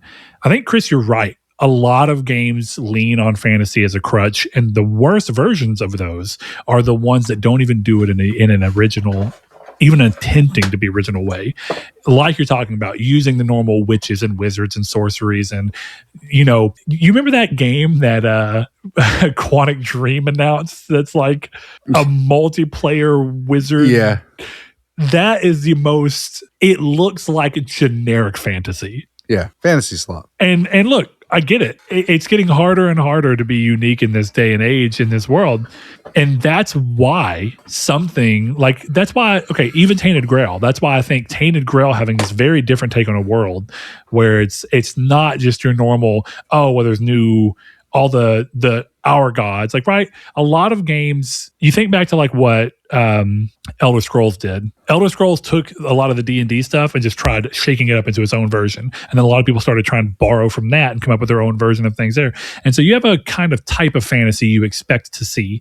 And one of the things I really thought was cool about Tainted Grail, Tainted Grail is still a little bit more like traditional fantasy, but it's doing so with types of things you've not seen.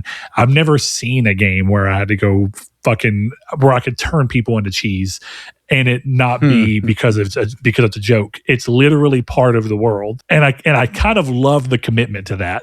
And you're right. That's way different than a dude who genuinely went crazy and is scouring the mines trying to protect it because he is now believing something supernatural is happening with these mines in a world where we know that supernatural stuff is not inherently said to exist. This is just a man who's gone crazy. But also finding a dude who's been dead for centuries in a thing, and the only reason he stayed alive is because he has such an obsession with fucking herring and cheese is incredible. And it's mainly incredible because it's not played off as some kind of dumbass gag. First of all, the build up to it is like a prison escape. I need you to put this, first of all, I need you to go find this package that was not delivered to me. Well, now that you found it and you know that it's an explosive, let's go talk about what it is. All right, now if you want to help me, go to this thing where this troll, this fucking ogre is like blocking this thing and kill this enemy that's harder than anything you've killed. Put the thing in there. Here's a fire arrow. If you run out of them, you're going to have to figure out more on your own. You shoot the fire arrow. As long as you don't miss, it blows up. You go into this prison. You're like, oh, this is cool. What do you find? A fucking dude who's been dead for hundreds of years because he's just waiting to try fish and the herring and cheese once more. I love it. And I know I'm not talking about Tainted Grail right now, but it goes to my point of Tainted Grail found a way to still carve out something that felt unique within that world. And I think Expedition 33 went even further. It went to a type of setting you don't see very often, this specific type of French thing. And it gave it a type of art style look that you don't often see reflected in games very often at all. Definitely not with so much of a fantasy twist. You see that sometimes in games that have a sci-fi twist, like BioShock and whatnot. So that was cool. I think having this genuinely interesting idea of this world where I was really surprised that in the first hour of Expedition 33, the game surprisingly punched me with the gomage in a way that I didn't think I'd care about any of these characters enough in this short of a time for that to actually have a notable impact on me, to the point where an hour's worth of seeing some characters and walking through the streets and kind of coming to grips with this world gives you this thing where you're like, holy shit, I suddenly understand the weight of everything that has been building up to here. So I thought that was interesting. The setup for why that is unique and interesting. And the literal idea of every year an expedition of people who are at the oldest age they'll ever be able to be. So they're giving up their final year of life every single time. And every year it's getting to be younger and younger and younger to try and fix this problem. That's fucking compelling. It's unique. I'm not saying no games is anything like it, but this is not what you typically see from the top tier fantasy games. Agreed. Final Fantasy 15 fucking wishes it could be an ounce. A fucking ounce.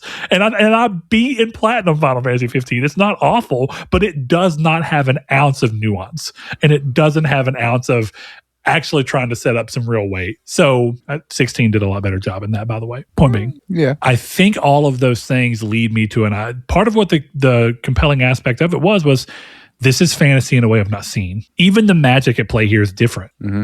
this is using chroma and paint to interact with this world.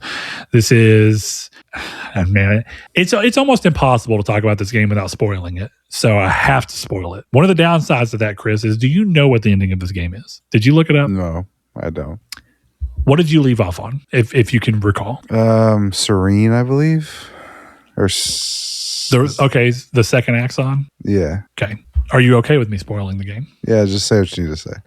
The only reason I bring this up is because this is both, the reveal that comes from this is both incredible and recontextualizes the whole game and leads to an Act 3 that is crazy, but also it is the only point in the game where I think how good it was up until this point suddenly belied the fact that to make the story that they wanted to have happen, they undercut the way you should expect the characters to go based on how real they've been up to this point. At the end of Act 2, you make your way to the Paintress. You think it's the end of the game. There's no reason for you to think otherwise. You're, 18 hours into the game at this point. It feels like a natural crescendo. You're on your way. You get into the monument. You get the breaker. You're going through the barrier. You start making your way through. You have a fight with Renoir. You start getting some dialogue that leads you to believe that there's definitely something more going on, which you already had the thought because Verso's been cagey throughout this entire game, and people have been questioning whether or not they should trust him. Can I guess before you say it? No, never mind. Go ahead. I am curious to see if you can figure it out, because if you can, you might be actually subverting my whole point, which is that I don't think many people saw this coming because of how well it's buried in and how unique the twist ends up going. But go ahead. I'm almost positive that Mayel is the Paintress, or at the very least, this is all because of her. You're not entirely wrong, but you're not entirely right. So you fight Renoir, you kill him. Mayel, because of the weird things that you've been seeing happen with her throughout the game, she is able to actually kill Renoir, who prior he's a painting, is that he can't be killed. Him and Verso are both supposed to be unkillable. They are immortal. They don't age. They don't, they can get damaged and whatnot, but they just keep living. Mayel's able to grab onto his essence and break it down, killing Renoir. You make your way to the top of the hill. The Paintress is sobbing. She's small up on top of this cliff top. Verso goes up to her, starts talking to her. You get the reveal that the Paintress is Verso's mother. The Paintress is here because Verso is not the real Verso. Verso is a repainted copy, and so is the Renoir that we just got rid of. They're both copies. They're paintings. That's why they can't die.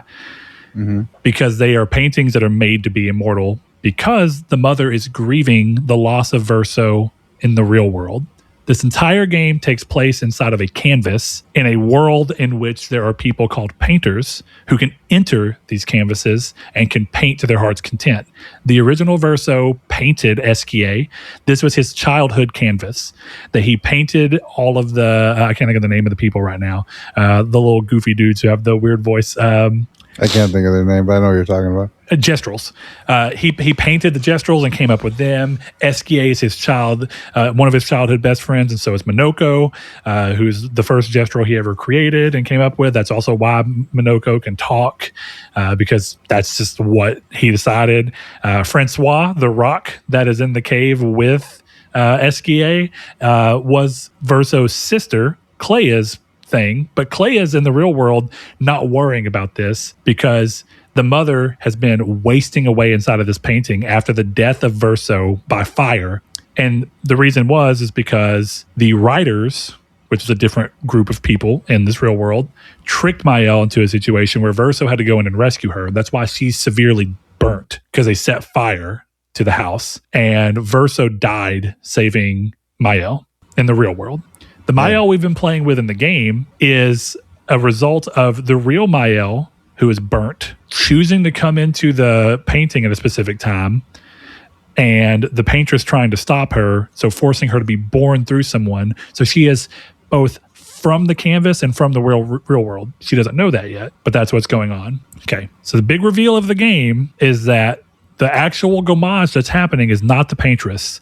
The Paintress is doing everything she can to save the people of Lumiere because they are all the result of Verso's work. And the reason the mom retreated into this is that she's grieving the death of her son. So she jumps into the painting of his childhood creation and to his recreation of the city, and she makes a version of her son and her family that can be whole again. Renoir in the real world is actually the one gommaging everybody and trying to, as often as he can, kill as many of the paintings as he can so he can force his grieving wife out of the painting because she's losing herself to the painting, withering away within. Damn, that's pretty fucking hardcore. So the worry now is that because of this, Mael awakens when we kill the paintress.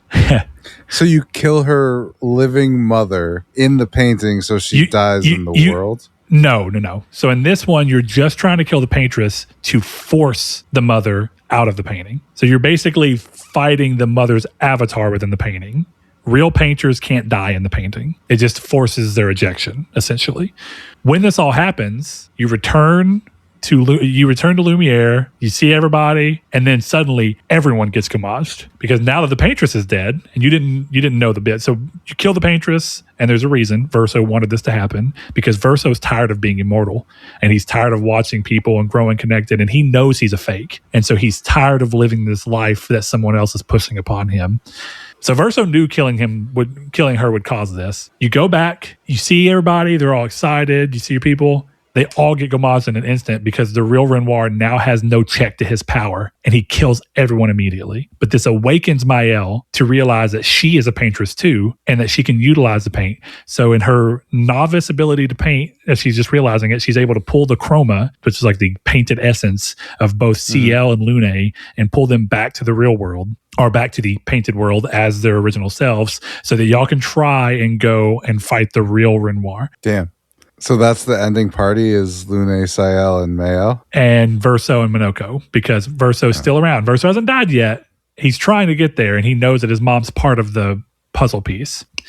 As you go, eventually, Mael kills her painted other self, which fully awakens her powers.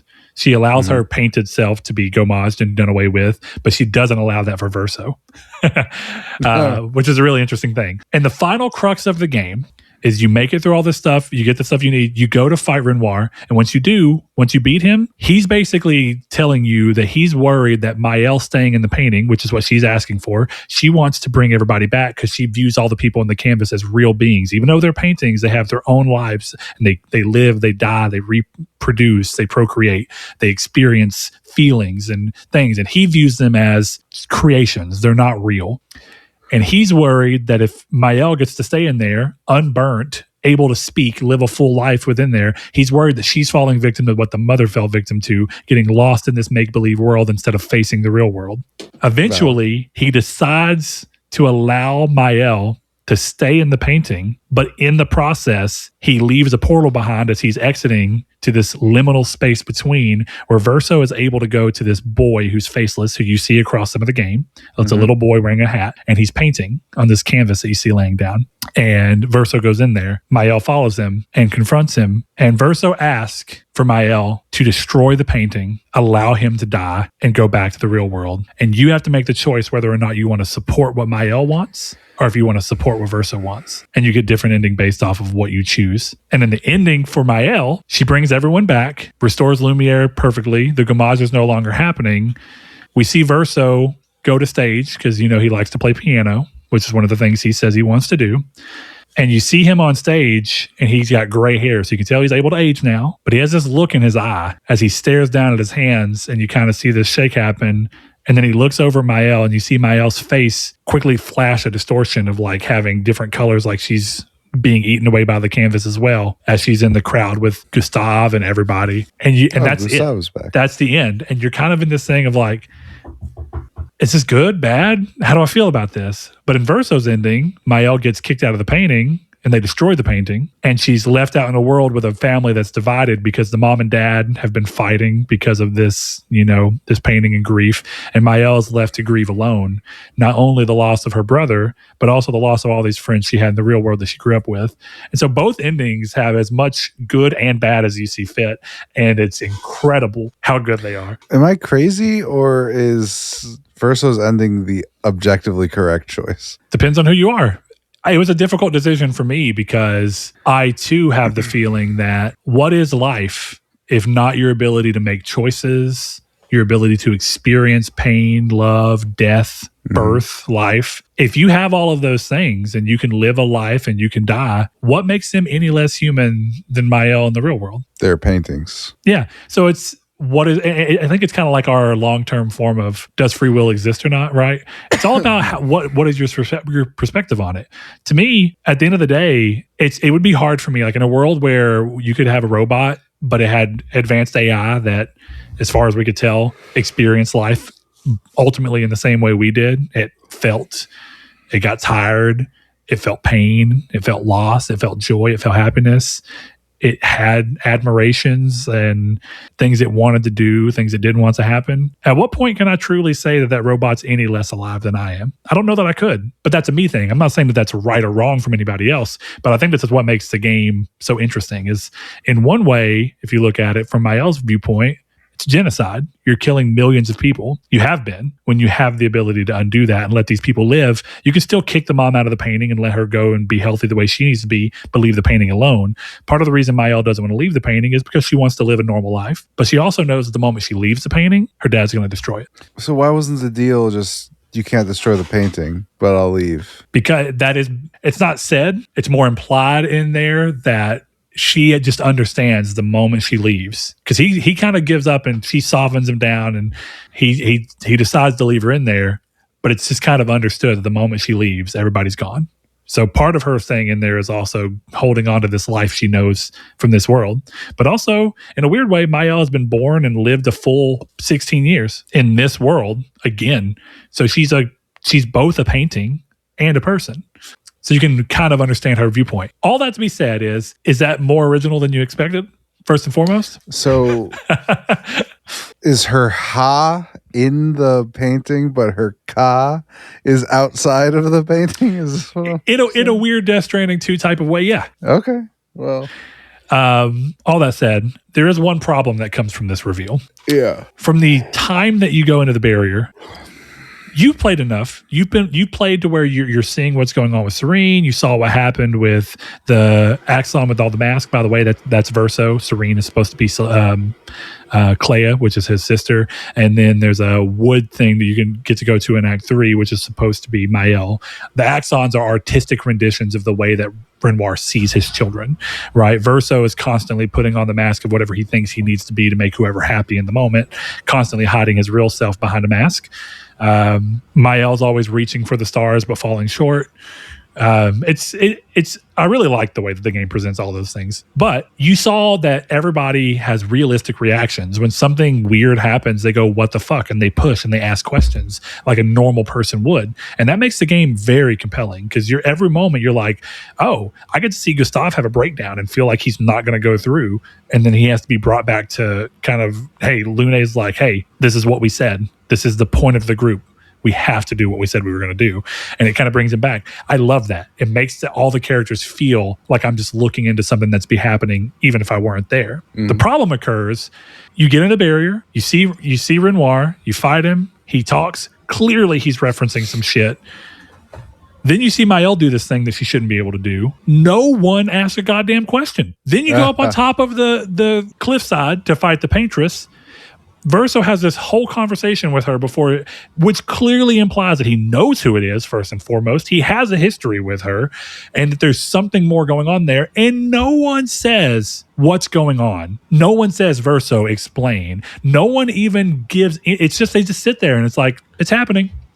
And I hate it, because the biggest problem I have is that it feels like they needed the reveal and the ending to happen, and they didn't know how to get there while still having the characters act themselves and push back and actually offer some conflict. And so they just chose to let it go in order to give this drama. And I could almost forgive that if it just wasn't literally everyone. Go ahead, though. I haven't played it, so I guess I haven't seen it in action. But that is almost a compelling argument to me. And maybe it's just because I'm biased. But again, as to why they're not human? Yes.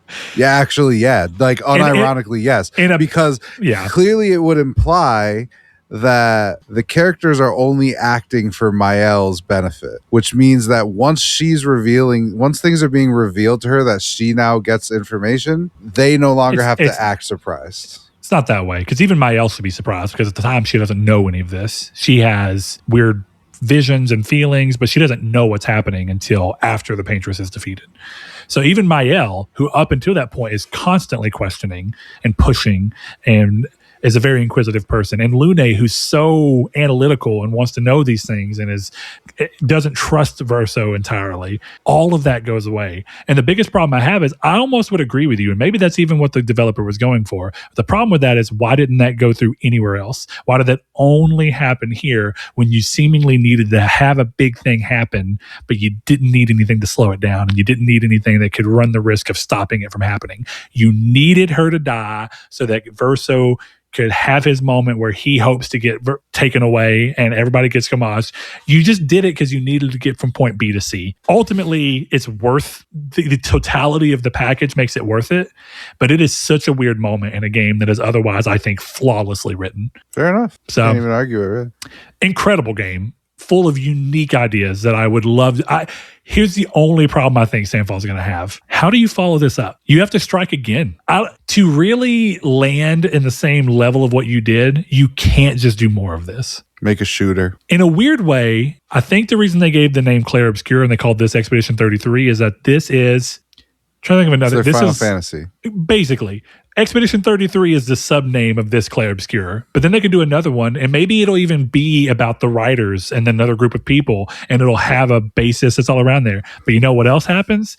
The genie's out of the bottle. Anybody who's played Expedition 33 knows to be looking for this type of twist. You can't pull that off again. Now, when you go to play one of their games, you're going to be looking the entire time. You're going to be looking like, where's it coming? What's the twist? What's not real? I don't trust any of this.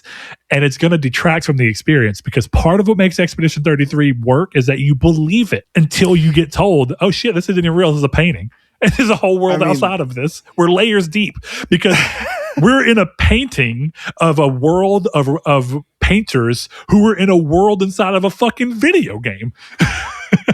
Like, you just keep going back. Someone's always an observer to something else. And then you start, I guess you could have that, like, is someone observing us right now? Like some people have, like, are we just in a simulation? Maybe the fuck we are. Yeah. But yeah, in an unfortunate way, swinging this way is, I feel like it's an uphill battle for them moving forward. But I feel what like a it's fucking game to swing out on. I feel like it might actually be easy, because all they do the next time is they make a game so deliberately building up to a twist that when it doesn't twist, that's the twist. Yeah, maybe. It's like, no, this shit's incredibly straightforward. He's the bad guy. That's all. But we're going to make you think he's not. And then that's just what my it is. only hope is that they at least manage to keep, for lack of, the briefest way I can say it is, everyone has such well-considered character aspirations to where you look at the story from any one character's perspective and you can fully see why they believe what they believe. Even if you don't agree with it, you're like, these character motivations are incredible. They're so thought out. I don't even care about the twist. As long as you can keep that level, which is, again, that's part of why that momentary lapse of character acting, is such a big hit, because it's so well done everywhere else that you're just like, damn it. So yeah, if they can keep that level of intense character pieces, I'm excited. Ooh, Chris's crutch. Oh, my bad. I needed to get my other headphone. So yeah, that's not even talking about the gameplay, which has this. That I'm not much one for turn-based anymore these days, but this is exactly what I was talking about. I love when turn-based games still find a way to keep you as an individual active. I talk about that in games like Legend of Dragoon has something like that. You have it in Kingdom Hearts Recoded. Whenever you get to the Hercules world, it has this little do that. You have South Park, The Stick of Truth. I love when turn-based has this extra layer of pay attention, be aware, stay on your toes, because I just think it makes it more fun. And I think in this game in particular, it ramps the difficulty. And so to some degree, you have to learn to block or parry if you want to get good at this game. And it makes the final boss, like the final difficult boss fight in Simon, is so fucking fun, because it just becomes Vampire Survivors. Now it's, what build could I come up with to make this fight work? And it's fucking awesome. How did that go? Oh, dude. Took you some time. But I finally, I was like 7 tries in. Actually, no. different fight I'm thinking of was 7 tries. No, Simon took me 3 tries, but that's because one of the previous bosses, which was really difficult, led me to think through a potential combination of character motivations that I was able to reutilize and just make a few changes to make the Simon fight go easier. I almost beat him all the way through on first try, had to do it a second time, barely beat him, but incredible fight. Tension the whole way through. You're trying to stack up. How can I make my people act before their people? In a weird way, it's like Baldur's Gate turn-based. Oh, shit. Okay. Because, it's like you get to a point where it's like you want to put rush on your characters so that they get to act again before another character gets to act. And you're just trying to constantly build that up. And then you can do things that there are certain moves you can do that make a character go again. It's really awesome. It's that, the Picto system where you get to equip a bunch of different Pictos from the, currency that you get to spend for points. That you get, each character has these points, is so fun. I think it is the perfect example of great story writing and great gameplay all coming together. This feels, and I will gladly admit if I'm wrong 5 years from now, this game just doesn't hold up in memory or anything. This feels as much as a game of all time as I was talking about with Talos Principle. I see no world in where I look back at this game and don't go, holy shit. Damn. And maybe KCD2 will do there too. And then I'll have 3 games I played in 1 year that all join the games of all time list. That's crazy. I don't even expect that once a year. Yeah. So KCD2 will do it for you, man. It's coming. We'll see. I'm ready. I'm spreading my legs and letting it. Sorry. Yeah, I'm excited for it. And really, I'm excited to revisit games that came out this year because, at one point this year, I was under this feeling that nothing really happened in gaming much this year besides Expedition 33. And then I started thinking, I was like, you know what? I guess there's Death Stranding. And then as I started playing these new things like Dispatch and games I wanted to play I wanted to play Sword of the Sea immediately. I just was doing other things, so I forgot about it and moved on. Coming back to it, I was like, this is exactly my type of game. Midnight Walk, I thought looked super interesting from square one. Played it, so glad. I can't believe I almost missed that. Dispatch, let's go, my guy. It's so good. Plenty of good stuff happened in gaming this year. I was just a little too head in the sand with old games, which is not a bad thing. I was having a good fucking time. At the end of the day, there's no wrong way to play. As long as I'm enjoying what I'm playing, as long as my time's well spent. But it is nice to look and go, I was a little wrong. I thought this year wasn't going to have much to offer for me. And by the time that I was able to pull a few more things in, maybe I didn't have a game a month, but I don't think that's how we should be looking at it. I have 6 games to the point where I had to have one as an honorable mention that came out this year that I wanted to talk a lot about. That's good. That's a game every 2 months. Exactly, dude. So I think it was a pretty good year, and I didn't even play everything I wanted to play. Yeah, same. That's why it's going to be interesting playing a KCD2. Like, I almost wonder if we look back and we go, damn, 2025 is kind of like a 2007, I think we might, because, KCD2 is good. There's plenty of things. And like Death Stranding 2 is still fucking awesome. It's like, I don't know. It's gonna be interesting. There's a lot of sequels, and that doesn't mean inherently bad. But I think that if you think back to like a 2007, part of what made it so exciting is it was like brand new games, new IP, new ideas flooding the scene. And my list is all that. But Death Stranding 2 still snuck its way in there, and it's a sequel. So, Chris, this is a long one. I'm not surprised. Yeah. It's hard to talk about games that you loved without having to go in depth. And I'm glad that our lists were different, but we overlapped enough that even whenever a game wasn't on my list, I had plenty to say about it. Yeah, exactly. It was a fucking great episode, man. All right, man. Well, hey, look, rounding out the year. Yeah, rounding out the year in big time. We'll see what it's like whenever it's all edited down. But Chris, I think one final time, we're going to rattle off our patrons who went to patreon.com/Nartech and gave as little as $1 per month to support this show for the last time this year. Let's round it out, man. Thanks for joining me as always. And I can't wait to see what we start playing at the beginning of next year. Maybe, just maybe, the first episode will see me having some KCD2 talk. I can't promise that yet because I'm busy. And I don't think I'll have enough time to play much games before the next episode. So we'll find out. Yeah. Join us next time. Unless you want me to not play Arc Raiders with you to play KCD2, which you probably would push for. So, that being said, thanks to our patrons. You can head over and join them if you want to be shouted out. It's the least we could do for how they bring this show. They help bring the show to you every week, whether you pay or not. So thank you guys so much for your support. We'd like to start that off with Grime Kid 1989, FR Damian Quigley, Ryan Goldner, Low Rate Nate, Spencer, Brandon Edwards, Alex, Barry Rogers, Stingray X, Matt Tubbs, Bailey Robertson, Mark Schutz, Rude Days 93, Kevin Bacon Bits, Danny Villalobos, Jehudi MD, No Fate, Josh Ayers, Derek Porter, and Sean Santarude. Thanks to everyone. Have a happy new year, and we'll see you next time. Happy New Year. Ho, ho, ho.